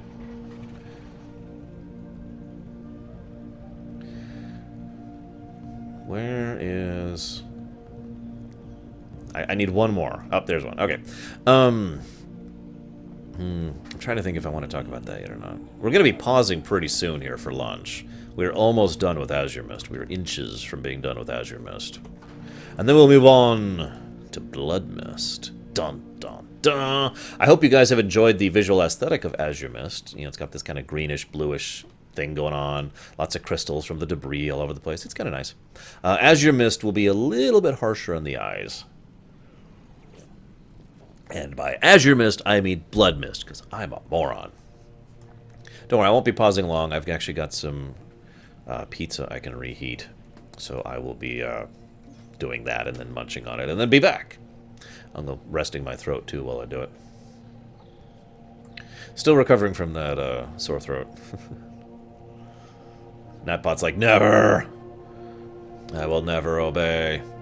See this right here? This is why I like flying mounted stuff. I am neutral on it, Epic. I am hopeful it will be good. We'll see, though. I hope it's not too late. Remember the lesson. You have survived the wilds of our new home and shown yourself to be a cut above the others. I believe that you have come of age to assist those battling on the front lines of Bloodmist. The Hand of Argus could use a Draenei like you. Report to Toralius the Pack Handler. You will find him outside the Exodar, tending to the Alex. Give him these orders so he can direct you to our new duties on Bloodmist. Dionys Aka. Yes, there is, little Billy. There are many things. Yes, I know, Psychotic. I'll be flying soon enough. So, sealed orders. I mentioned how the Rangers and the Deathstalkers that we saw in Tranquillion were the elite, basically, the elite of the respective military forces. The Hands of Argus are effectively the elite of the Draenei forces here. They are... So Argus is the planet they're from. That is their home world. They have not been to that world in 25,000 years, 25 millennia, because of the whole Burning Legion thing. That is a Legion world now, and has been for some time. It might be the Legion capital, if such a thing exists. We don't actually know that. Oh crap, I forgot that quest. It's not a... I'll go do that quest. I completely I forgot a quest, guys! So... Argus, It's one of those. I'm trying to think of another fictional thing that does that. I feel like there's something I was looking at recently. Oh, I've got one. Voyager. You know how in Star Trek Voyager they're all like, "Oh, Earth is amazing," and "Oh, Earth is incredible." It's kind of how the Draenei in general tend to think of Argus as, because they'll never go back. Now, funny factoid. It's debatable if. Okay, so this is kind of funny. This is kind of funny. The Draenei are technically the rebels here from the actual legitimately established order, which is the Minari, aka the group who actually joined the Burning Legion. Now, I want to stress the way I say that because most of the Minari who joined the Legion did so willingly. They weren't manipulated or coerced or twisted or corrupted. They just said, "Yep, that sounds good to me." Okay, it's a little more complicated than that, but the point is, the legitimate leaders, that would be Archimonde and Kil'jaeden, by the way, yeah, they actually willingly, knowingly joined the Burning Legion. And so, the Draenei, this group of people, the ones who abandoned them, are actually the betrayers in this situation. Now, I know that's, it's betrayers of people who are trying to kill all life, but still. The general idea is that the Draenei will never be able to go back home, even after they defeat the Legion, assuming they ever do. Basically, every race has that setup, Darchmonster. I actually talked about this yesterday. There's the tutorial zone, starter zone, and secondary zone. Like in this case, the tutorial zone is this tiny little Almond Vale. The starter zone is Azuremyst, and the secondary zone is Bloodmist. To use the human example, which I pointed out yesterday, the starter zone is, or the tutorial zone is Northshire, the starter zone is Elwyn, and the secondary zone is Westfall, and so forth and so on. So, yeah,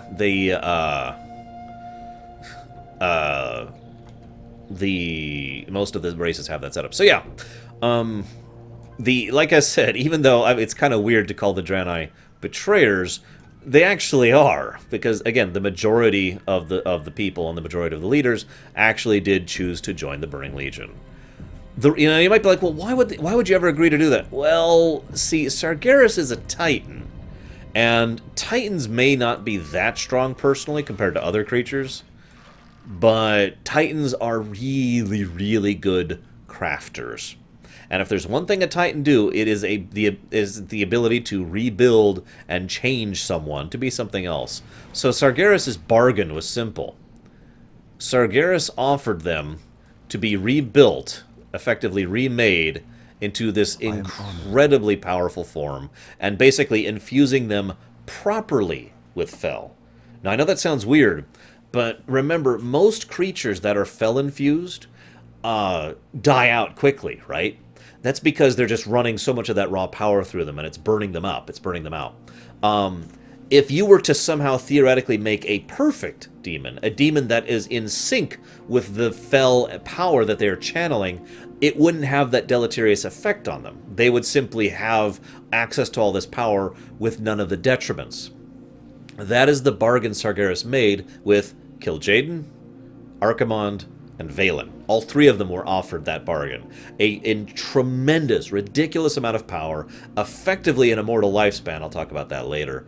And all that have to do is work along the side of the Burning Legion and help to cleanse all of the universe, which is the other thing that I don't want to talk about just yet. But let's just say that Sargeras isn't just evil. He just wants to etch-a-sketch the galaxy. So, yeah. And Deutsch answered the question before I could. Thank you, Deutsch, for answering that. And yeah, I actually personally agree, Nethrazim. I personally think that Gul'dan wants the same remaking like Archimonde had and like Kil'jaeden had. Undead, I have a good memory for lore, and I like lore, so I study it and research it and pay attention and put the pieces together. I get that question a lot, but I never know how to answer it. And thank you, Philos. I hope you're enjoying. So, I'll talk more about that a little bit later. There's other better times to talk about the demons. Let's talk about this guy. Oh. So this is a Night Elf. What I would have given to give the gods... What could I have done to give the gods cause to lash out at me with such ferocity? All that I have cherished is gone or destroyed. My family taken from me by the brutes of the forest, my home razed, my ship sunk. I am a broken man, stranded on a broken island. Maybe you are here to finish the job. Make it quick. I will not resist. Take my life, stranger. I am too cowardly to do it myself. My hand shivers, and the blade will not strike true. I have not come to kill you. I have not come to kill you, Night Elf, and the gods did not do this. If the gods not, then who? Who could cause such strife? I fear that my people are responsible for this destruction. We are refugees, displaced from our homes by the Burning Legion. This tragedy is a result of our latest evacuation. Our vessel crashed. This debris is part of that vessel. Legion? Demons? They hunt you. My people have also been hunted by the Legion, targeted by their dark masters for damnation. It is the reason I moved my family here so many years ago. We have much in common, Night Elf. I cannot help but feel, perhaps, it was fate that brought us together. Let me help you, Cowlin. Let my people help. We will right the wrongs.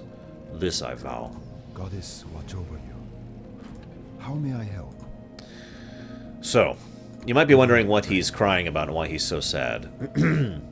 We had lived peacefully among the owl beasts of this island for many years. You can imagine my surprise when they stormed the beach and attacked us. I fought tooth and nail, but was easily overpowered. As I blacked out from the vicious blows that I had been dealt, I prayed that my family would not suffer. When I awoke, all was quiet. The sand was soaked red with blood. Their blood. They had been devoured whole. I care not for vengeance, Light Whisper.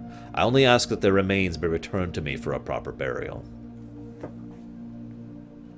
Illuminate your path. Make sure you're really on board with what's happening here. This man was a fisherman who was sick and tired of the strife and war of everything else in the entire world. So he moved out to this island, an island off of an island in the middle of nowhere. And it coexisted with the Moonkin in this area. But remember what I just told you about the Moonkin. They are extremely influenced by changes in the environment. And so, you see that big frickin' crystal, that power crystal jutting out of his home?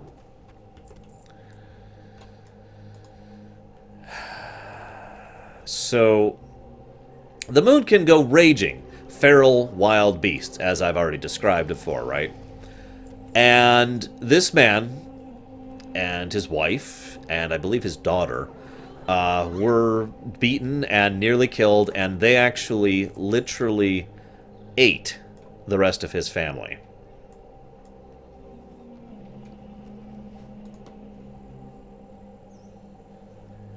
Because we crash landed here, is why that happened, by the way. I want to really, really emphasize that point. We did that.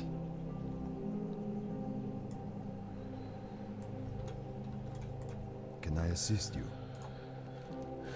My wife was named Tharissa, and my daughter, Magwyn. Be careful. That's it. That's the quest. We literally kill the Moon Kid to find their bones inside of them, the family's bones, in order to return them to him so he can bury them, and then commit suicide.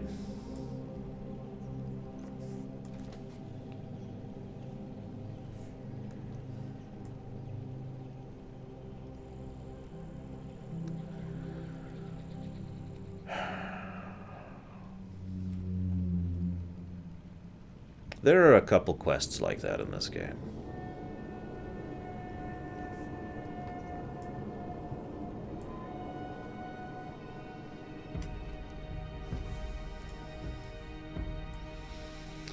Well, if you were paying attention to the dialogue, he actually was already trying to commit suicide and couldn't quite bring himself to. And then we came along, gave him closure by giving him his family back so he could bury them, and then he was just left there with the knife.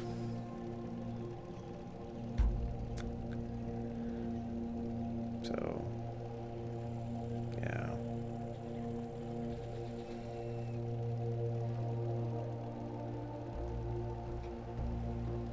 Well, the Naru was doing a terrible job that day.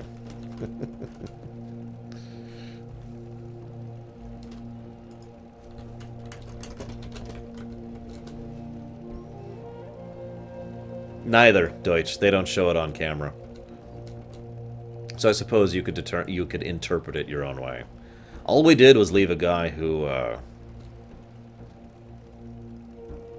was, you know, had a knife in his hand, ready to commit suicide, as I already mentioned. He said that flat out, with his wife's and child's remains.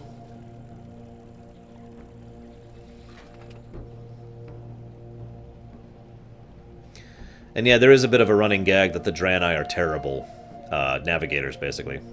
Constantly crashing into anything. Yeah, I was gonna say, there's a Draenei helmsman in Wrath who's, crashes. Like that, kind of, into a mountain. Now, what Permius said is actually true. This isn't really our fault in the strictest sense of the word. Now, the Draenei still feel guilt over it, and are still going to try and make things better. I've pointed that out. That's kind of the perspective of this group of Draenei. However, the actual fault here is Kael'thas. Oh, tell me about it, Hylisk. The actual fault here is at Kael'thas and his Blood Elves. Those Blood Elves... Well, I shouldn't have to tell you this. You've probably already put two and two together. Why do you think we crashed? You know, why do you think it is that we, after millennia of piloting these ships and having no issues, why we suddenly crashed on Azeroth? And that crash is what caused all these problems. If the Exodar had landed normally, peaceably, we wouldn't have damaged the terrain, we wouldn't have devastated the nearby surroundings, and of course, that man's wife and child would still be alive. Thanks, Kael'thas. Appreciate it. Krona Kai Christor. Trallius adjusts his eye patch to look at you. This is the best we can offer the Hand of Argus? Alright, let me have a look at your orders. Is he crazy? Entrusting something like this to some no-named Draenei juggling. Just remember this, kid. You'll never make it as a Hand of Argus. You don't have the guts. I guess I'll have to humor him this time. Speak with Vorken at Kessel's Crossing on Bloodmist Isle. It's about 12 parsecs that way. May your days be long and your hardships few. Yeah, I remember that one, Nicholas.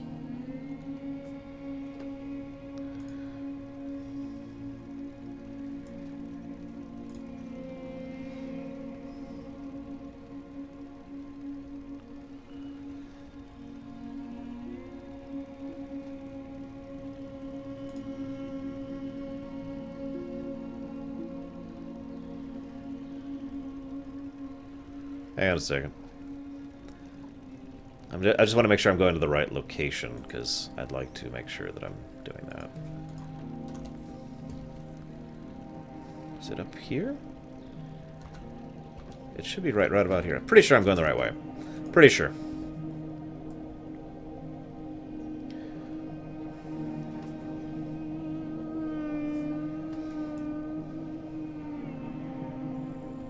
That's true, Permius. And then, of course, the Venture Co. was certainly a relevant part there as well. Yeah, I've already got a Mount Grey Wolf. I'm good. I gotta make sure... I'm not 100% sure where this is. I wish I had cords. Of course, I don't have any add-ons on right now.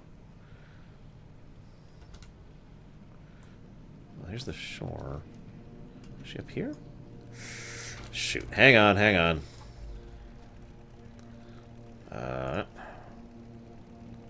Ah, damn it. I'm in completely the wrong area. Freaking fracking. Sorry, guys. Hang on, hang on. I'm stupid.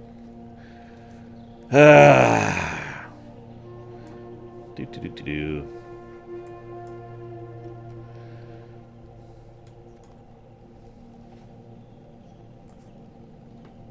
So, let's see. I gotta come up with something to talk about while I went the wrong way. I really am a Draenei. I completely went the wrong way. Let's see. What could I was talking about the Moonkin. I was talking about the original deal with the Legion. Okay, so here's a really weird question for you guys. Do you think that Sargeras, not the rest of the Legion, not the Nethrezim, not the Eridar, none of that. Do you think Sargeras is evil? Yay or nay?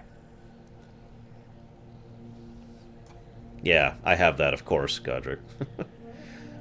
I've had that for a while now.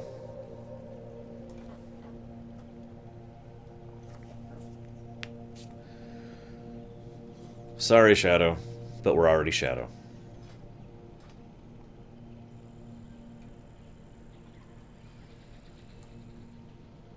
Yes, Hylisk. So I'm seeing some interesting answers here. I'm not going to give my opinion yet. I don't want to taint the data. Sargeras. Yeah, Melkor is actually a very interesting parallel to Sargeras. I will agree with that statement. He did to Koida. That is true. But I personally would... This is just my opinion now that a lot of people have answered. I personally do not think Sargeras is evil. I think he is wrong. But I do not think he is evil. I think he is absolutely insane. Yeah, so what Raskor said there is actually accurate. So here's Sargeras' motivations, for those of you not aware. And yeah, he is very Titan, isn't he? So the Titans go from planet to planet in the galaxy and just try to fix it. By their particular definition of what fixing means. You know, it's a very Titan thing. So they go in, they make things, and they build things, and they redistribute the planet, try to make it more orderly, and they move on to the next planet, and then they move on to the next planet, and so forth and so on. Sargeras was actually sent off to deal with the more large-scale threats, like the Nethrezim, to use a good example here, like the Infernals, like the Moarg are another good example, and the... I can't think what they're called. The Succubus's race. I forget what they're called. And as he was off dealing with them, he started to realize that no matter what he did, everywhere he went, and even the worlds that the Titans had touched, there was still chaos. There was still disorder. There was still strife and pain and all those other horrible things. And it got to him over a fairly long period of time. This wasn't a snap decision. We're talking years and years and years. There she is. Years and years and years of seeing just how broken and wrong everything was, and he reached the conclusion, again, in very Titan format, that the best possible thing to happen would be for the universe to be wiped completely clean. All life wiped out. All planets wiped out. Just gone. And then start over from scratch. Make a new universe. Make a new galaxy, but actually make it, you know, good this time. Make it properly. Make it right from the ground up. So none of this corruption, none of the old gods, none of the pain, just make it properly. But the only way to do that is to wipe the board clean first. In other words, to kill and destroy everything. That is the Burning Legion's goal. That is Sargeras' motivation and what he has been doing for all of these long years since then. So again, whether that is defined as evil or not is going to be a matter of opinion. And I'm not going to disparage anyone else's opinions. That's not the point. That's why I asked, what do you think? Do you think he actually qualifies as evil? Because that is a very interesting perspective. I mean, holy crap. And again, as was pointed out by chat, that is a very Titan way of thinking. Oh, this isn't working. Etch-a-sketch. There we go. Because that's what they wanted to do with Azeroth, don't forget. More than once, I feel like pointing out. Okay, so.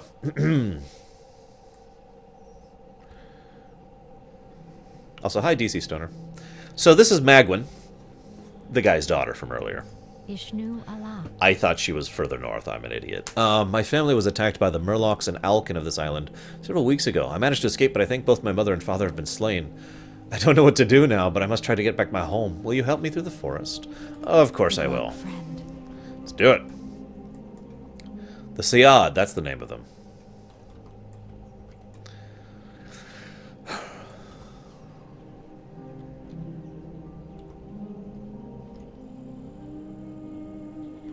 Now, it is worth noting that I want to stress that I'm not asking, do you think the Legion is evil? There are plenty of sadistic, horrible, viciously, ridiculously evil individuals and groups and species within the Legion. There are plenty of evil bastards within the Legion. I was just asking what you thought of Sargeras himself.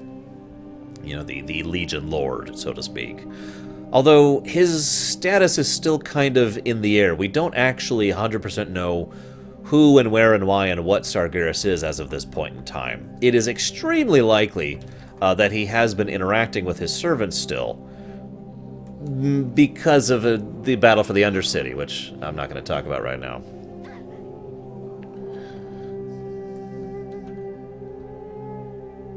Yeah, there is no such thing as a Nethrazim who is not evil. They are exactly what Takoida was just referring to. They are evil. There is no... there's nothing that made them crazy.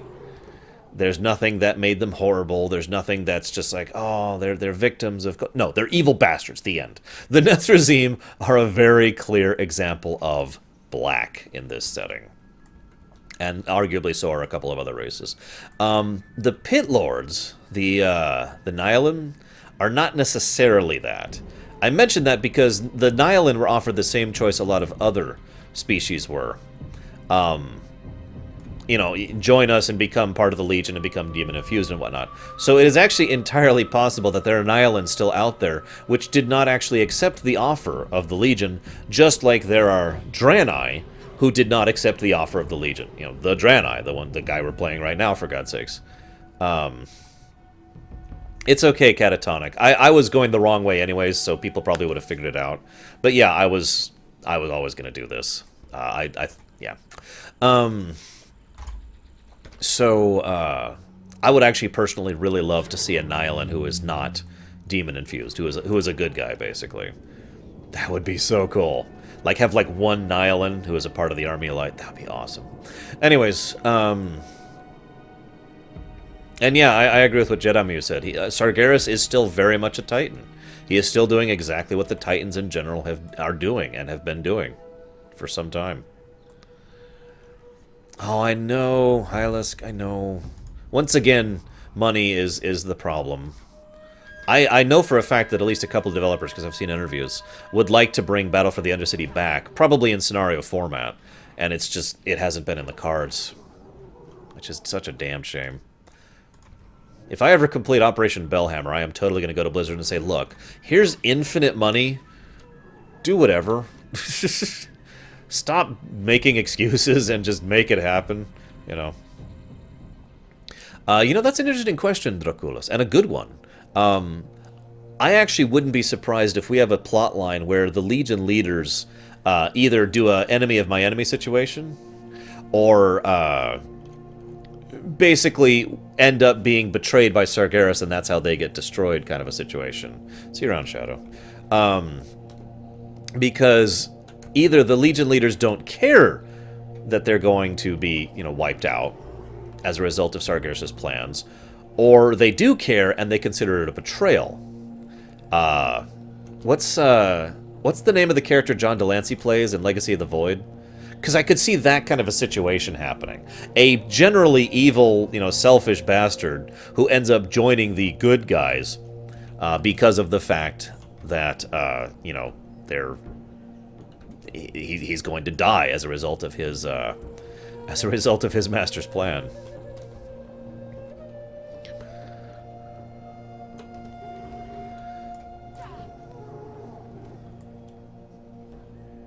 Ah, escort quests. Remember when they used to suck? There's one in Oldham that is going to be an amusing one. That's all I'm going to say about it. That's all I'm going to say about it.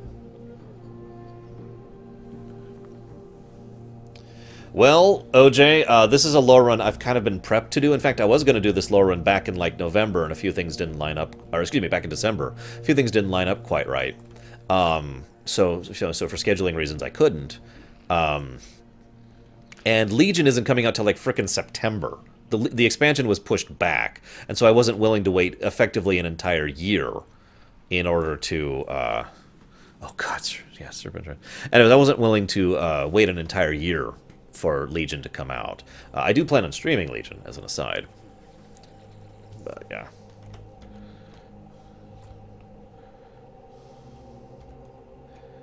So no, he doesn't actually commit suicide. Sorry for building you all up with that. Greetings. I was hoping that would actually line up a little better, but I kind of went the wrong way. Yes, how can I ever repay you for this? Please take this heirloom. It symbolizes a sacred bond of friendship, trust, and love amongst the Night Elves. You are assisting me from this day until the end of time. May the stars guide you. So we actually saved his daughter, and he doesn't commit suicide. He actually lives. I mean, at least that's what I assume. Since he has his daughter back, he actually has a reason to live. Alarak, thank you. That's what I was thinking of. So, sorry for the artificial build-up. I was trying to lead into that moment. And then I kind of screwed it up. Actually, Permeus, that wouldn't surprise me. Don't tempt me, Shuryu. I could talk a long time about this game. Yes, Centigrade. All lore runs, with the one exception, which is a technically go to YouTube. Everything goes to YouTube. All YouTube to go-tos. That's like one of the most requested features of my stream, is that this stuff goes to YouTube. So it does. Yeah. Oh, I am psychotic. I'm gonna be bawling at that quest. That quest is horrifying. Oh my god. That quest is heartrending.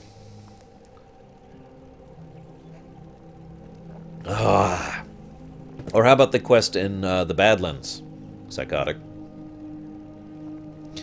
Okay, so we are now officially, now that we've done that, I meant to do that earlier, and I totally spaced. God, I am an idiot. In all honesty, I actually don't know the Draenei starter zones as well as I do every other starter zone in the game, because I've only actually ever made one Draenei. So this is, well, I guess that's a lie. I've actually made 2 Draenei, forgive me. So I've only ever made 2 Draenei. So this is actually my 3rd Draenei character ever. Not counting beta stuff, obviously, because I've been in, like, every WoW's beta. There we go. And that's true, Permeus. One thing that I really like about streaming Blizzard games, I don't have to worry about copyright crap. Blizzard never comes after me for copyright crap. And I love that. It's like, oh, I can just stream and I can just upload to YouTube and I never have to worry about them pulling a Konami or pulling a CBS or pulling a anything else. And it's great and I love it. I will admit, I personally like the Blood Elf Zone better, but that's because the Blood Elf Zone had so much to work with already. With regards to, you know, the whole... so much of... I talked about it as just yesterday. All the culture, all the lore, all the war, all the history, all that fun, awesome stuff. They do some good stuff here, too, story-wise. But as Psychotic points out, we do have a little bit of a BC syndrome. And unfortunately, we will be having that for probably about the next week or so as we go through Outland. Because it's BC. It's the old quests. I have a story to tell about that, but I want to save that until we actually enter Outland. I doubt I'll forget it, because it's a great story. It's one I've told before, actually. Oh, absolutely, Opeth. I will be playing every single race at least once. Hey, you. The Naru have not forgotten us. The Legion will fall. I thought... maybe... whatever. But yes, I will be playing the starter zone. At the very least, I'll be doing the tutorial zone of every race, and every starter zone that exists, I will be doing as that race. So we will be actually doing Durotar as an orc. We will actually be doing Dun Marog as a dwarf. You know, we will be doing... that is true, Zuan Joker. And that is true, Reflector. You are both correct. I hope that does not change, because then I'm going to have to destroy everything. But yeah, I will be... see, I thought she was at the northern shore up here. That's why I was heading up here. Yeah, all the starter zones and all the tutorial zones will be done for every race. And then we will be finalizing it by playing... let's see. We're going to be playing a Pandaren Monk. Really looking forward to the Pandaren starter zone, by the way. It's probably my favorite starter zone in the game. Right alongside the Death Knight one. So we'll be playing a Pandaren Monk, a Night Elf, I forget what class, I really don't remember, a Forsaken Rogue, and a Dwarven Hunter. And those are the ones we will be doing, those 4 characters we will be doing Kalimdor and the Eastern Kingdoms on. and going through all of the New World. Oh, I know, Hylisk. It is such a whiplash of awesome. Back when, you know, it's funny because I'm sure several of you know what it was like leveling characters back when Vanilla WoW was out. So there's that slog of getting to 50. That's how it always was for me. Just getting to 50 is just like, oh, come on. Come on. Just trying to get to 50. Once you get to 50 to 58 takes like a few hours. It's just all of a sudden it opens up and they blaze through it. And then once you get to BC, it's like a breath of fresh air. And then once you go from BC to Northrend, it's like, yes! At least that's how my experience with leveling characters always worked in this game. So here we are, Bloodmist. A little redder. A little less blue. Dot'em-dee, dot'em-die. But this is what we're going to be doing after we come back from lunch. So guys, will be back as soon as I go eat and, you know, get a drink and all that kind of stuff. So I'll see you in a bit.